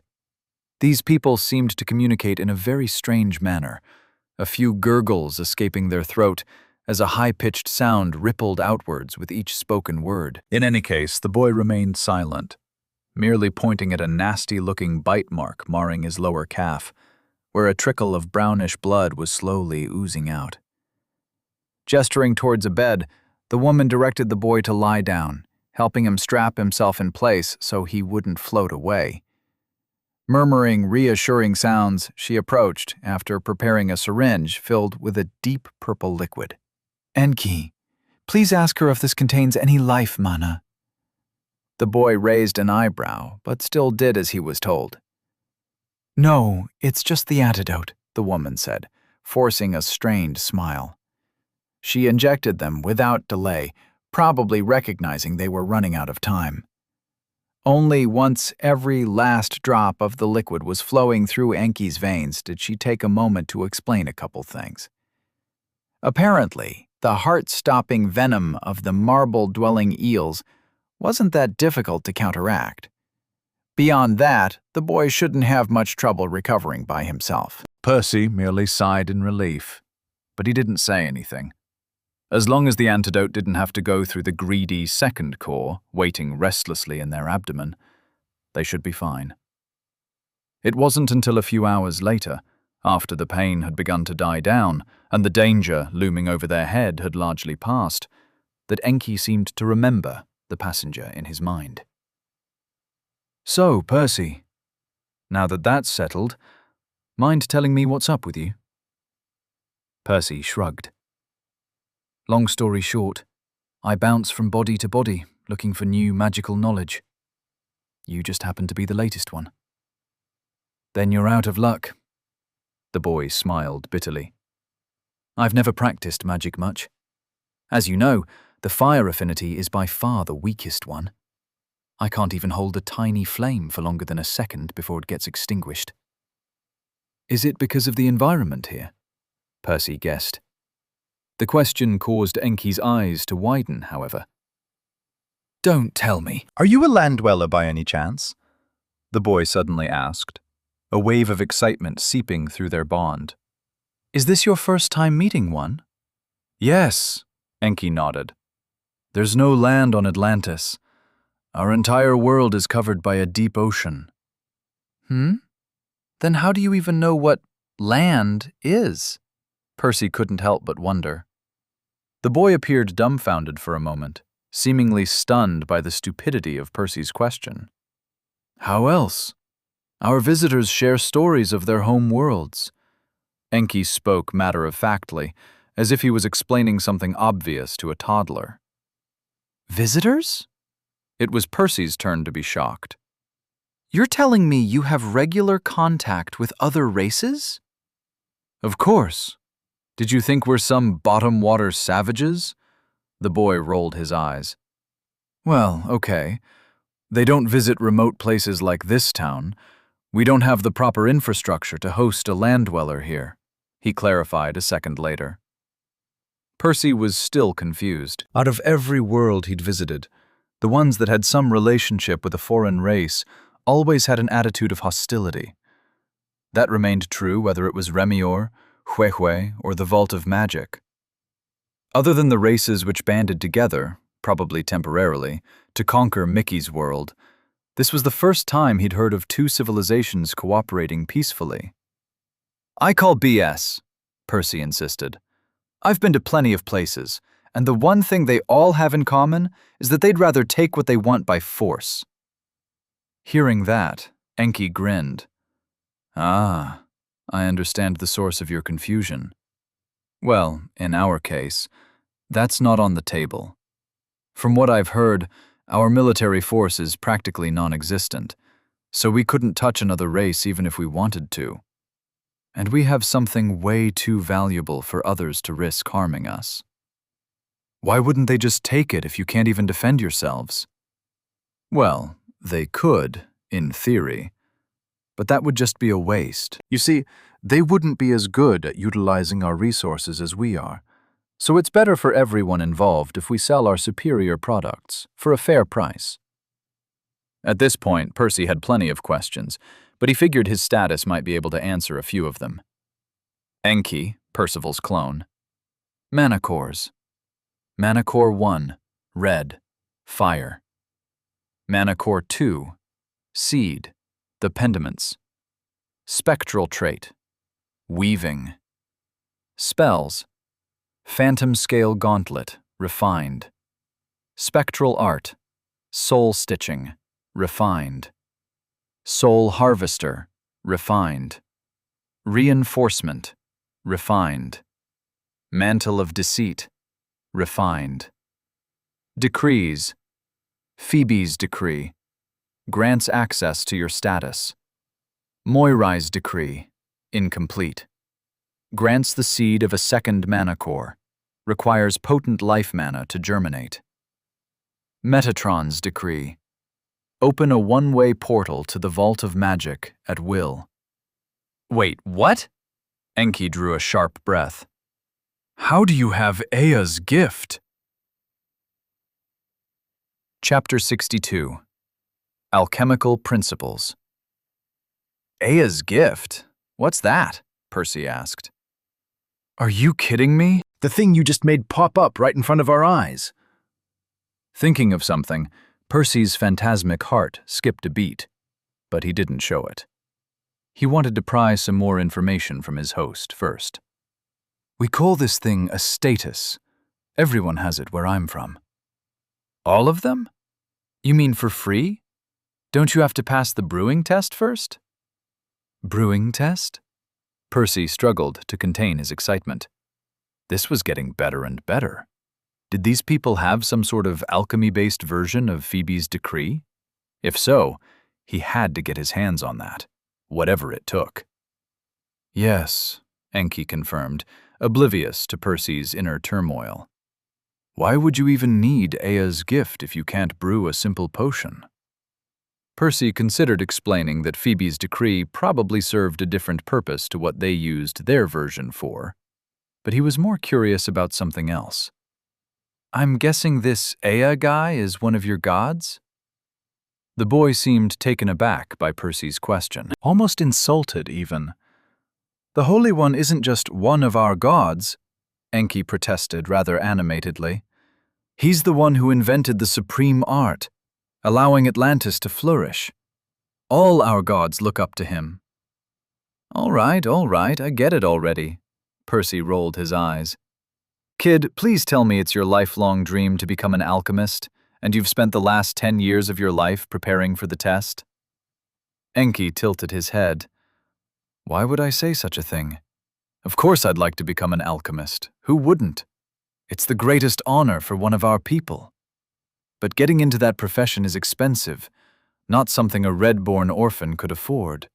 Hell, I can't even buy the pills to cleanse my core. He sighed bitterly, his small shoulders slumping. Hearing the boy's dejection, Percy felt his heart clench. It was only now he realized just how much he and his host had in common. And you're just going to give up like that? I'll have you know, I started off in a similar place myself. Still, the thought of surrendering to my fate never once crossed my mind. Did it work out for you? Enki asked, some hope seeping into his voice. What grade have you reached? Like a needle's stab, the boy's question caused Percy to deflate a little. Well, on paper I'm still at orange, he said, trying to mask his embarrassment. But I'm getting dangerously close to yellow, and I've even defeated a green in single combat before, he hurriedly added upon feeling Enki frown. The boy remained silent for a few moments, seemingly contemplating Percy's words. Even if that's true, I'm guessing it has something to do with your strange ability to possess people. That's just cheating, he said, though he seemed to catch himself a second later.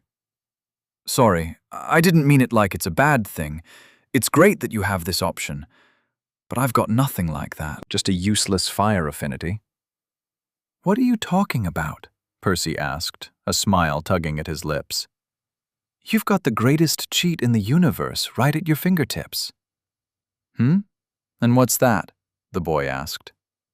Me, Percy exclaimed. The boy didn't seem convinced, however. How exactly can you help me?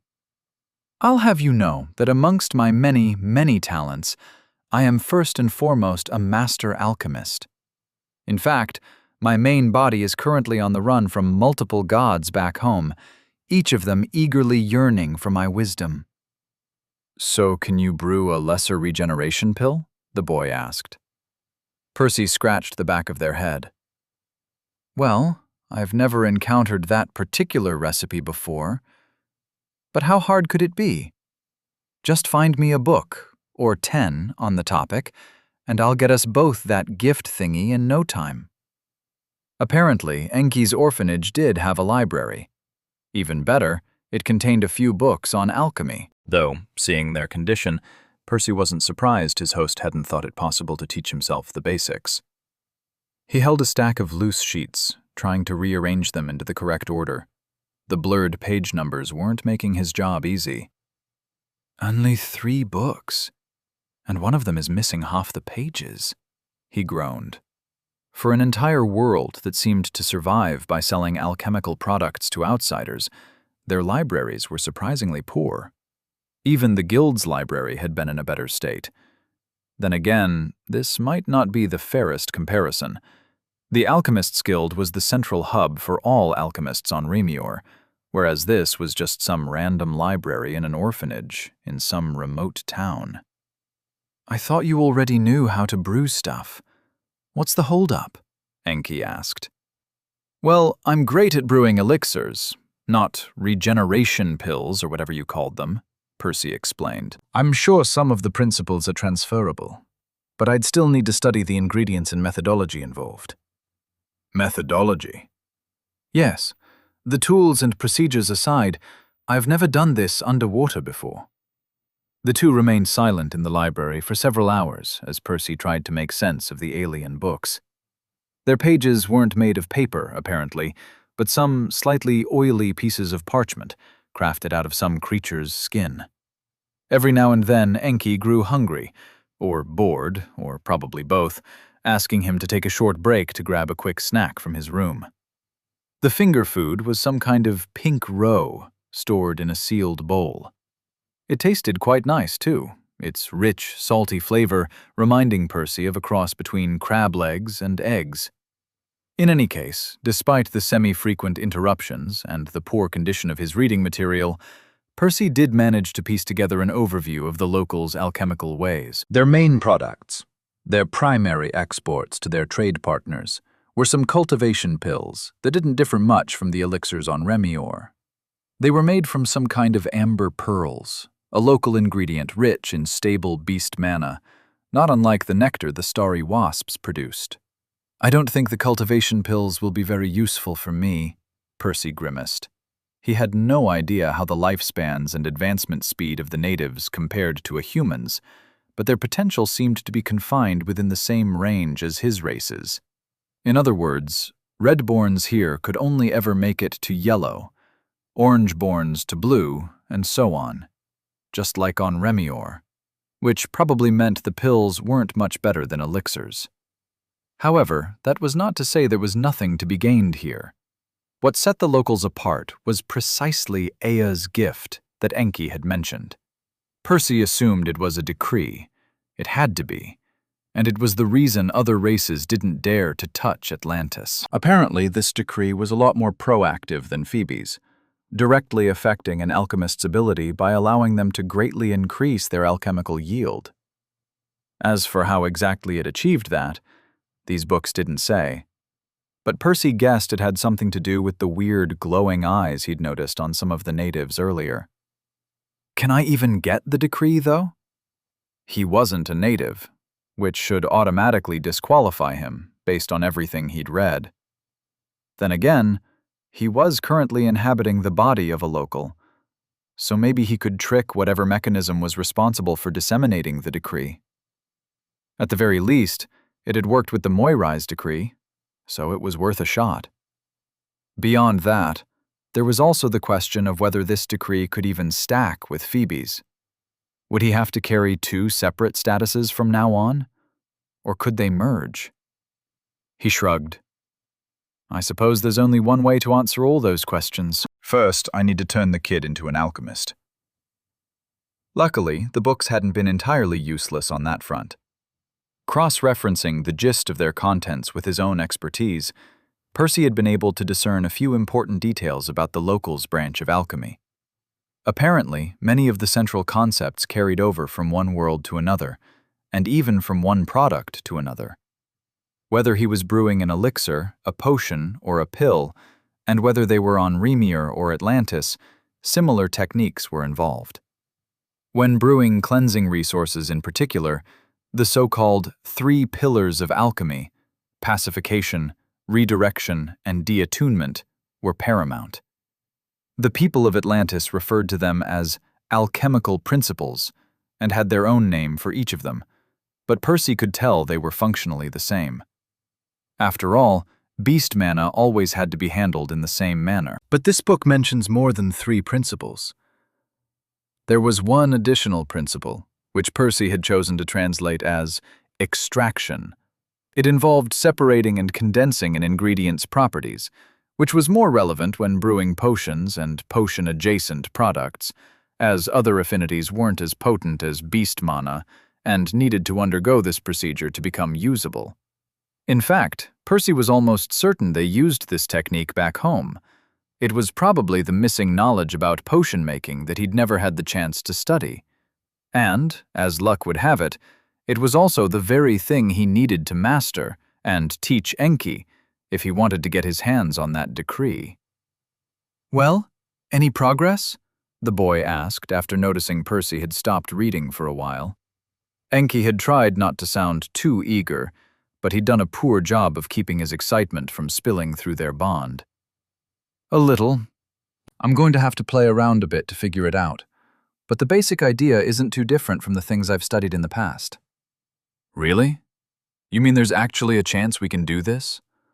"Hold your seahorses, kid," Percy said. "We'll need lots of ingredients to practice with, and I have no clue where to get them. Do you have any idea where we can find fast-growing moss, croacoa corals, or bellamin tears?" "Do we need all of that?" Enki asked. "No, they're interchangeable, so any one of them should do, but we'll need at least a dozen batches, probably more." The boy remained silent for a bit, seemingly considering it. Eventually, he spoke. "I don't even know what a bellamin is. And you can forget about the croacoa corals, too. They are only found in the layers of blue beasts.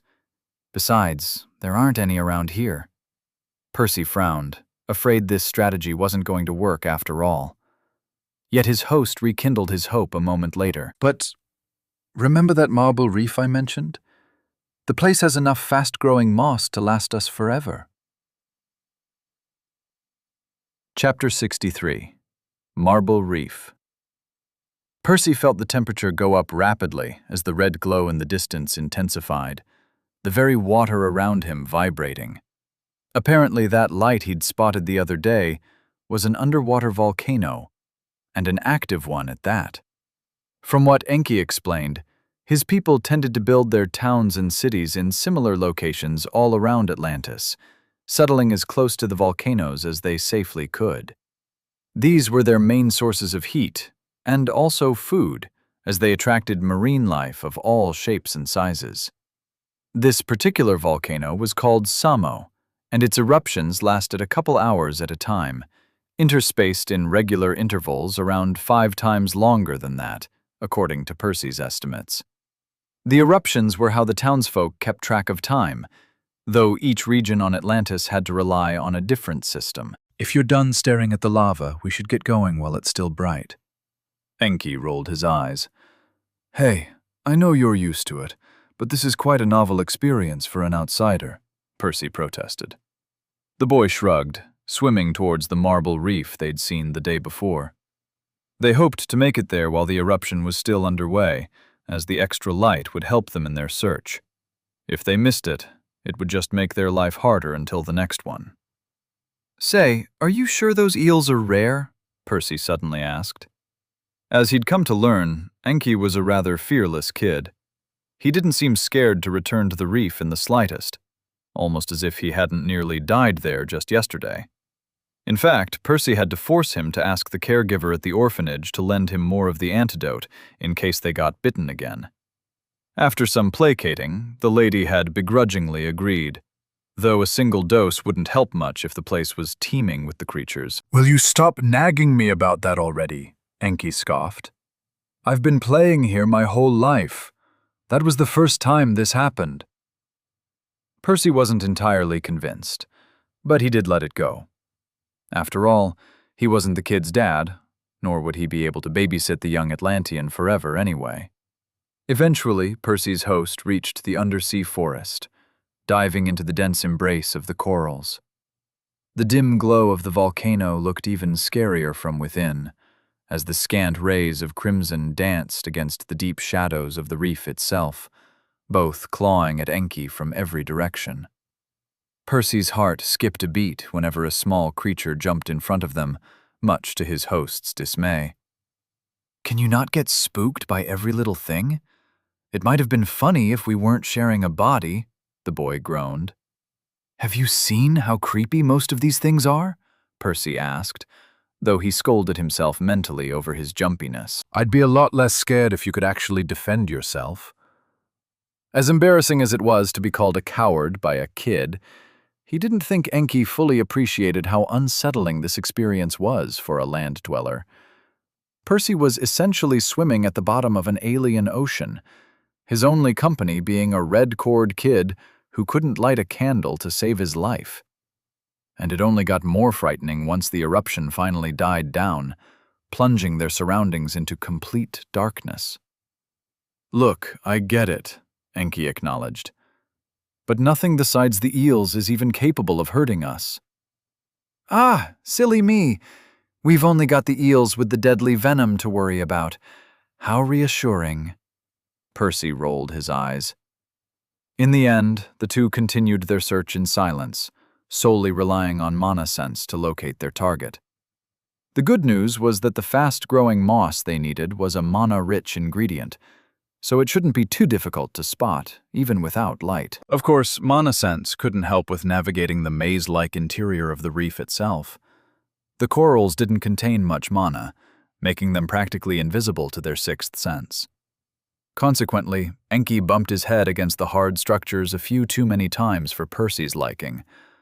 Not to mention that the moss they were looking for wasn't the only thing containing mana nearby, which meant they'd wasted a fair amount of time on false positives. I think this must be it, Enki eventually said. That's exactly what you said the previous 20 times, Percy grunted, but he still carefully examined the area beneath their feet. They were floating inside a ring-shaped section of corals, a blanket of orange coating both its inner walls and the crater's floor. This was already a good sign, as that was precisely the moss's natural mana grade. Even better, the chaotic pattern by which the substance spread over the coral also matched the description somewhat. How long until the next eruption? Percy asked. We're not even halfway there, the boy replied. The darkness made it difficult to verify that this was indeed the ingredient they were after. In theory, they could wait a few more hours for the volcano to light their surroundings, but Percy had a quicker method at his disposal. Taking control of the body, he swam closer to the wall, unsheathing a knife strapped to their skirt. Focusing on the orange glow, he carefully stabbed into the substance at an angle, peeling a layer out. Its texture was definitely soft enough, though there was an even better way to confirm it. Ew, what are you doing? Enki protested, as Percy grabbed a handful of the slimy goo, plastering it over their stomach. "Just shut up.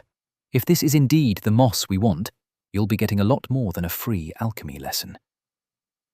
As their name implied, the lesser regeneration pills they needed to brew weren't that different from the healing potions he was familiar with. Sure, they were solid objects rather than liquids, and they worked by enhancing one's natural regeneration rather than healing them directly. Still, their primary component was rich in life mana. And indeed, the seed of their second core awakened from its deep slumber mere moments later, seemingly realizing what a tantalizing feast had been laid before it. Without delay, it pulled at the substance greedily, the orange color of the moss rapidly seeping into their skin.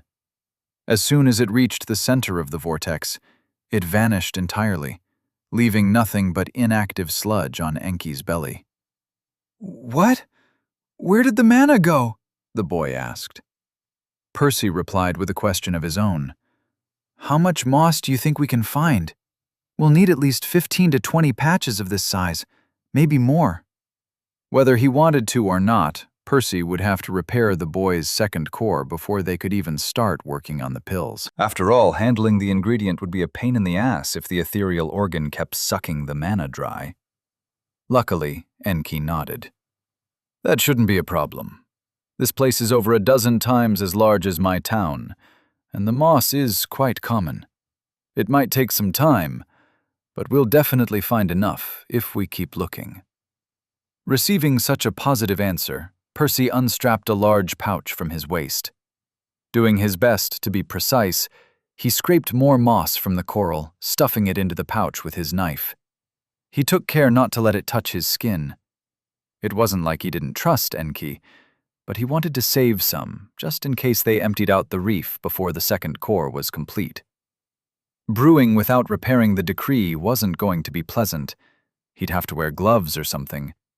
But it was better than missing out on Aya's gift.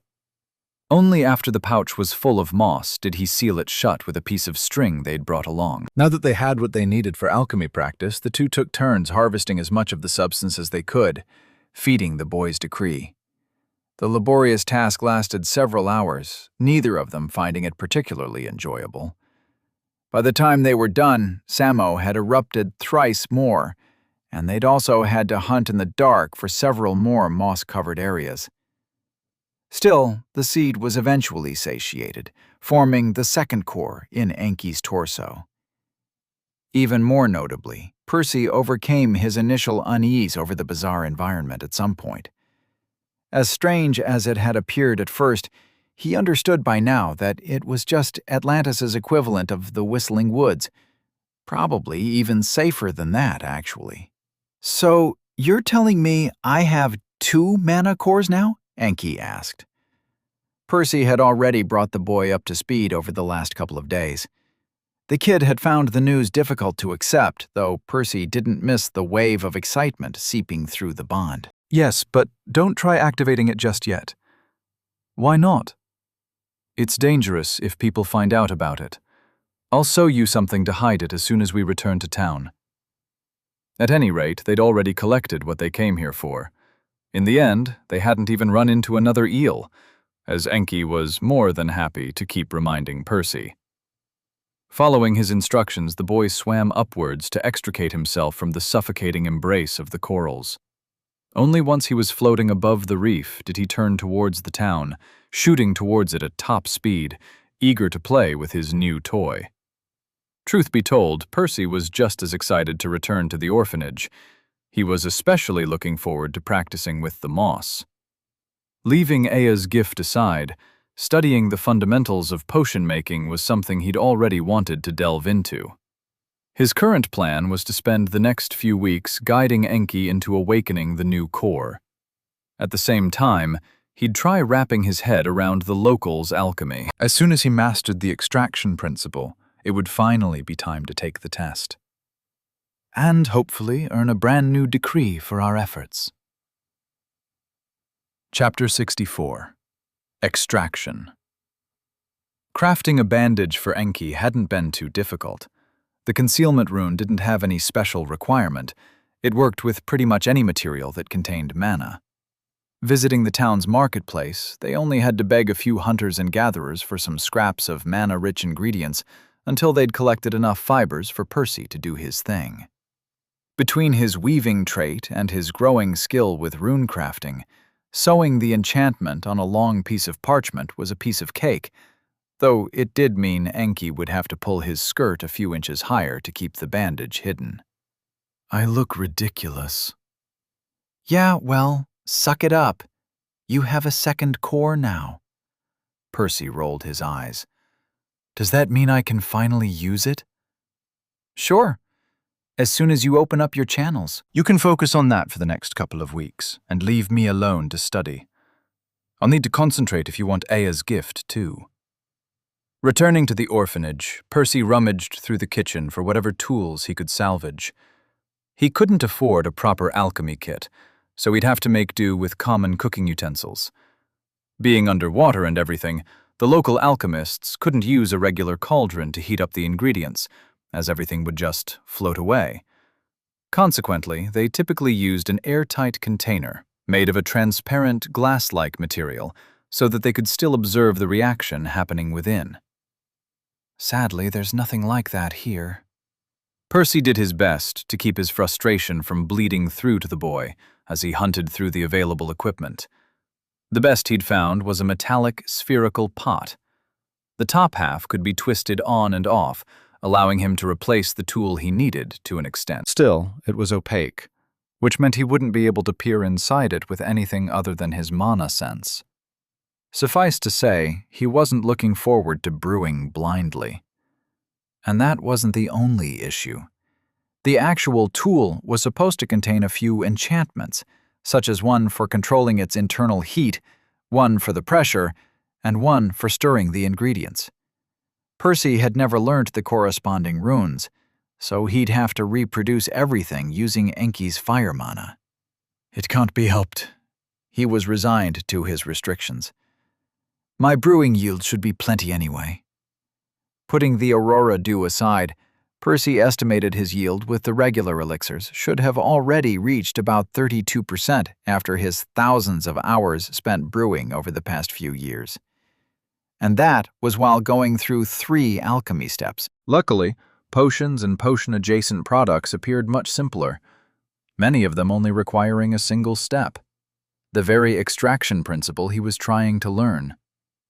He guessed some of the more complicated recipes, like the rejuvenation potions they offered in the guild, involved more than that, as they contained multiple mana types. But that wasn't the case for the lesser regeneration pills. Percy only needed to gather and condense the moss's properties into a solid. That was it. Translating his regular skills into this situation, and had he been more familiar with the principle, the recipe, and the tools, his yield should have been over 68%. Granted, he knew his yield would inevitably take a massive hit due to all the additional obstacles he'd have to overcome. The good news was that the requirements to pass the test were much more forgiving in Atlantis. According to the textbook, a 20% yield was enough to condense a single pill. Just 20%. Less than a third of what I'm normally capable of. I should be able to get there in a reasonable amount of time. Unfortunately for Percy, reality didn't quite match his expectations. While the books he'd found in the library had vaguely outlined the pill's recipe, they didn't go into specifics. After exhausting the entire stash of moss they'd brought back from the reef, he had yet to even determine the correct dosage for each attempt. Percy was by no means a novice in brewing, but blindly tossing a random amount of the ingredient, mixed with salt water, into the sphere was never going to work. At least, not unless they burned through way more materials than this. A spark of inspiration ignited, and Percy left the orphanage, roaming the town in search of people with the strange glow in their eyes. If his guess was correct, that was a side effect of Aya's gift, which meant that all those people were qualified alchemists. The sheer number of them was insane, compared to the number of successful alchemists on Remia. Then again, it wasn't that strange. considering Atlantis survived by exporting their products to outsiders. In any case, Percy approached as many of the suspected alchemists as he could find, begging them for tips and tricks to solve whatever issue he was facing, one question at a time. Inhabiting a kid's body definitely helped a lot with getting helpful answers, eliciting a fair amount of kindness from the strangers. All right, so I'm supposed to only fill it about halfway with moss. Is that how they prevent the salt from messing with the recipe? Ah, I hadn't even thought of flipping the sphere's rotation to stir the contents. Percy asked Enki to take a break from clearing his channels many times in order to help his passenger retrieve more moss from the reef whenever they ran out. The boy complained, engrossed in activating his new core as he was, but he still helped Percy out each time. It wasn't until around 3 weeks later that Percy managed to make some tangible progress, however. He hadn't condensed a complete pill just yet, but this batch was the first time the moss's essence wasn't wasted entirely, leaving behind a few usable dregs inside. "This is less than a 5% yield, though," he groaned. At this rate, it would take him months to hit his target, which was something he had to avoid at all costs, unwilling to keep his main body waiting longer than necessary. At least there wasn't a timer looming over his head with regards to Enki's condition, as the boy had healed almost completely by now. In fact, Percy had been forced to manually keep a couple of the injuries open so that he wouldn't get kicked out of the body prematurely. Percy, it's done! Enki exclaimed one day. "Took you long enough?" Percy rolled his eyes. "I only needed a week to fill up my second core the first time around." "Yeah, well, I'm terrible with magic. I've never really practiced since learning about my fire affinity," the boy admitted, a sheepish grin plastered all over his face. "Fair enough. Let's see it then. Try pulling some mana from your core." Following his instructions, Enki began to tentatively gather mana in his hand, though that didn't last for long. As soon as he started, Percy took over, recognizing the feel of the mana instantly. While he hadn't paid much attention to his host's efforts over the past few weeks, there was no mistaking these channels, as they were the exact same ones branching out of his own abdomen back home. Mana cores. Mana core 1, red, fire. Mana core 2, red, pure. "Really?" Enki asked, disappointment evident in his tone. "My first affinity is fire, and the second one is pure?" Percy felt a little bad upon hearing the boy's disappointment. "Enki, my second core has a pure affinity too.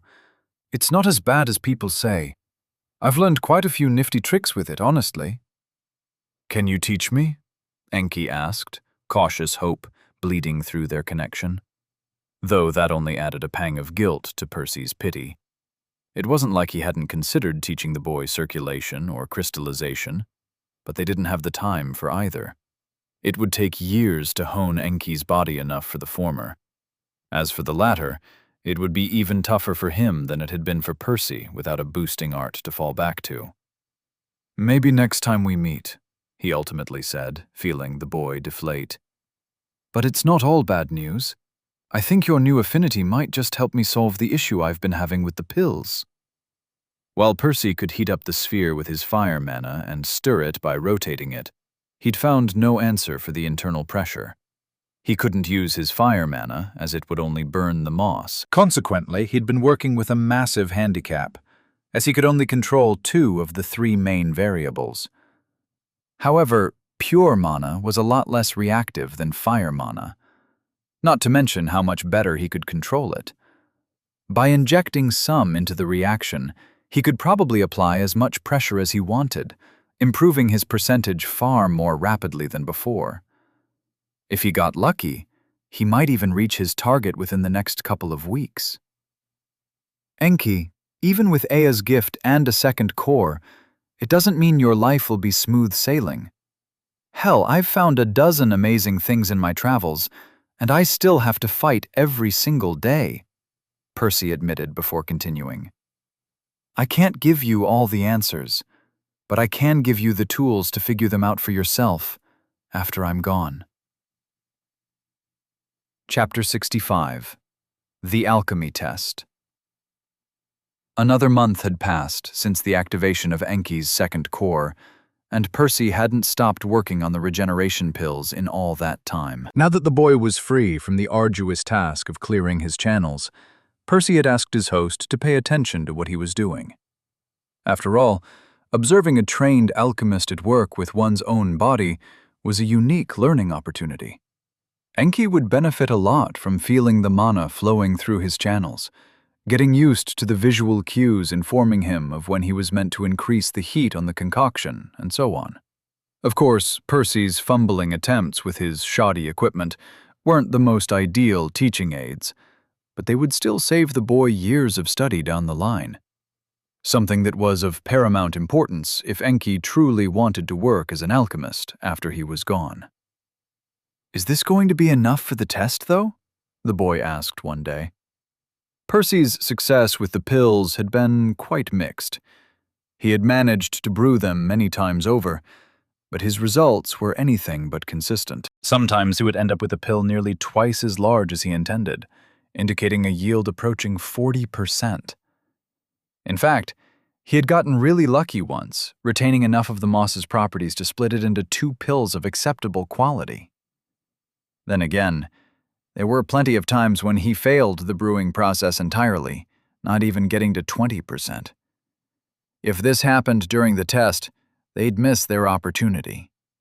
This was unavoidable, as he was brewing blindly, so a lot of it ultimately came down to guesswork and luck.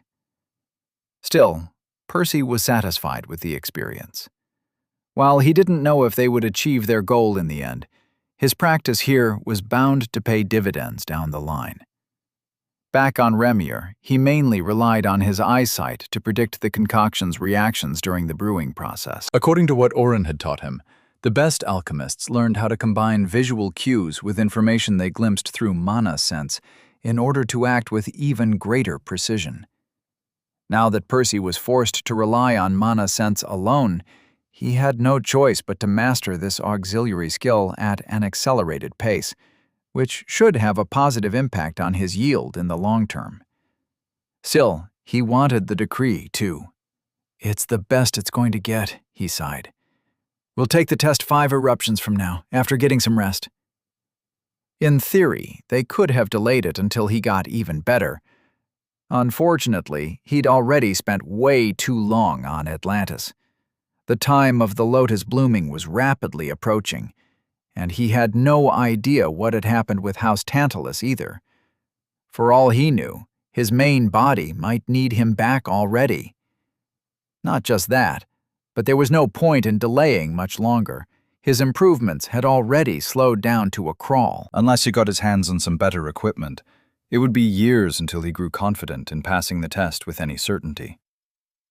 Their best option was to give it a shot as soon as possible, and hope they won the coin toss.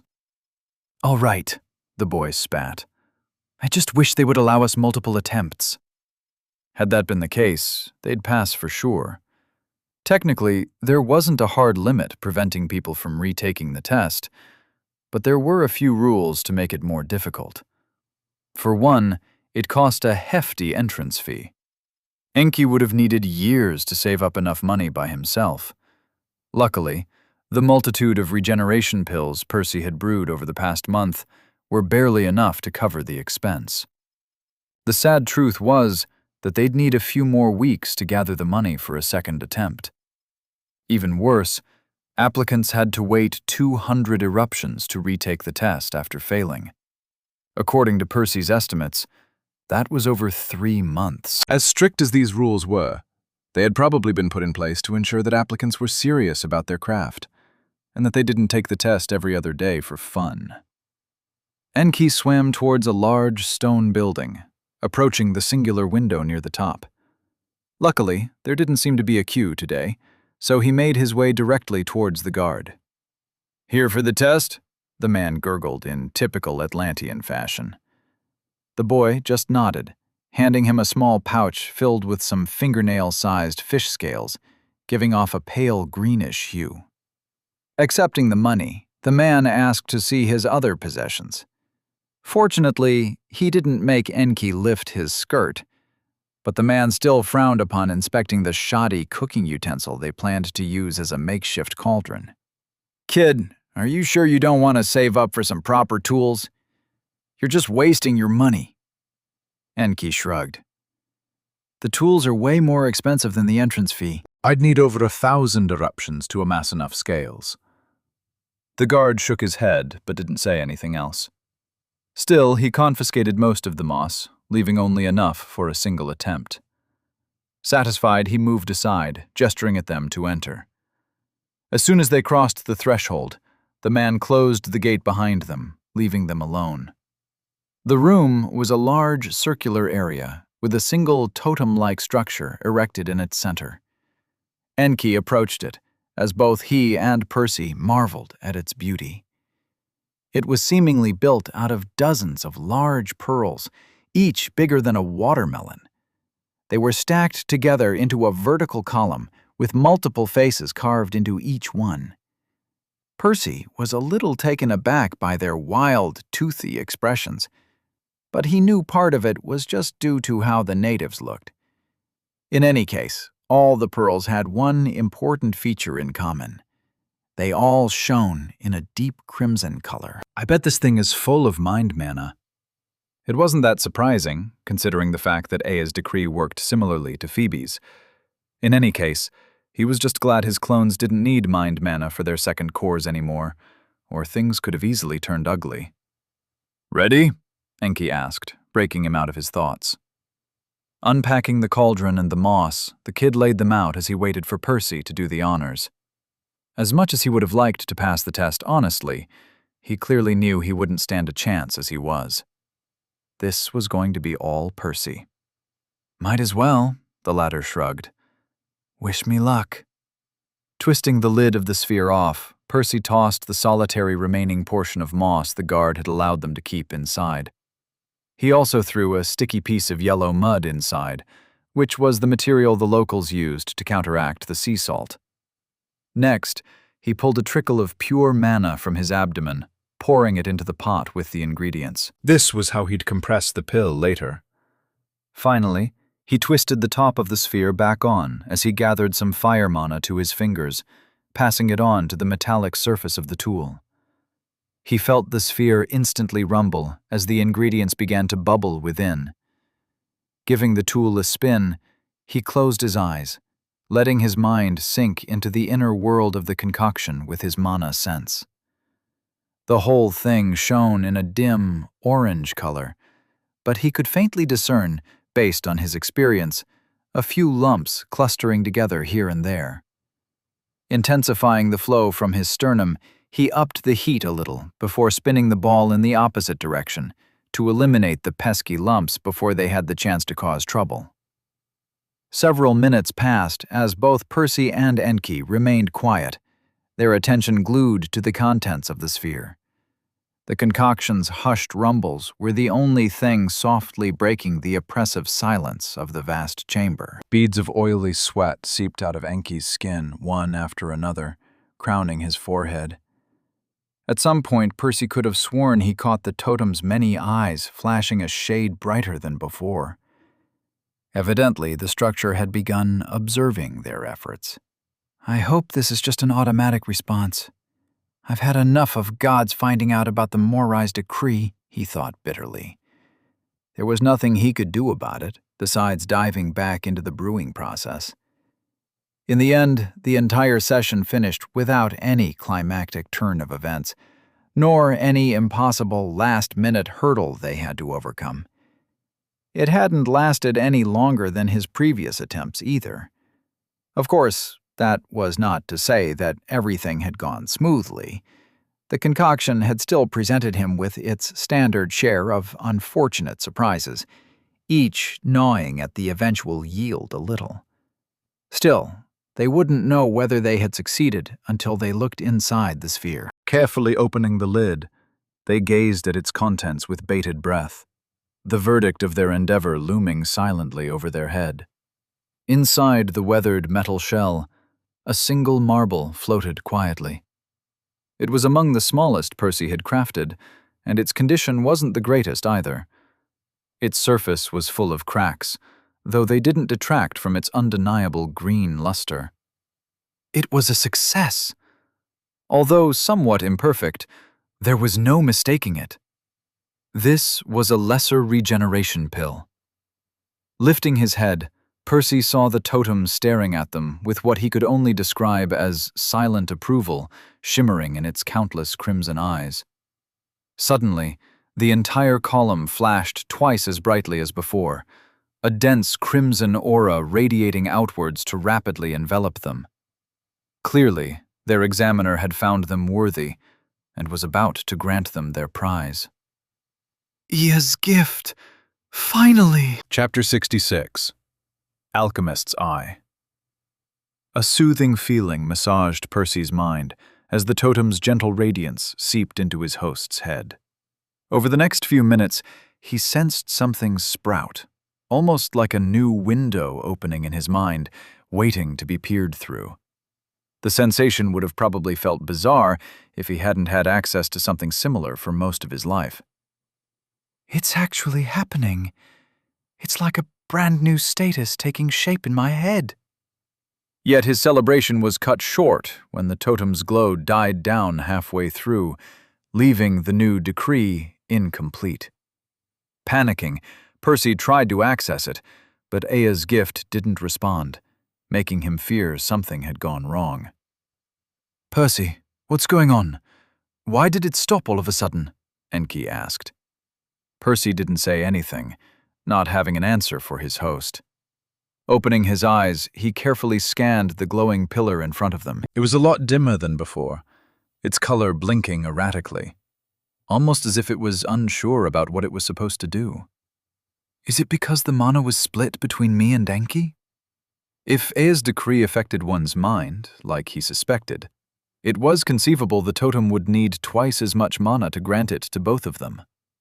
Had their efforts been doomed to fail from the start? As if responding to his thoughts, the structure seemed to finally come to a decision. It flashed brightly once more, resuming its work. A new round of crimson soon emanated from it, bathing Enki again. Percy relaxed as soon as the refreshing feeling in his mind returned. Over the next few minutes, he was content to merely wait and enjoy the process. What worried him a little, however, was the fact that the totem grew almost entirely dark by the time it was finished. Not looking forward to explaining that to the guard. In any case, that was a problem for later. As soon as the procedure stopped, Percy felt a far more complete sensation in his head, something finally clicking in place. Eager to put his new toy to the test, he reached into the door in his mind, willing Aya's gift to manifest. And that was when he ran into another issue. Unlike before, his efforts didn't go unanswered. However, what happened wasn't at all what Percy had expected. Rather than Aya's gift, it was an intense wave of agony that slammed into his mind like a meteor, making him feel as if his skull had been split in half. "What the fuck?" he asked, nobody in particular, folding to his knees. Percy? What happened to you? Enki asked, seemingly oblivious to his situation. His young voice sounded normal. The boy clearly wasn't affected by whatever was causing his guest pain. Does your head not hurt? Is it just me? Percy asked, getting a nod back. Considering his options, Percy fell back to his regular status instead. He hoped that the other, more familiar door in his mind would be able to shed some light into his situation. Yet, he couldn't have been more wrong. Contrary to his expectations, it didn't work. For some inexplicable reason, the trusty decree that had always followed him to the edge of the universe and back had suddenly gone silent, refusing to appear before him. Even worse, the mere act of calling upon it only intensified his headache further, making his eyes water and his soul squirm. No! What's going on here? Did the two decrees mess each other up?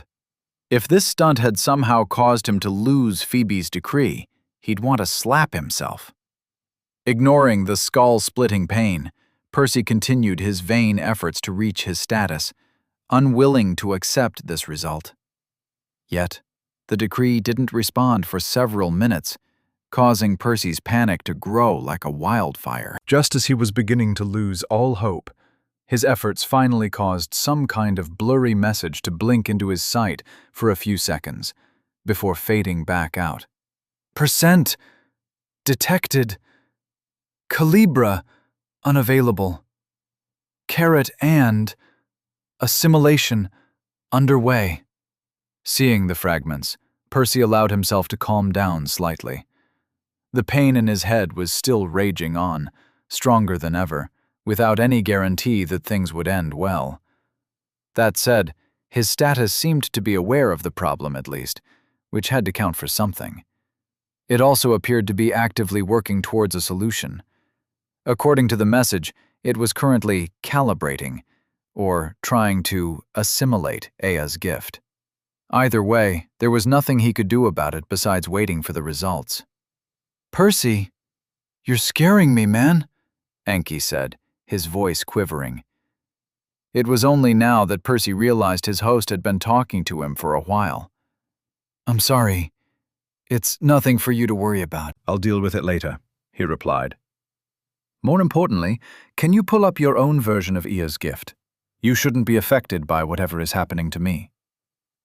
Percy still had no idea if he'd end up receiving the new decree himself, but he'd be lying if he said he wasn't curious to see what it did. Nodding, the boy went silent for a second, seemingly reaching into his latest acquisition. Soon, a new panel flashed before their eyes, not unlike Percy's normal status, yet this one had a different owner. Enki Monocores. Monocore 1, red, fire. Monocore 2, red, pure. Mutations. Alchemical principles. Extraction. Separate and condense an ingredient's essence. Percy frowned upon reading the details. The only common section was the one listing the boy's cores. As for bloodlines, spectral traits, spells, or decrees, there wasn't a word on them. The first two weren't too surprising, as the boy probably didn't have any, but Percy found the absence of the other two a little odd. He could understand why the decrees were hidden. This had originally been the case for him, too. If this Aya guy was anything like Phoebe, he clearly didn't believe mortals needed to know about such high-level information. Even so, that didn't explain why there weren't any spells. Does Enki not know any? It was certainly possible, given how little the boy had practiced with his core. Hell, Percy hadn't obtained his first spell until after reaching Orange. Still, he had a hunch there was more to it than that. Did Aya's gift not even bother listing one's spells? Its focus seemed entirely different. For one, it had acknowledged Enki's budding understanding of the extraction principle. Percy was quite certain that his own status didn't care about alchemy in the slightest, as it had never bothered to list his knowledge of the 3 pillars. Then there's the mutation section. I wonder what that's all about. Percy didn't even get the chance to ask his host about it before the boy let out a pained cry, pressing his palms against his eyes. Both Enki and Percy felt their eyeballs burn intensely, as if somebody had just poured boiling oil into their face. It almost reminded him of the time he and Gabe had fought against the golem. What's happening to my eyes? The boy asked, his voice shaking as sticky droplets accumulated in their hands. Percy didn't even know whether to laugh or cry. His own splitting headache had yet to go away, and now he had to deal with another, probably unrelated, source of agony. What the hell is wrong with this decree? Still, hearing the boy sob made his heart clench. The poor kid didn't deserve so much shit. He was about to attempt to console his host when the two heard the gate slam open. Activating mana sense, Percy saw somebody, the guard most likely, swim rapidly towards them. Yet the man stopped short, about halfway through. his head jerking in alarm towards the totem. Holy One, have mercy! Why is the totem so dark? Percy sensed the man turning to Enki, seemingly catching sight of the boy, bawling his eyes out. Did you actually pass the test with that shoddy cauldron? He asked in incredulity. Enki only nodded back. Mister, do you know what's happening to me? The guard remained silent for a few seconds before answering, his voice a lot calmer. Kid, has nobody explained to you how Aya's gift works? Enki merely shook his head. Ha! That must be why you look like your mother just died. Boy, cheer up. This is a good thing. How is it a good thing? Enki asked bitterly. Percy, on the other hand, relaxed upon hearing the guard's tone, having put 2 and 2 together by now. Sure enough, the man's kindly explanation corroborated his guess. What you're feeling right now are your eyes mutating. The pain should go away in a few eruptions. After that, you'll have a lifetime to enjoy the new benefits they bring you. Congratulations. You're now officially an alchemist of Atlantis. The man's words didn't fully alleviate the boy's worries, however. Mutating? What sort of benefits are we talking about? Have you noticed the strange glow some of our people have in their eyes? The man asked, getting a nod back. Well, that's what the alchemist's eye looks like. Why do you think the Holy One even bothered disseminating his gift on our world? I don't understand. What does Aya's gift have to do with one's eyes? I thought it just listed some important information on our alchemy skills. You're telling me you worked so hard for this, and you don't even know why? The guard asked. Yes, the gift does list the alchemical principles you master, but it's so much more than just a glorified piece of parchment. Enki didn't say anything, waiting for the man to continue. The gift itself is intimately connected to the mutation. Your eyes will draw from your cumulative knowledge of alchemy, allowing you to discern things you wouldn't otherwise notice. The more alchemical principles you master, the more things you will be able to see, the guard said with pride in his voice. Finally, the boy began to calm down. But Percy wasn't paying them any attention anymore, his mind drifting elsewhere. Drawing from one's cumulative knowledge? Will this have a different effect on me when the 2 decrees fuse together? Chapter 67. Tools for a Better Future. Following the guard's explanation, the next couple of weeks passed by in a blur. Luckily, the man didn't dwell much on the totem's strange state. As it turned out, it was a lot more reasonable to assume there was something wrong with the relays supplying the structure with mana than to guess Enki was possessed by an alien ghost. Who'd have thought? The guard was kind enough to escort the blind kid to the local Alchemists Association, even going as far as to hold his hand through the registration process. Better still, the people there were all shocked upon learning how Enki had managed to pass the test despite all his handicaps, showering him with praise.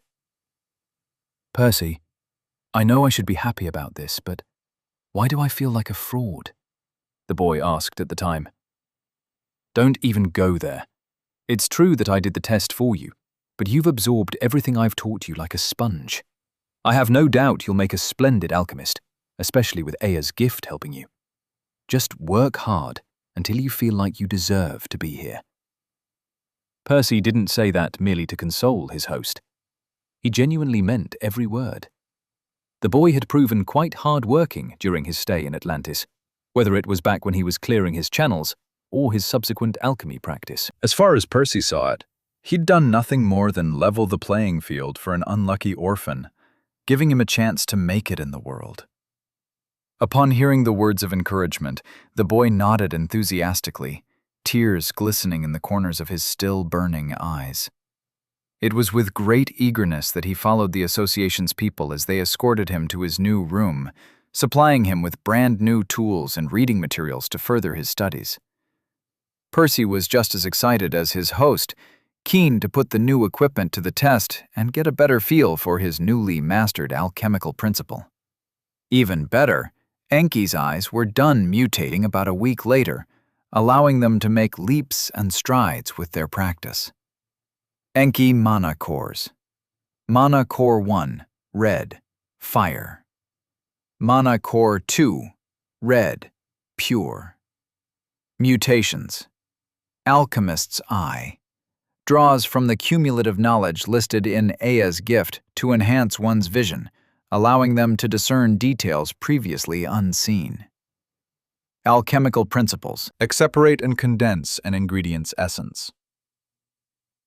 Much like the guard had explained, Enki's newly glowing eyes allowed both him and Percy to peer through the outer layer of the concoction, observing the extraction process of the moss's essence in even greater detail than ever before. And that was just the start. Even more importantly, the mutation seemed to passively fuse the boy's mana sense into his eyes, adding an entirely new dimension to Enki's vision. Of course, mages could already use their mana sense whilst simultaneously looking with their eyes, but the two images didn't blend together nearly as seamlessly, forcing one to consciously sift through the two feeds in their mind. In Enki's case, his sixth sense naturally bled into his sight, the two working with one another rather than against, and achieving things greater than the sum of their parts. Of course, the boy still had to manually use mana sense to observe things outside his line of sight, but even having a part of it passively active was a boon that couldn't be overstated. If the association staff are kind enough to lend us the materials for the cultivation pill, I might be able to demonstrate a few other principles for you, Percy said. Sadly, that didn't come to pass. Despite lots of begging, the veteran alchemists refused to just hand the boy everything in the end, arguing that the primary ingredient, the amber pearls, were quite expensive. Still, they did gift him with all the secondary ingredients, and it wasn't so hard for Percy and Enki to earn enough money to buy a pearl by themselves.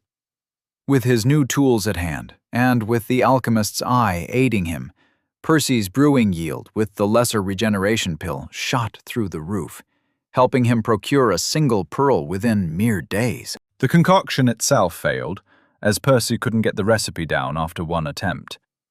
That said, he still made it far enough through the 3 stages to properly demonstrate the new principles and register them in the boy's panel. Alchemical Principles. Extraction. Separate and condense an ingredient's essence. Pacification. Delay an ingredient's activation rate. Redirection. Adjust an ingredient's effect. Deattunement. Prevent multiple conflicting ingredients from reacting with one another. Of course, Enki would still need several months of laborious study to fully wrap his head around the principles, and even longer to actually put them to practice. However, due to the function of his alchemist's eye, simply understanding the basics would vastly accelerate his progress.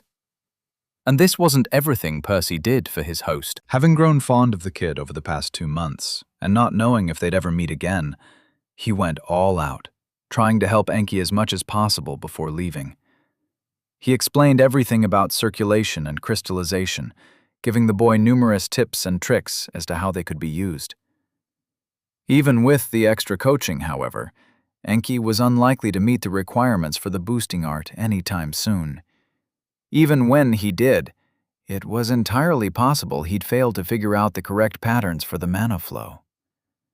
At any rate, it was going to be a dozen times harder for him than it had been for Percy, since he wouldn't have anybody to demonstrate the spell for him. As for crystallization, the boy shouldn't have as much trouble mastering it, as the technique itself wasn't anything complicated. However, it remained to be seen whether he'd figure out how to bond the powder into the cultivation pills or reinforce his constructs like Percy. The same was true for affinity fusion. Thank you, Percy, for everything, for saving my life, and for fixing it, the boy said, 2 streams of tears flowing out into the room. Just be careful not to let others find out about any of these things. They can get you into a ton of trouble. And buy more concealment bandages the first chance you get. The ones I crafted won't last forever. The boy nodded, Percy had sewn him a few more of the protective strips, but he didn't have the time to impart his knowledge of runecrafting too. Then again, they definitely had at least some rudimentary understanding of the art on Atlantis. Getting some basic enchantments shouldn't be too difficult for the budding alchemist. Like I said a while ago, I can't give you all the answers, but I can give you the tools to figure them out. The rest will be up to you. With nothing more to share, Percy began removing his soul from Enki's injuries one by one, allowing them to resume their recovery as his main body's pull grew stronger. His headache was still killing him, and his status had yet to assimilate the new decree, but he couldn't delay his return any longer. At this point, his best hope was that joining with the rest of his soul would speed up the process. But Percy, are you sure you want to be sharing all these things with a stranger? This is all world-altering knowledge. I'm sure, Percy said without a moment's hesitation.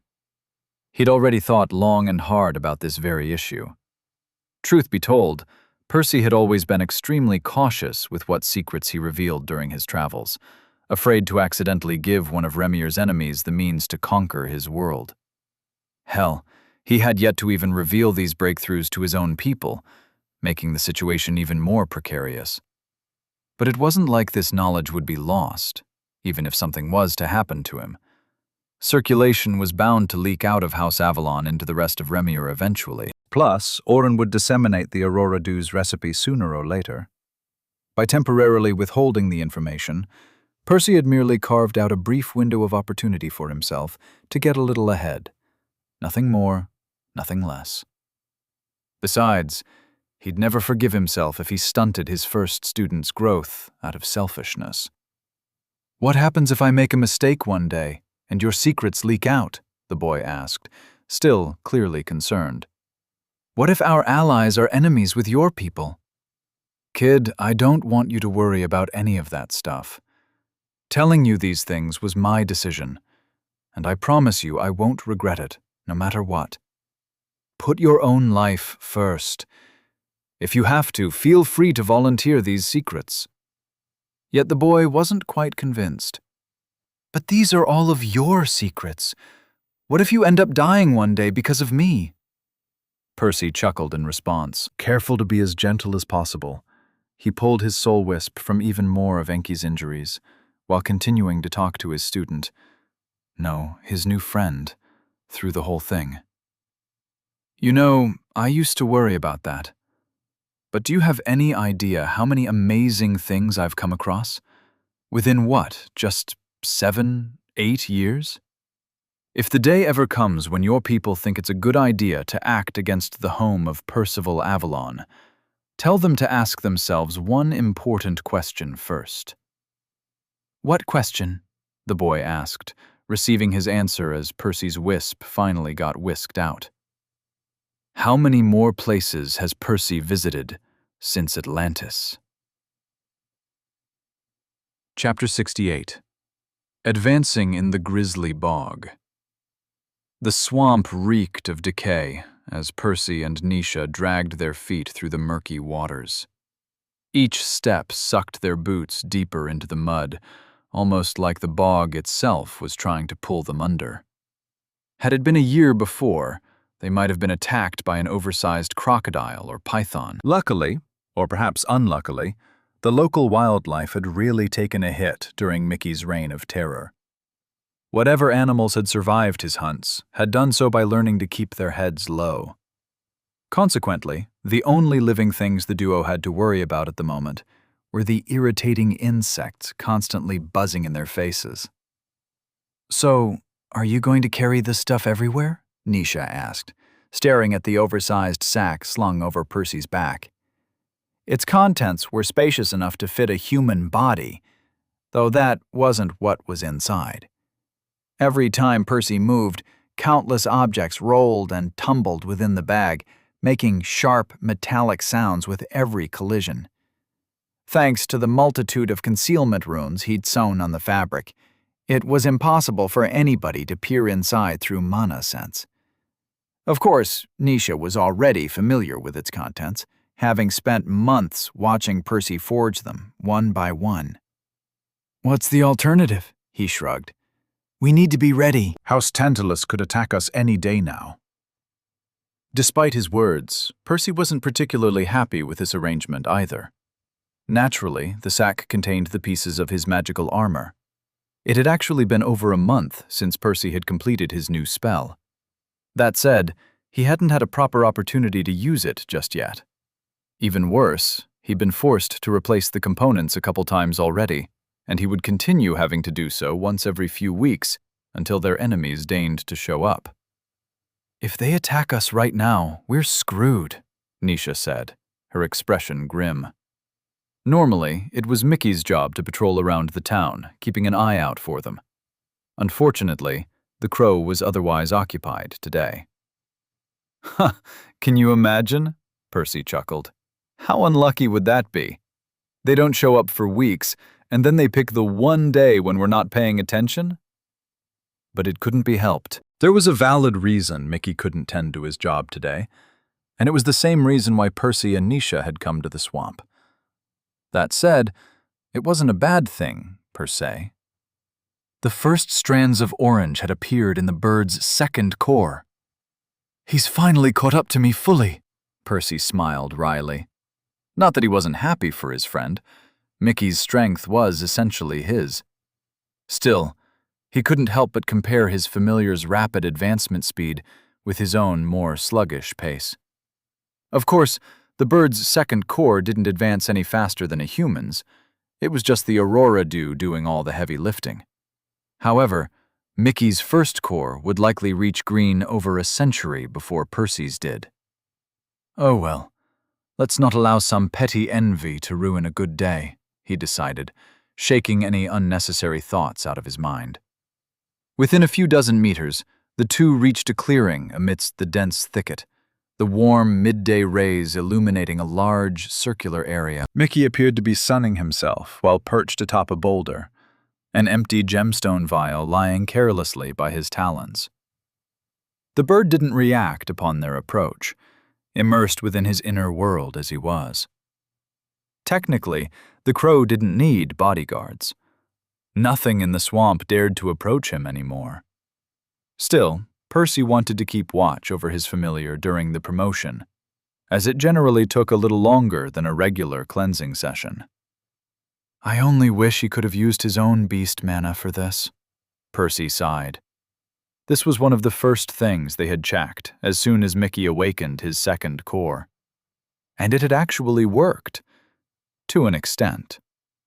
Due to his control over his own mana, Mickey could direct it to remove the impurities in his second core in an acceptable manner, without putting it through pacification, redirection, or deattunement.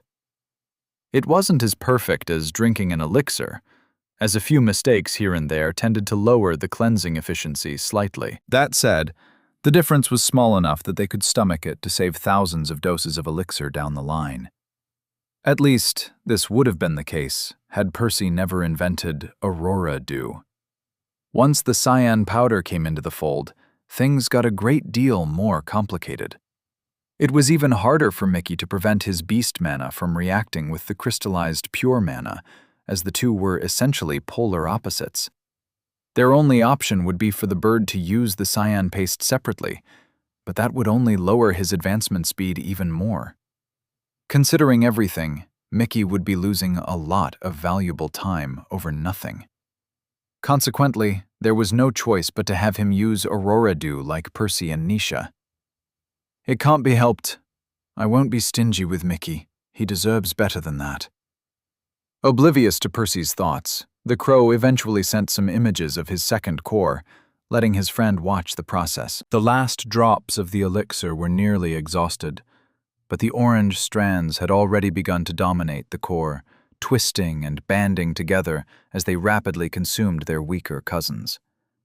At the same time, they violently lashed out against the ethereal organ's inner walls, scraping away even more impurities than one should generally cleanse within a single session.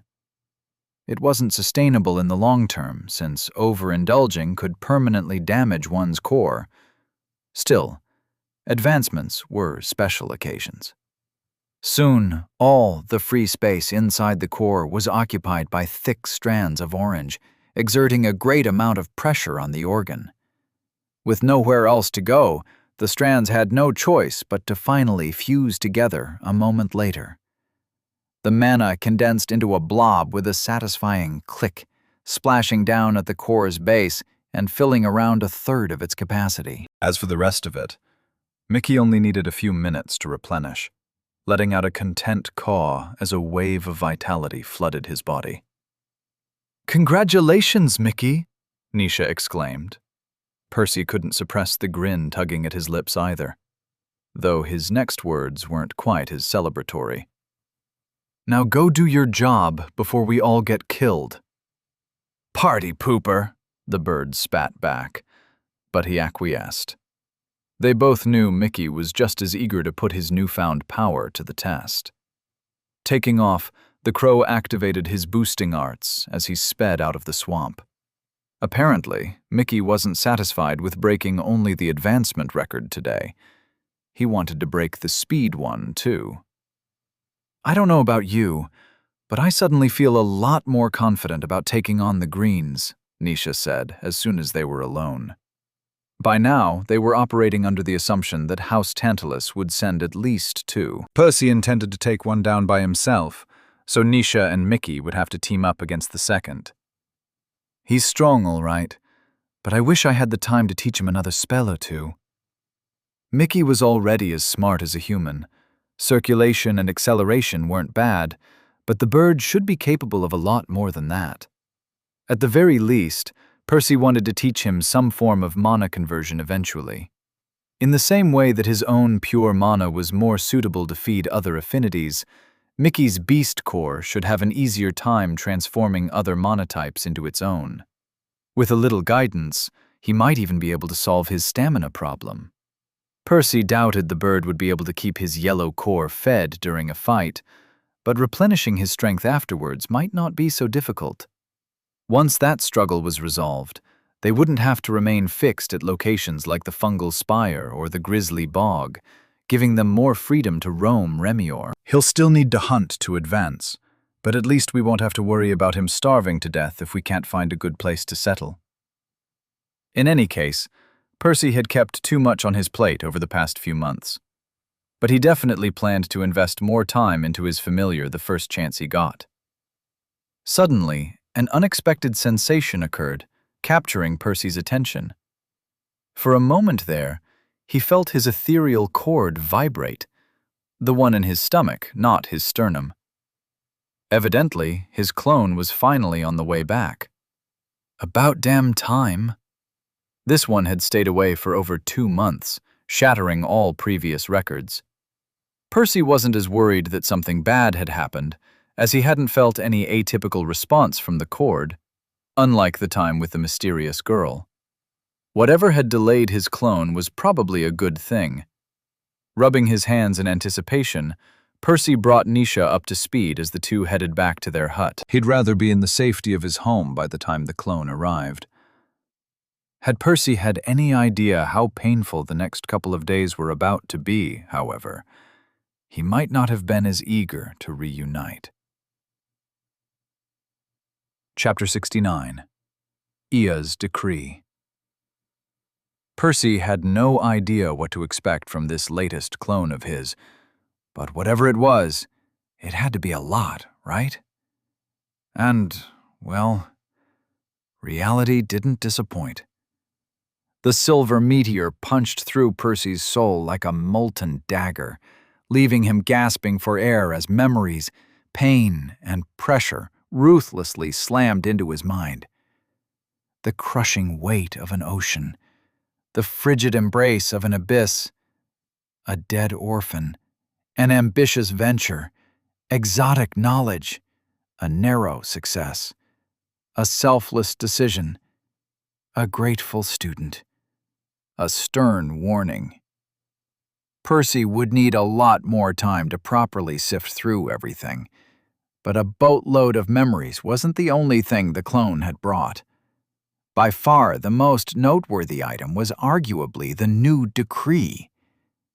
But there was more still. A spell upgrade, a new alchemical principle, and a mutation? It took him a couple moments to fully grasp why his head felt like it had been cracked open by a hatchet, or why his eyes felt like they were on fire. Evidently, his new improvements came with their fair share of growing pains. But it should ultimately be a good thing, right? Percy, what's going on? Nisha cried out in alarm. The poor girl had never seen one of his clones cause this much damage upon their return. Not that Percy had either. He forced himself to stand with difficulty, gesturing at Nisha that everything was fine. Or would be. Gasping, he fumbled his way to his bed and nearly tripped on his jar of powder, blind as he was. Only once he was sitting on the familiar mattress did he try opening his status again, hoping he hadn't just crippled himself out of greed. P? A? A? Ma? A? Ma? 1? A? S? Ma? A? 2? A? P? B? May? Ma? Spe? A? Spes. Amma? Pamza. Aspera. Ses. Ses. Samar. Ampes. Ear. Pa. Des. Pes. Des. Mas des. Ugh! Percy winced as the page opened, the very act tuning his pain up to 11. That said, it wasn't as bad as it could have been. Unlike back on Atlantis, he was at least able to open his status, on the first try, no less. Even better, after a quick count, he confirmed that all the sections were there, both the old and the new. The only thing left was to figure out how to fill them up properly. Maybe I just need to go over my spells one by one to help it register them again. Not the most groundbreaking idea, but he felt it was worth a try. Starting with the easiest one, Percy pulled a handful of mana from both of his cores, fusing them into a sliver of teal, and tossing a handful of throwing stars against the wall. Nisha jumped back in surprise. Percy didn't bother explaining himself as he dove back into his spell list. Mantle of Deceit, refined. Seeing part of his status restored caused his heart to skip a beat, and the change went so much deeper than a couple of words. As soon as the entry corrected itself, Percy felt something click inside his head, almost as if a broken shard snapped back into place, a smidge of fog lifting from his aching mind. At the same time, something flowed into his eyes. It wasn't mana, nor blood. It was something more ethereal, almost like the thoughts and feelings he regularly shared with his familiar through their connection. If he had to put his finger on what it was information, knowledge, ideas. All right, I suppose this is the way to go. Percy, will you pause for a second and tell me what's happening to you? You're scaring me, Nisha snapped at him, breaking him out of his test. I'm sorry to worry you, just hold on for a little longer. Whatever this is, I think I know how to fix it, he said, unable to go into much detail. Determined to restore his status, he began casting his spells one after another. Grabbing some teal powder from the pot, he started with two of the easiest ones by spending the next half an hour forging a new scythe. He had no doubt that the weapon was laughably misshapen, but his status didn't seem to mind, recognizing the entries for both reinforcement and the soul harvester. Moving a trickle of pure mana into his sternum, he then began refilling his first core until soul conversion registered too. The following part was a little trickier, because his clone had only registered the spell upgrade while they were separated. Digging into his memories was still quite painful, but Percy eventually managed to remember how soul stitching worked, using it to accelerate his soul's recovery. As a bonus, Using his spectral art simultaneously lifted the fog off his weaving trade. By now, Percy was doing a great deal better, graduating from feeling like somebody had cracked his skull open to feeling like somebody had cracked his skull open. Gently? In any case, there was only one path forward, and it was to keep going until every word in his status was back to normal. Okay, now for the toughest entries. Ironically, his only crude spell was the hardest to reproduce. At the very least, Percy had no intention of creating a new familiar on the spot. Luckily, trying to pull up Mickey's status seemed to do the trick, sparing him the trouble.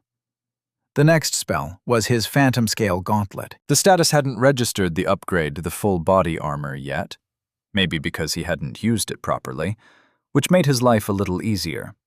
Still, reforging 54 pieces of his magical gauntlet was going to take days, and that was if he wasn't doing it blind. Fortunately, the first couple of components seemed to jog the broken decree's memory, saving him a great amount of time there as well. That only leaves one entry, in the spell section at least. Taking a few breaths, Percy directed the mana to both of his cores as he slowly activated his boosting art. As soon as the entire section was repaired, Percy's headache died down greatly, allowing him to exhale in relief. However, that only lasted a single second before another unexpected complication emerged. His eyes, which were still burning as painfully as before, reacted to the new spell in a way they hadn't during his previous attempts. A powerful attraction emanated from them, pulling a ridiculous amount of mana from Percy's body, as a wave of vertigo accompanied the pain, making him sick. Percy wanted to deactivate synchronization, but he didn't dare to. Given how violently his eyes were devouring his mana, he was afraid he might seriously injure himself if he failed to meet their demands. "Oh well, I'm sure this will stop at some point," he shrugged, fighting down the urge to relinquish his most recent meal to the floorboards. What next? His spell and spectral trait sections were already back in order, which left his monocores, his mutation, his bloodline, the alchemical principles, and his decrees. Some of those he hadn't a clue how he was meant to fix. Still, some weren't as complicated. Activating Mana Sense, he scanned both of his cores, marveling at their orange luster. He'd already used both of his affinities for his spells, so this last morsel of information was the final clue his status needed to fix the first section. Unfortunately, the trivial action introduced yet another problem. Shit, now I can't deactivate Mana Sense either. After all of his efforts, he'd be a fool if he couldn't recognize the pattern. The only two things he couldn't deactivate were his Mana Sense and synchronization. Or, more precisely, it was the inherent soul vision afforded to him by his boosting art. Percy already knew from Enki that the alchemist's eye tended to passively incorporate Mana Sense into its features. Evidently, Percy's version intended to go a step further down that route. Whatever the reason was, the influx of information brought about by his sixth sense put a lot of strain on Percy's already tired mind. He honestly had no idea how much longer he'd last like this. Still, there was only one way forward, and it was to complete what he'd set out to do. Gritting his teeth, he delved into his memories, trying to visualize the act of brewing an elixir. He wanted to use that to repair the alchemical principles in his status. It would have been better to actually brew an elixir than to rely merely on his imagination, but he didn't have any nectar at hand, nor was he in any state to practice the delicate art. It took several minutes, but the principles eventually snapped in place, one after the other, each of them washing his mind in a soothing wave of relief, alleviating more and more of the crushing pressure. Next was his bloodline. Might as well, then. He clicked his tongue. Perhaps he could repair clone through his imagination alone, but there was something else the clone could help out with. In any case, The most recent crater in his stomach was already nearly healed. Between soul-stitching and synchronization, his recovery speed had reached an all-time high. Actually, preparing the clone took a few more hours, especially with his eyes snatching a significant part of his mana. And naturally, Percy hated every second of it, wanting nothing more than for this shitty day to end. But he pulled through, eventually. All right, only the decrees left. Scanning the final section, he was positively surprised to see that most of the decrees had snapped back in place without his notice. Between his discovery of his second core, as well as his use of both his bloodline and his status, only two remained: Metatrons and Eas. Wanting to leave his latest acquisition for last, Percy waited for his clone to return. It didn't take that long, as he'd already instructed it to jump into the first body it found, open a portal to the vault, and then rush right back to Remior without entering it. Within moments, the clone did come back, informing him of his success as the fourth decree revealed itself within his status. Only the final touch is left. Percy had done everything on a whim, but he was confident his efforts to manually rebuild his status one entry at a time had helped. Thankfully, his dulled headache seemed to corroborate that guess. Nesha. Wish me luck. She didn't say anything, but she grabbed his hand, squeezing it tightly. With only one last step to go, Percy tugged at the new window in his mind, calling upon Ea's gift. No second tab opened, but the new decree still responded to his thoughts and finally melted wholeheartedly into his status, relieving him of the last traces of pain as the words settled in front of him. Ea's decree modified. Augments and enhances your status. Grants the Sorcerer's Eye. Chapter 70. Sorcerer's Eye. Upon seeing the new decree take shape in his status, Percy was ecstatic and, most of all, relieved. The weeks of blindly brewing pills in an airtight cooking pot at the bottom of an alien ocean, and the several hours spent in agony trying to repair his status, it had all been worth it. He could finally get some well-deserved rest. Or so he thought. While his status was back in order, his mutation was still underway. His headache might have disappeared, but his eyes still felt like they were on fire, greedily absorbing his mana without end, and forcing him to keep both synchronization and mana sense active. Too scared to interrupt the process halfway through, Percy was left with no choice but to grit his teeth and soldier through it, running his boosting art at full power for however long his eyes demanded. Nisha stayed up with him the first night, keeping him company. She gave him some excuse, saying she didn't feel comfortable sleeping when House Tantalus could attack them at any time. She claimed she was worried Percy wouldn't be able to fight, or even run, like this. So it would be up to her to get him out of town. It was all true, of course, but Percy could tell there was more to it than that. Feeling her genuine worry warmed his heart, reminding him that he wasn't on this journey alone.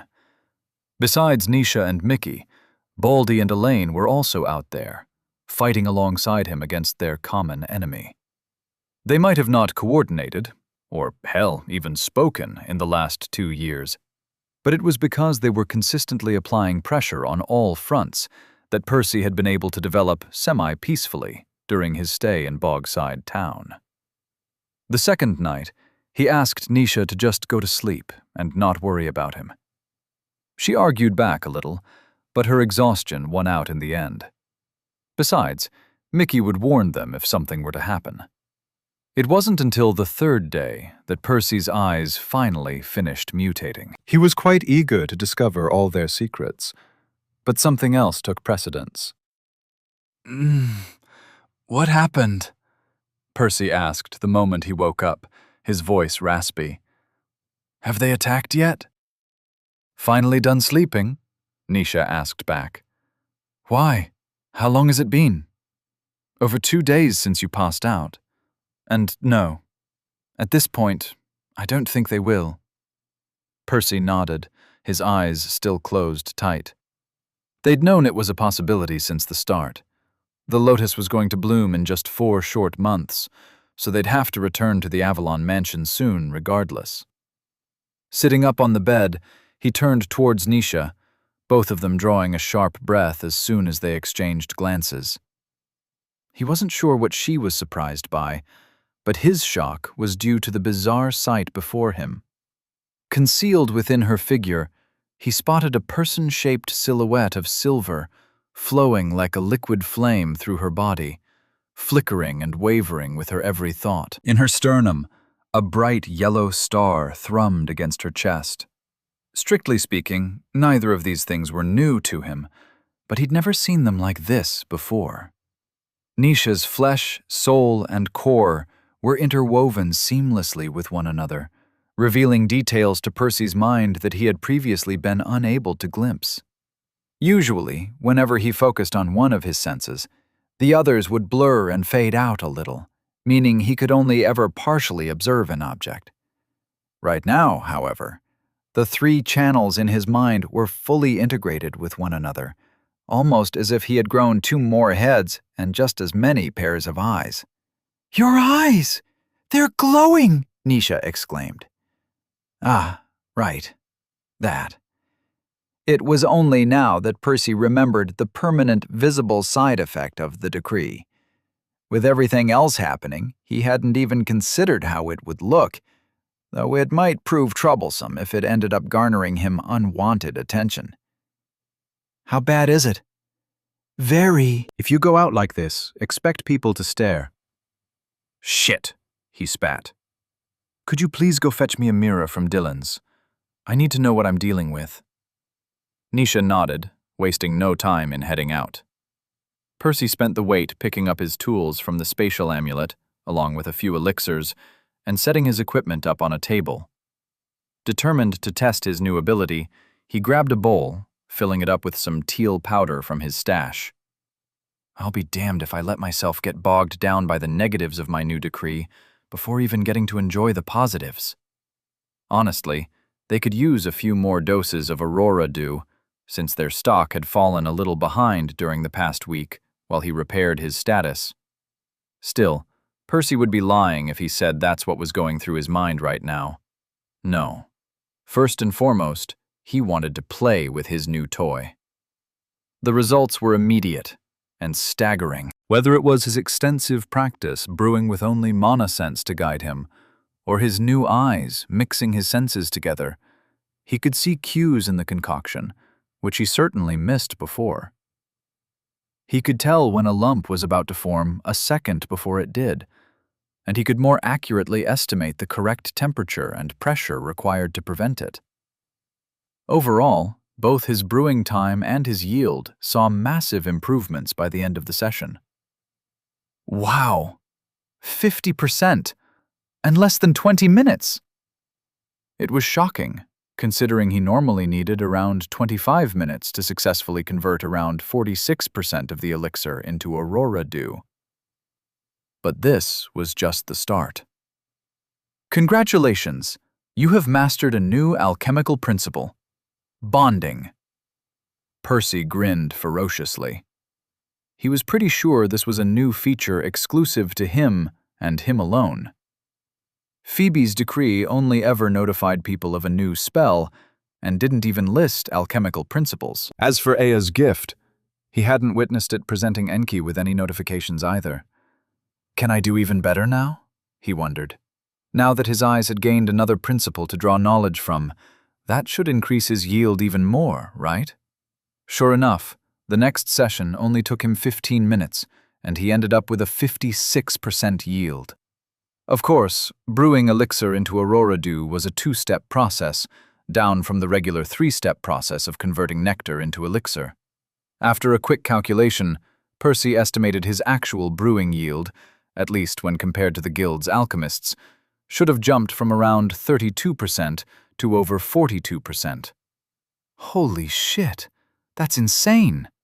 10% might not appear like a large increase to the uninitiated, but Percy was well aware of how difficult even the slightest improvement was after 30%. Hell, Oren had been doing this for centuries, and his yield was only 44%. Just 2 points higher than this attempt. "Are you done playing around?" Nisha asked. It was only now that Percy realized she had returned. She must have been back for a while, clearly hesitant to interrupt him. Grabbing the mirror, Percy examined his eyes. They glowed brightly, much like the Atlanteans, but his were a different color. Shining in a pale teal, his irises were split down the middle by a vertical pupil. "Can't you turn it off or something?" "Afraid not." It was a little inconvenient, but Percy would have to avoid meeting people from now on, at least until he found a solution. Crap. Will all my future clones have to spend several days growing new eyeballs? That was another issue he hadn't considered. Perhaps he could skip the difficulty if he didn't link himself to his host's eyes, but that wouldn't be much better. In any case, that was a problem for later. Percy had yet to fully explore his new mutation. Pulling up his status, he read everything from beginning to end, appreciating the recent additions. Percival Avalon Manacores. Manacore 1, Orange, Soul. Manacore 2, Orange, Pure. Bloodline, Clone. Create a copy of yourself. Effect varies by affinity. Mutations. Sorcerer's Eye. Draws from the cumulative knowledge listed in the status to enhance one's vision, allowing them to discern details previously unseen. Spectral trait. Weaving. Boosts one's proclivity in manipulating one-dimensional structures. Spells. Secret art. Familiar. Crude. Phantom scale gauntlet. Refined. Spectral art. Soul stitching. Refined. Soul conversion. Refined. Soul harvester. Refined. Reinforcement. Refined. Synchronization. Refined. Mantle of deceit. Refined. Alchemical principles. Extraction. Separate and condense an ingredient's essence. Pacification. Delay an ingredient's activation rate. Adjust an ingredient's effect. Prevent multiple conflicting ingredients from reacting with one another. Enrich an ingredient with crystallized pure mana. Decrees. Grants access to your status. Grants a bloodline. Grants a second mana core. Open a one-way portal to the Vault of Magic at will. Augments and enhances your status. Grants the Sorcerer's Eye. As expected, the description of the Sorcerer's Eye was nearly identical to that for the Alchemist's Eye, save for one minor detail. Rather than drawing from the knowledge listed in Aya's gift, it would now draw it from Percy's expanded status. But that is massive. After all, there's so much in there. While Aya's gift was merely a tool for alchemy, the new version of Percy's status covered a far wider variety of topics. If his eyes could draw information from all of them, he could hardly imagine all the possible applications. I suppose that's just something I'm going to have to explore over time. Shrugging, he pulled his familiar's status up too, to see if anything had changed there. Mictlantecuhtli, Percival's familiar, Manacores. Manacore 1, Yellow, Beast. Manacore 2, Orange, Air. Mutations. Soul Predator. Allows one to more easily interact with the souls of others. Wind Dancer. Allows one to augment their flight using air mana. Spells. Wild Art. Acceleration. Crude. Circulation. Refined. Decrees. Moirai's Decree. Grants a second mana core. Percy's eyes widened upon seeing the new section listing Mickey's previously hidden mutations. While he had often referred to them as such, he had no idea they belonged in the same category as his sorcerer's eye. Had Ea drawn inspiration from the beast affinity when designing his decree?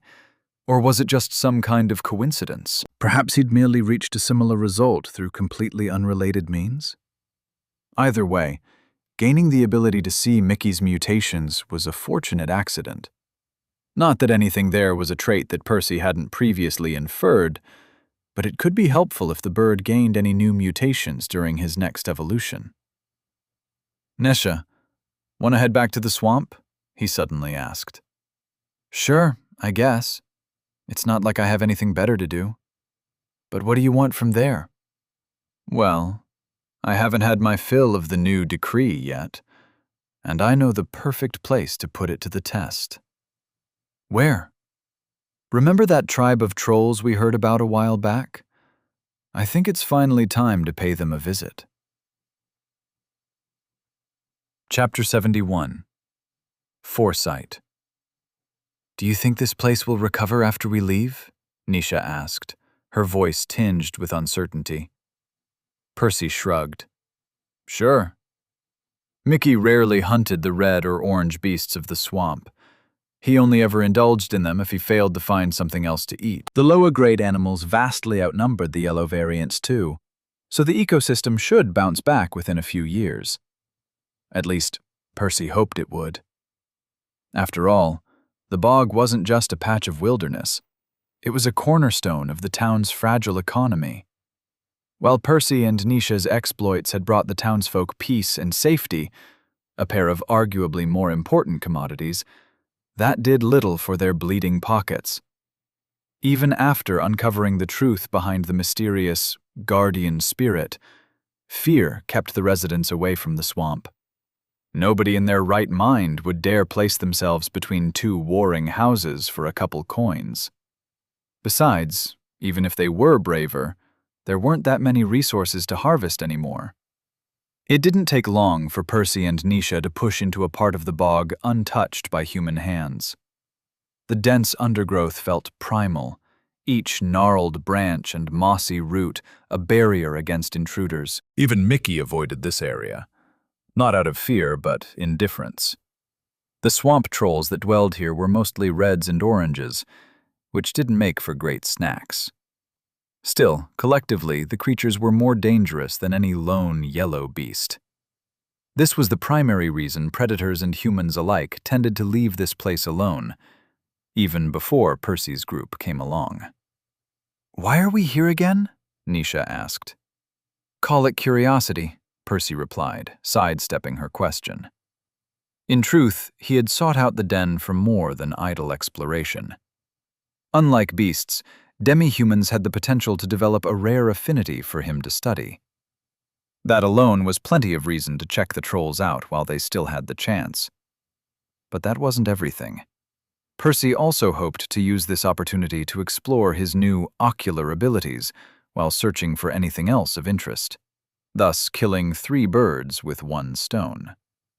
All right, just be careful. From what I've heard, these things are a lot more dangerous than their grade implies, Nisha said, a hint of worry seeping into her voice. Percy nodded, brushing aside a curtain of vines. The swamp seemed to breathe around them, shadows shifting as they ventured deeper. Had Mickey been with them, they'd have found the trolls already. Sadly, the crow was out patrolling again. Oh well, we'll run into them sooner or later. Luckily for them, it turned out to be sooner. A rustling ahead froze them both in their tracks. Moments later, their quarry emerged.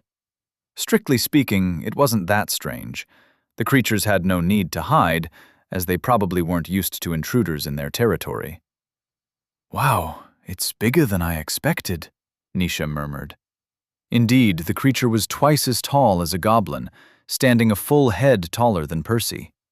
Its bulky build exceeded that of an adult human, too. Even at red, this thing would likely cause some serious damage if it landed a hit with its oversized stone club.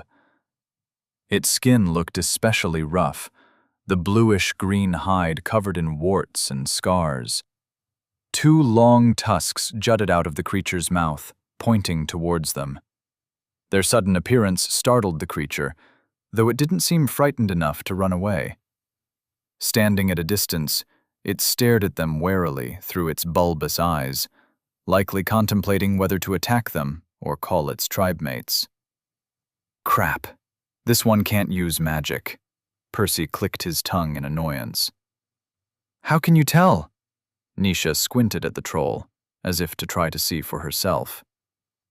Its mana channels are all blocked, he said, waving his hand dismissively. You can see that from here? Nisha struggled to contain her surprise.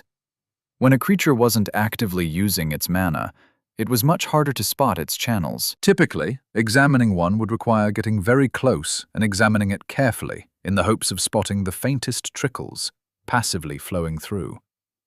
It was definitely not the kind of thing one could reliably pull off from 30 paces away. Neat, huh? Uninterested in their conversation, the troll let out a guttural roar, its previous uncertainty evaporating as its deep voice reverberated through the swamp. It didn't even bother waiting for its friends to arrive. It charged towards the pesky humans alone, its club raised high. Percy let go of the sack, the pieces of his magical armor clinking against one another as they hit the ground. Grinning, he motioned for Nisha to stay back as he strode ahead, his demeanor almost casual. He didn't bother using his spells, figuring his 2 orange cores should be plenty to cover for the gap in mass, on the off chance he got hit. Though he wasn't planning to. When the troll's massive weapon came down, he sidestepped it effortlessly. The club slammed harmlessly into the swamp floor, sending up a spray of mud and water. Slow, Percy thought, his gaze studying the troll's soul. His enhanced vision painted the creature in shifting light, every flicker of its silver silhouette betraying its intent. Had he attempted this a week ago, he would have had to dial down the mana gathered in his eyes in order to examine the creature from this close. But there was no need for that anymore. The new eyes took care of that, constantly adjusting themselves to ensure the creature's soul was always as clear as a glass of water. Another flicker of the troll's soul betrayed its boiling fury. Percy was experienced enough by now to tell that a follow-up attack was coming. Sure enough, the creature swung again, this time with greater force. Percy calmly evaded it with a step back, his movements unhurried. This only seemed to infuriate the troll further, however. It persisted in its relentless assault as Percy dodged its wild swings, one after the other, not bothering to fight back.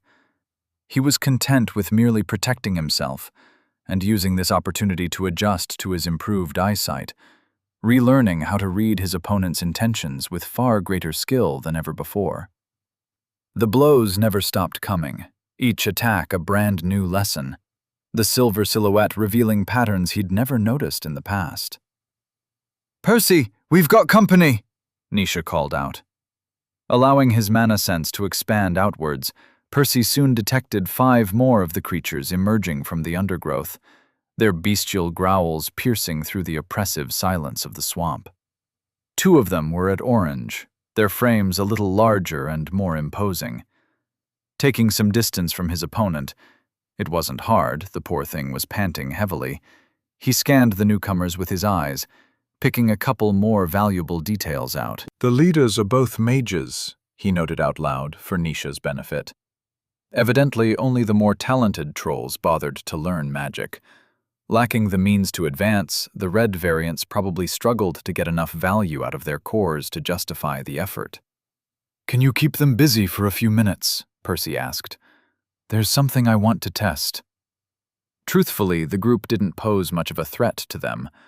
As a yellow, Nisha might even be able to take them on unarmed, let alone if she used her magic, though things might get a bit dicey if they allowed a few more groups to surround them. Should I just kill them? Nah, no need. If I find an interesting one, I might make a clone out of it, but let's not butcher the poor things unless we have to. It wasn't like Percy was above harming the creatures if there was some concrete benefit to be had, but he wasn't a fan of senseless cruelty either. She nodded, summoning a handful of black butterflies. Sending them after the trolls, she forced them to back away and kept them all at bay. Meanwhile, Percy shifted his eyes back to his original opponent, waiting for it to make a move. Not missing its cue, the troll rushed at him again, having recovered some of its stamina already. Allowing himself to fall into a trance, Percy resumed dodging the creature's attacks as he tried to further his understanding of the soul's movements.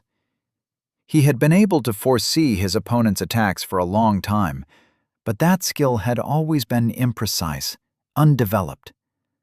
A wild flicker of the silver silhouette betrayed the intention to move, but Percy was quickly coming to realize there was so much more to it than that. Not every twitch was equal. If the lower part of the soul flared more intensely, it typically meant the creature was about to move its legs, not its arms, and vice versa.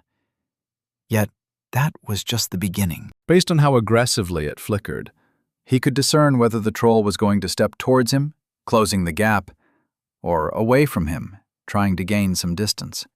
When its movements were wilder, they betrayed the creature's fury, suggesting it was about to attack him head-on. But sometimes they were subtle, twisting slyly, indicating a feint or a sneak attack. The intensity of the flickers often correlated with the interval between intent and action. The most intense flares were followed by swift attacks, whereas if the silhouette appeared to simmer over several seconds, it meant the creature was planning ahead. The way they blended together with the movements of its flesh mattered too, something Percy hadn't been able to focus on before his mutation. Fascinating. But I'm messing it up by dodging too quickly. Percy could tell he was on the verge of something big, a third image vaguely forming before his eyes, outside flesh and soul. Still, evading the attacks before they fully formed only gave the troll a chance to adjust its course, causing the image to blur again. Deciding to take a risk, Percy neared the creature intentionally, shrinking the margin of safety he'd given himself and dodging the troll's furious blows by a hair's breadth. He felt the violent rush of wind brush by his ears and his scalp, each sweep coming this close to shattering his skull into splinters as he delved deeper and deeper into the faint image before his eyes, trying to pin it down. More time passed as Percy danced with death himself as his partner, gambling his life on the altar of magic. There! He suddenly thought, his heart missing a beat. As soul and flesh bled together into one, Percy saw it. A projection of the troll's club, passing through his very face, flaring into existence a second before the creature even began its attack. It felt real. He could almost hear his teeth cracking and taste the iron in his mouth. Yet none of it actually happened. Never before had Percy predicted an attack with such precision. With unprecedented ease, he ducked the real blow with time to spare, delivering a heavy punch to the creature's stomach, his fist sinking deep into the troll's abs. The creature slid back through the mud, a splash of spittle and bile raining on Percy as it stared at him in incredulity. But he wasn't paying the troll any attention. His thoughts were fully occupied by his breakthrough. A full second ahead. It might not sound like much in the grand scheme of things, but in the midst of combat, it was a lifetime. Percy's status thought so too. Congratulations, you have mastered a new spell. Wild Art, Foresight, Crude. Chapter 72. Casters. A little help here would be nice, Nisha yelled, capturing Percy's attention. Only now did he realize that more trolls had gathered, about a dozen surrounding the two of them in total. At least the newcomers were all reds, and only the two oranges were capable of casting magic. Still, they put a lot of pressure on Nisha, who struggled to keep them all away with her butterflies. Leave the casters to me, he said, rushing towards the leaders. If more of them show up, stop going easy.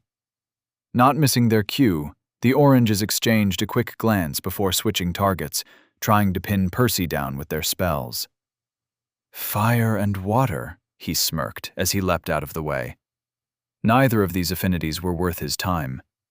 Then again, that was to be expected. Assuming the trolls were even capable of using rare affinities, he'd probably have to go through dozens of them until he found one. But that wasn't necessarily a bad thing. His new spell had plenty of room for improvement, so he could just hone it against these willing whetstones. Taking a few deep breaths, he kept his distance until his boosting art took effect. He wanted to practice, yes, but he wasn't suicidal. Fighting two orange casters bare-handed could get dangerous. The creatures didn't wait for him, continuing to pelt his location with blasts of blue and red. Still, they failed to prevent him from activating synchronization. The two sets of lines lit up along his reddening skin, sending beads of sweat seeping out of his pores as motes of cyan and silver mixed into wisps of teal. Percy no longer had any difficulty dodging the spells. Realizing they likely wouldn't get anywhere with magic alone, the troll casters clenched their clubs tightly. They were even larger and heavier than those wielded by their subordinates. As one, they rushed at Percy, clearly intent on drowning him in attacks both arcane and mundane. Of course, he didn't sit still either. Drawing some mana from his abdomen, he shaped it into a cyan rod, ready to greet his opponents. It was the old variant of the quarterstaff. He didn't have time for reinforcement. Still, it should be plenty for this. More spells descended on him, forcing him to crush them all into motes of mana one after another. The trolls reached him a second later. Percy scanned them with his eyes, the projections of their swings taking shape and betraying the trajectory of the clubs. He grinned. It's even easier than before. Capitalizing on the intimate connection between his status and his latest mutation, his new spell became second nature for him the instant it registered. Unlike mere minutes ago, he no longer expended much effort to visualize the troll's physical attacks, his eyes seemingly doing everything by themselves. But it doesn't work for magic. Having designed the spell by observing the interaction between one's flesh and soul meant that he had left the third aspect of one's existence out of the equation, as it didn't account for the flow of mana. That said, the unfortunate blind spot was precisely what he aimed to fix during this fight. 3 projectiles. No. 4! He corrected himself as a series of pressurized blobs rained down on him. With a quick spin of his weapon, he crushed the constructs into a harmless drizzle, his staff cracking already. Percy certainly hadn't missed that. In any case, he didn't get the chance to dwell on it, as a fireball enlarged before his eyes, about to melt his face off. It was followed by 2 club projections flinging at him from either side. Ducking below the flames, he tiptoed around the trolls, avoiding their attacks with some well-placed footwork.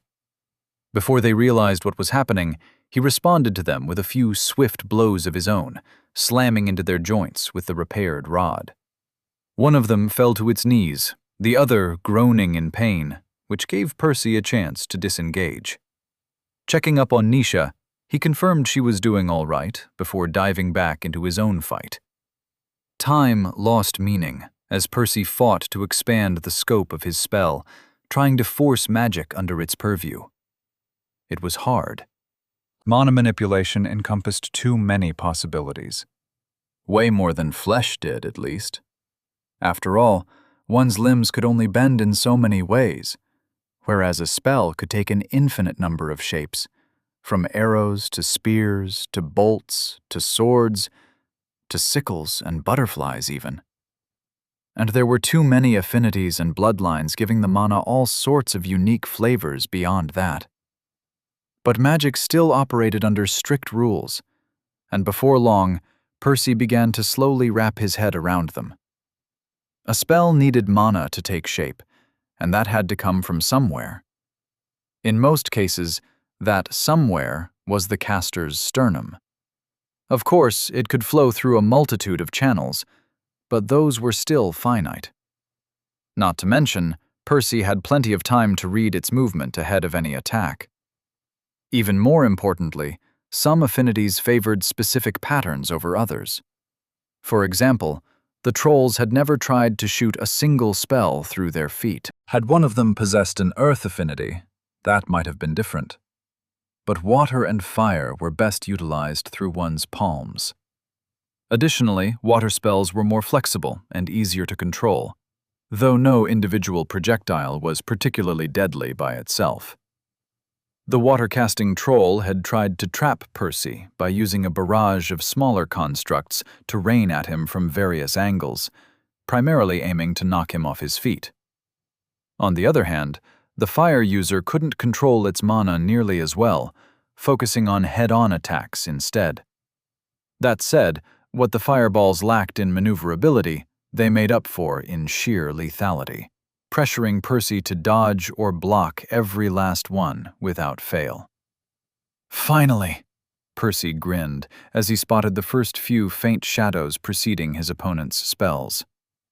Of course, it had taken way longer than he cared to admit, and he wasn't anywhere near done. Still, the contrast between the two affinities made it a little easier for him to predict their patterns, as he grew more accustomed to the troll's rhythm. Sadly, this was about the most he could accomplish for the day, as the first traces of exhaustion took root in his mind. A quick glance revealed that Nisha wasn't doing much better. She struggled to keep 15 butterflies active, clumsily holding just as many reds at bay. She was panting heavily, too, though she hadn't complained in a long time, to her credit. Evidently, she'd taken this opportunity to practice her magic as seriously as him. "Let's call it a day," he said, raising his voice to reach her through the commotion of trampling trolls. What scarce rays managed to pierce through the thicket revealed the sun was close to setting. In any case, Percy suspected his forthcoming spell upgrade would be refined, so he hadn't really expected to get it done in one go. Nesha nodded gratefully, spooking the trolls with an abrupt burst of mana. At the same time, Percy knocked both his opponents off their feet before sprinting towards his sack. The two instantly ran away, leaving an entire tribe of trolls staring dumbfounded at their backs. Still, none of the creatures dared to give chase, probably having realized how brutally outmatched they truly were. "What was that spell you were practicing?" Nisha asked once they had returned to Mickey's clearing. The crow was back from his duties too, carelessly munching on some oversized frog atop his boulder, while not paying their arrival much attention. Percy took a few moments to bring her up to speed, explaining how his soul vision worked and how his new mutation had allowed him to elevate the ability to a proper spell. "Wow, this sorcerer's eye sounds insane," she whistled in appreciation. "Say, do you think I'll get that too, when you give me a second core?" Percy shrugged. He hadn't forgotten his promise to her. With soul stitching now at hand, he felt more confident than ever about passing her the Moirai's decree, though he wasn't sure about Aya's. "The clone I made a couple days ago didn't get the mutation. I'm not sure if that's because I can't pass this decree along, or because my status was still a mess at the time. We'll have to wait until my current clone returns." Nisha nodded, clearly too tired to say anything else. Whether or not House Tantalus gave them a good fight, Percy intended to use his remaining time in the Grizzly Bog wisely. He'd already sent another clone out before visiting the trolls, and he wasn't done with them either. His current plan was to keep fighting against more of the demi-humans over the next few weeks, testing his foresight against different affinities, while looking for a suitable target to possess. But that's tomorrow's problem. They still had some time to kill before bedtime, so he took his trusty ocarina from his pocket, plopping down on the boulder. Moments later, a high-pitched tune broke through the gloomy silence, bouncing from tree to tree and permeating the bog. While the poorly crafted instrument still twisted a note every now and then, neither Nisha nor Mickey complained as much anymore. Percy had grown a lot better at playing over the past 2 years, his music no longer an insult to the ears. The trio banded closer together, enjoying the humble tune as they gazed at the bright moonlight and appreciated what little time they had left in this place. Chapter 73. Trollsden. Percy wasn't sure if the central area of the swamp had a name. He certainly hadn't heard the townsfolk mention one if it did, and he was confident the trolls couldn't give it one either. From what he'd seen, the creatures could only communicate by gestures, grunts, and growls. Thus, at the risk of eventually looking silly, he'd taken it upon himself to give the place a moniker in order to make it easier to refer to. The Trollsden. Over the next few weeks, he and Nisha continued to visit the place daily, whenever Percy wasn't busy with his chores at least. Mickey joined them too, whenever he was both free and sufficiently bored. Every time they ventured into the Trollsden, they entered from a different side to avoid meeting the same trolls over and over. As they'd come to learn, the creatures were split into several small tribes, each consisting of 6 to 8 individuals. Most were typically reds, with a single orange caster leading them. These pocket-sized groups tended to be highly territorial, never straying far from their own homes. The 2 groups that had joined up to attack them on the first day had been outliers, as nothing similar had happened since. Percy guessed the 2 orange leaders might have been siblings or something, overcoming the societal expectations of their kin to give themselves an advantage over other tribes. That said, it wasn't as though he particularly cared about the trolls' social structures much. During each venture, they sought out a new tribe to challenge, giving Percy an opportunity to test his developing foresight spell against different elemental affinities and flavors of casting. "I think it's close to evolving," he said, a shit-eating grin plastered all over his face. Lying face up on the ground in front of him, a troll chieftain gasped for air. As for its subordinates, they weren't doing much better. Evidently, Nisha had likewise improved her skills, keeping the creatures occupied without exerting much effort herself. "Have you found an affinity you like?" she asked. The question wiped the smile off his face, however. "Nope," he sighed. "Only elemental and pure affinities across the board." "I mean, that's not too strange. We've only fought a few dozen tribes so far. Statistically, they shouldn't have been enough." "I know," he shrugged. "I guess I just hoped we'd get lucky." The 2 disengaged from their defeated opponents, taking some distance from them before they had a chance to recover. The good thing about the trolls was that they never attacked them a second time. Apparently they were smart enough to understand how outmatched they were after getting their asses handed to them for several hours in a row. That, coupled with Percy's unwillingness to harm them, did wonders in dousing their aggression. Well, most of the time at least. Every now and then they stumbled upon a stubborn chieftain who didn't know when to quit. After waiting for Mickey to join them, the trio took a break from their tasks to drink their midday dose of Aurora Dew together. Naturally, Percy hadn't stopped brewing for them, especially since their stash of elixirs continued dwindling with each passing day. Luckily, the recent spike in his brewing yield would stretch their supplies for a month longer than they had originally planned. However, stealing more elixirs from House Tantalus's warehouse was looking more and more unlikely. The war didn't seem like it was close to ending, and Percy had yet to find a way to infiltrate the enemy family. "When I still have to implicate Baldy in the Aurora Dew mess after all?" Percy had intentionally avoided dealing with his family during his days in the guild, precisely to avoid bringing them unnecessary trouble. Ultimately, that had proven to be the right choice. Unlike him and Nisha, who could just run and hide from the divine root, his grandpa couldn't exactly take off. He had an entire house to lead. Then again, Percy wasn't sure where to find a different source of elixirs as things stood now. He did have some ideas, but they needed a lot of the darn things. In any case, he'd resigned himself to discussing everything with Baldy once he returned home. This wasn't something he could solve in their present situation, nor was it particularly urgent.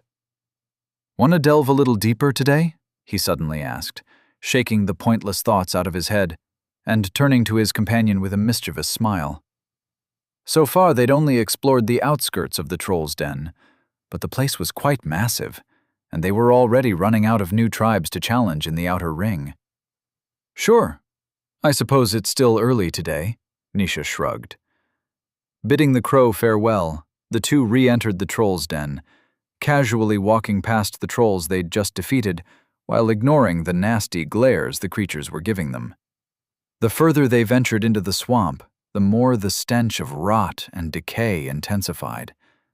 And that was no coincidence. While the trolls were opportunistic carnivores, occasionally snacking on any unfortunate critter dumb enough to approach them, there wasn't enough meat in the grisly bog to sustain their numbers.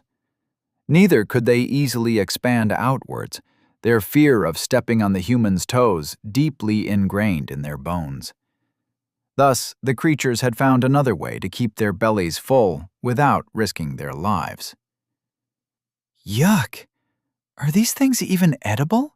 Nisha wrinkled her nose, examining the base of a nearby tree. The wood appeared old and damaged, as did the multitude of deteriorating carcasses carelessly piled up among its roots. Some of them might have been there for months, reduced to fleshless skeletons, while others were a little fresher, the meat still slowly rotting off the bones. Amidst this intentionally designed mess, Percy and Nisha discovered the primary food which the trolls cultivated to sustain themselves. Growing on spoilt flesh and decaying roots alike, countless whitecap mushrooms blanketed the area. Some of them jutted out of a skull's eye sockets, others neatly lining the spaces between a creature's ribs. By far the most disturbing detail, however, was the fact that many of the corpses appeared to have belonged to the trolls themselves. They fed their own dead to the mushrooms, and then ate the resulting fungi. Trust me, you don't want to see the kinds of things some of my clones have eaten, Percy chuckled. He wasn't as bothered by the sight as she seemed to be. His adventures had long numbed him to the idea of doing whatever one had to in order to survive. If anything, the tiny mushrooms looked cute. Nostalgic, even. Reminding him of his time in the guild. Of course, these mundane fungi were as far removed from their colossal cousins as they could be. Not a speck of mana flowing through them. Still, they were clearly as important to the trolls as the fungal spire was to the rest of Remir. Continuing their journey, Percy and Nisha encountered more discard piles. At some point, they noticed that every single tree in their path had been transformed into a grim mushroom farm, though they hadn't met any trolls on their trek through the gruesome stashes for some reason. Are the tribes in the outskirts assigned there on purpose? To guard the perimeter or something? Nisha wondered out loud, after another hour of walking without a single troll in sight. Well, it would explain why all their food has been left unguarded, but that still leaves a lot of questions. Percy wasn't quite as convinced. For one, most of the troll tribes they'd encountered had shown no intention of cooperating with one another. How would they have all organized to such an extent?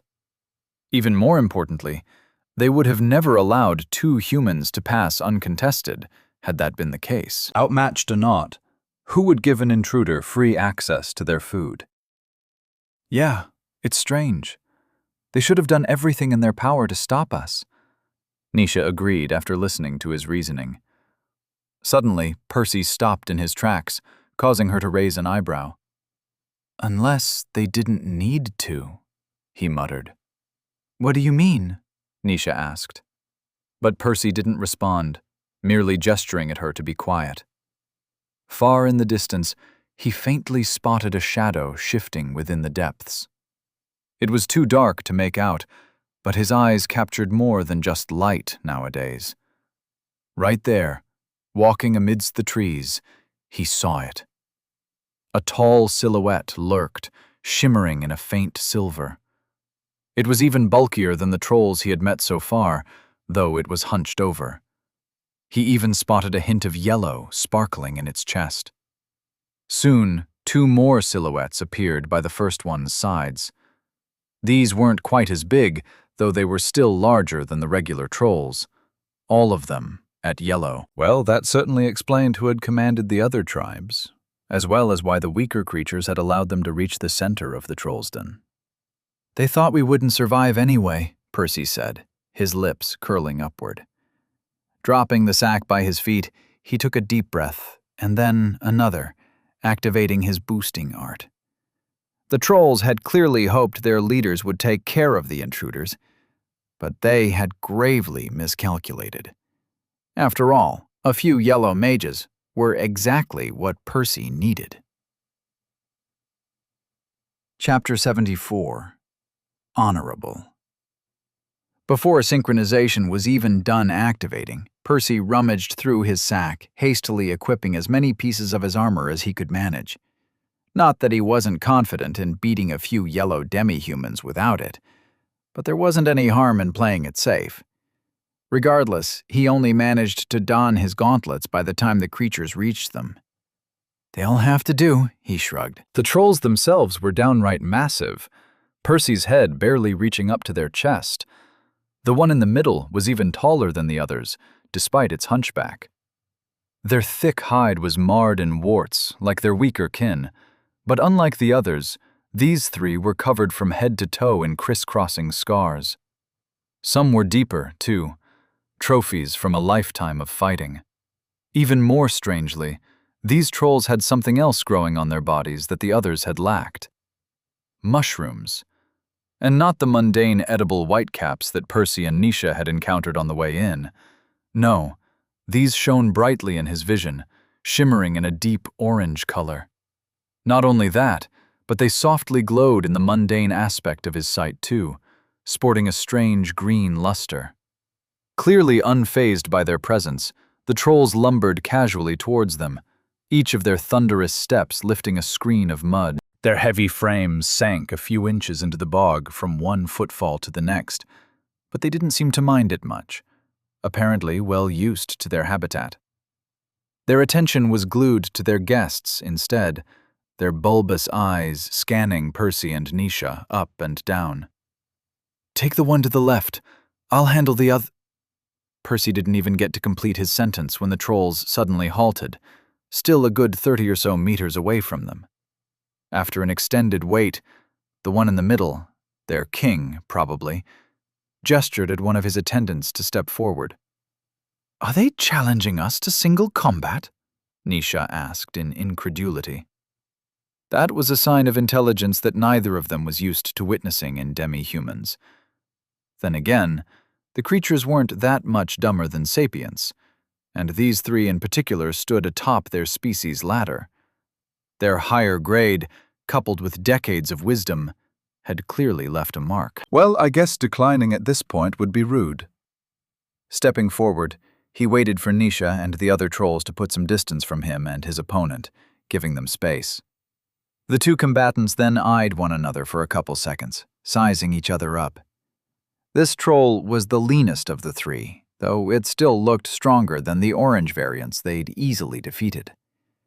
Sapients didn't transform when advancing. That was a unique feature of beasts due to their affinity. Percy didn't know if it was just a coincidence that these three happened to be a little larger, or if something else was at play.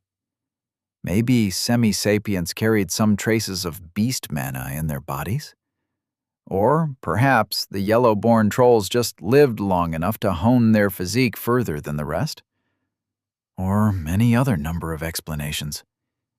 In any case, it didn't really matter. The creature was unarmed, its posture carrying the aura of an experienced mage. Satisfied with his assessment, Percy waited patiently for his opponent to make the first move. The troll didn't stand on ceremony either. It didn't move an inch from its spot. But Percy didn't miss its soul and core flaring up, a trickle of mana flowing down to its feet. "Earth?" He raised an eyebrow as he waited to see how the mana would react. "No, water." He'd observed enough of both affinities by now to tell their channels apart. That said, he was surprised to see a water mage use their mana in such an unusual fashion. It wasn't impossible for water mages to take advantage of their environment in the same manner that earth users regularly did, but it was much harder in this particular situation, given the circumstances. All the water in the swamp was mixed with soil, slowing down its movements. Still disappointing, though. He sighed, resigned to the lack of unusual magic within the boundaries of the Trollsden. Another common affinity. It seemed there wasn't anything of interest in the grisly bog. Yet, Percy's disappointment didn't last long. As soon as the troll was done spreading its mana, it finally activated its spell.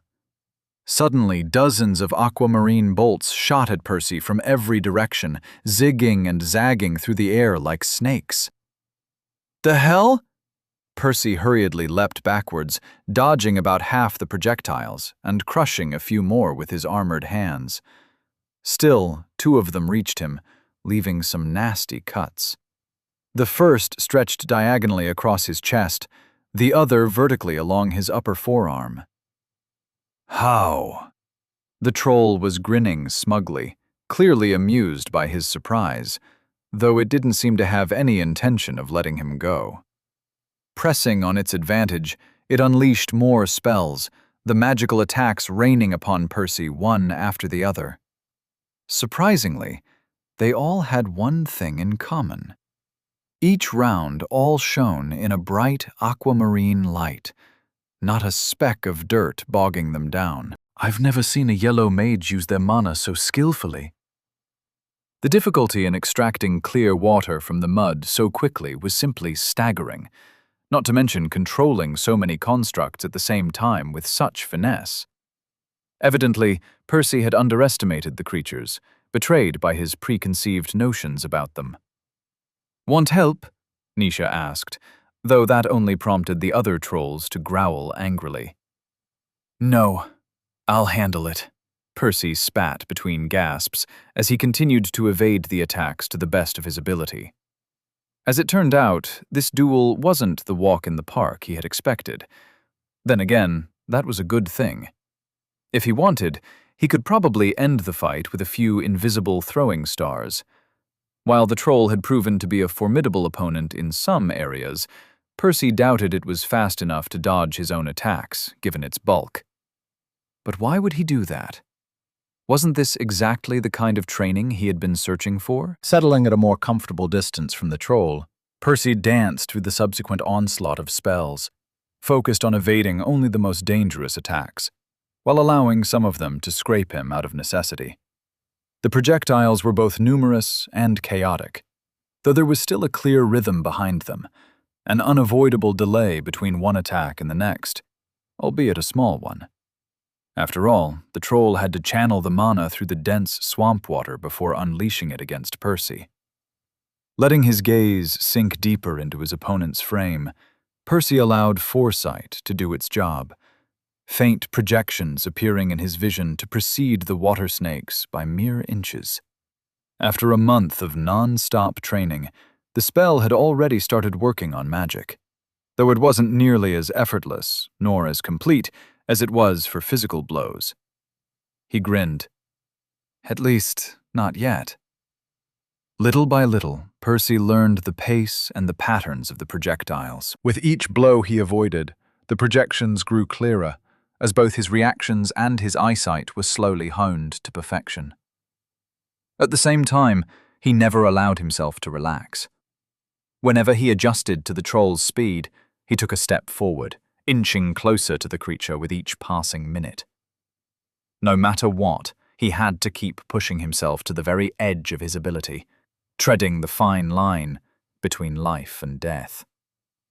He had long since learned that was always the fastest way to improve. Why did he stop?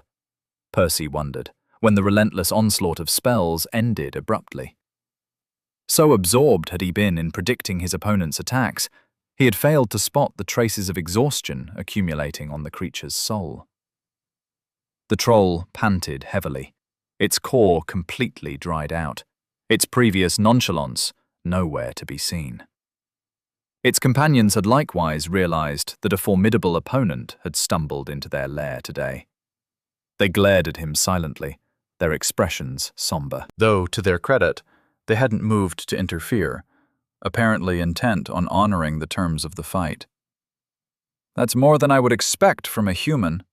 Percy nodded in appreciation, feeling some newfound respect towards the creatures. Curious, his eyes fell back to his opponent, the troll still trying to catch its breath. Honestly, this was only to be expected. While the creature's sheer skill in mana manipulation was arguably impressive, at the end of the day, it was still just a yellow. It never stood a chance of keeping up with Percy in a prolonged battle. "Take your time. I'll wait," he shouted, not knowing whether the trolls could understand him. Then again, actions spoke louder than words. If they couldn't understand his words, they certainly got the message once he turned around, walking to a nearby tree and leaning on its trunk. He'd have taken a seat too, but the roots were covered in mushrooms and rotting carcasses. Under other circumstances, allowing his opponent to recover might have been foolish, but not right now. After all, he had never intended to harm the trolls, nor did he much care about winning. His priority was only the evolution of his spell. Nothing more, nothing less. And he doubted he'd find a better sparring partner.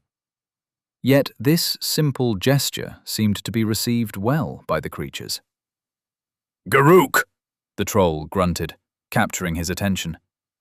Huffing, it turned towards its leader, apparently waiting for permission to do something. Only after the bulky troll nodded did the water mage look back at Percy.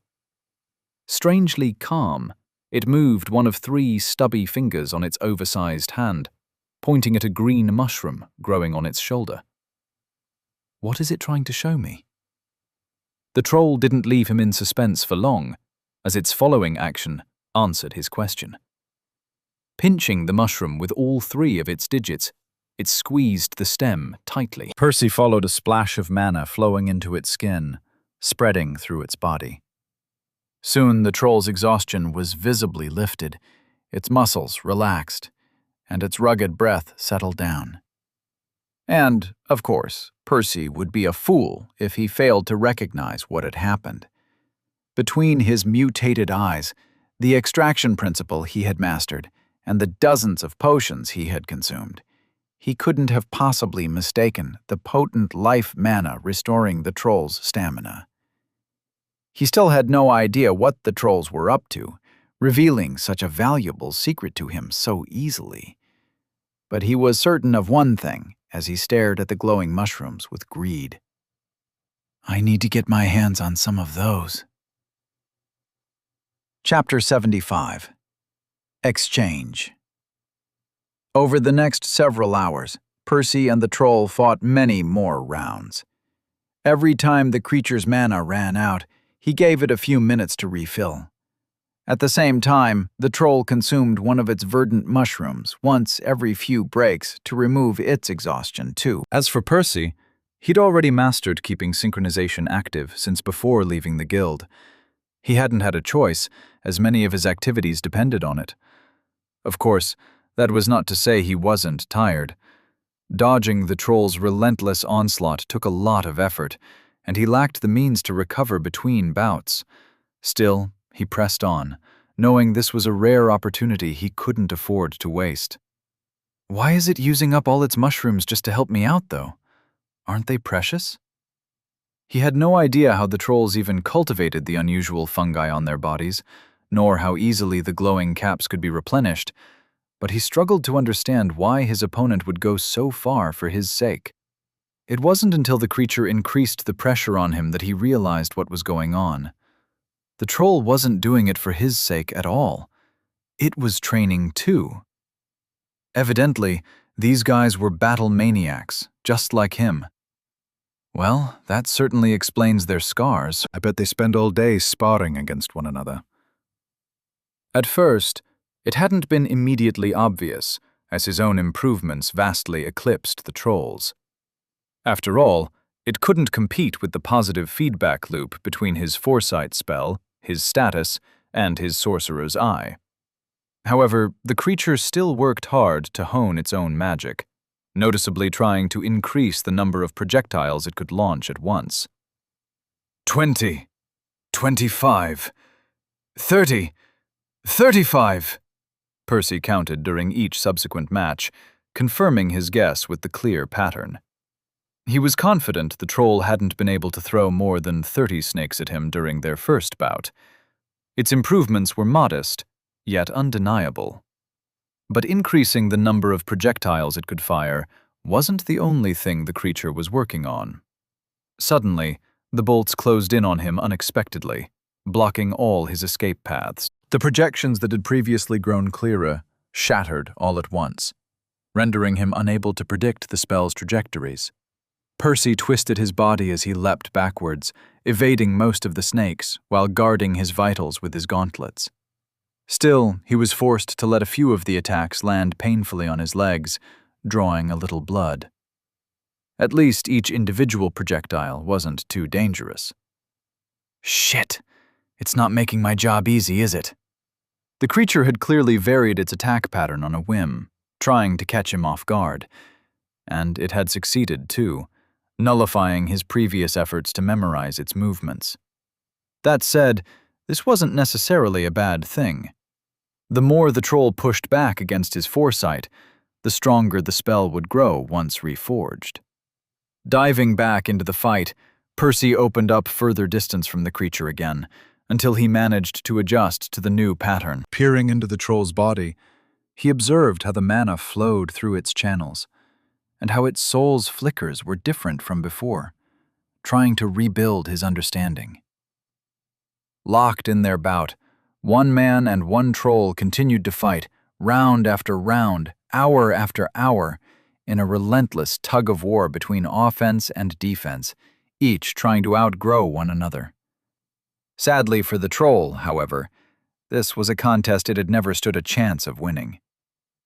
Percy tiptoed between the azure snakes, navigating the muddy battlefield with the elegance of a dancer.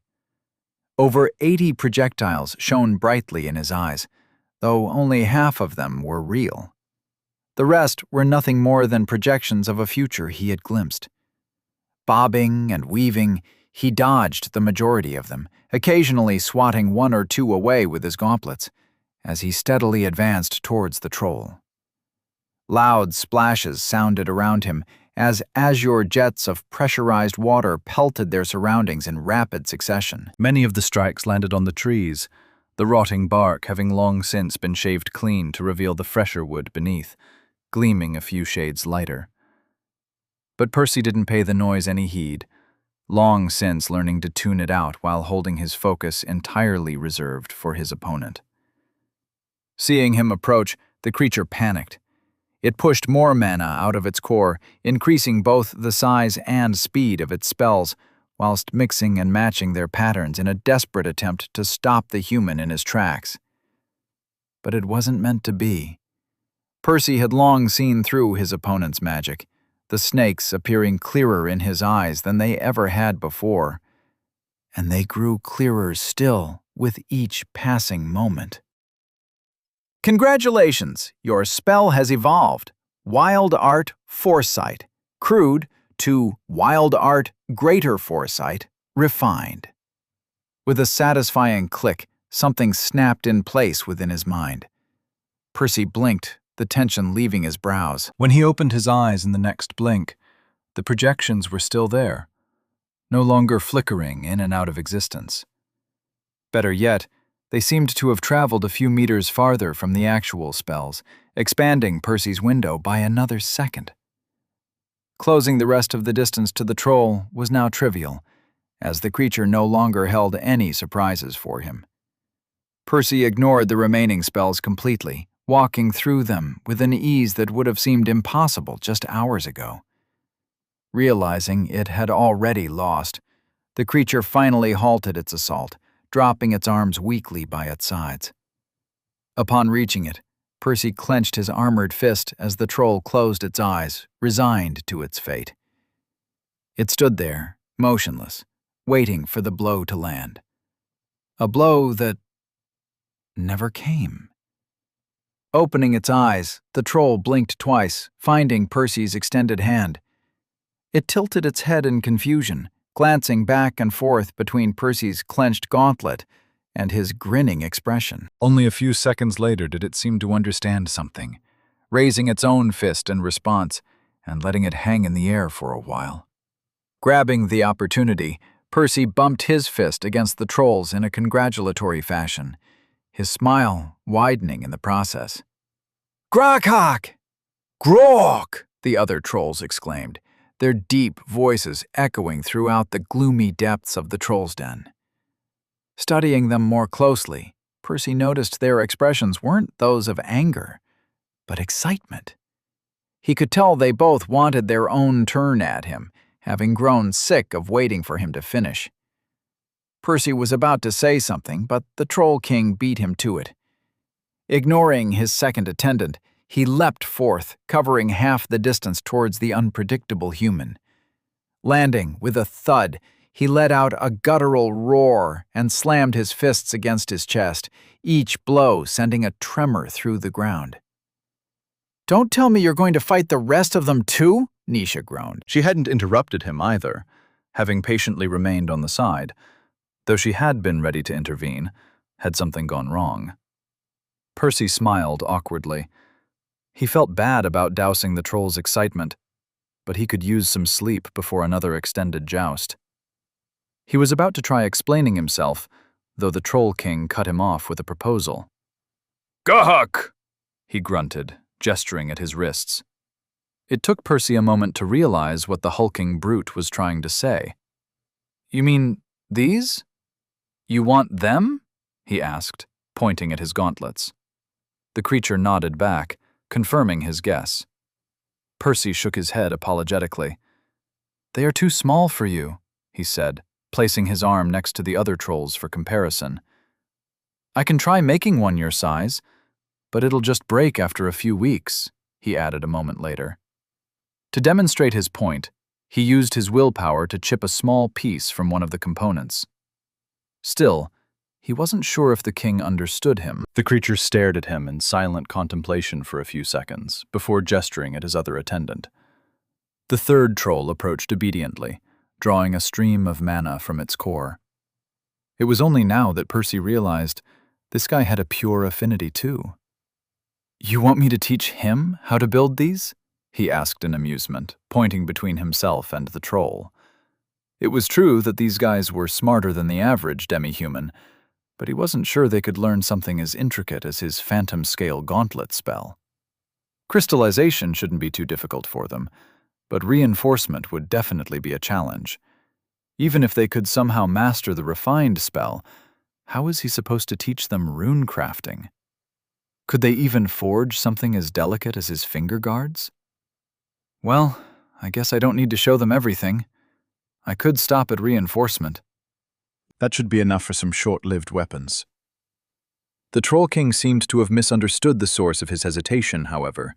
Thinking Percy was just being stingy, he turned around, pointing at his back.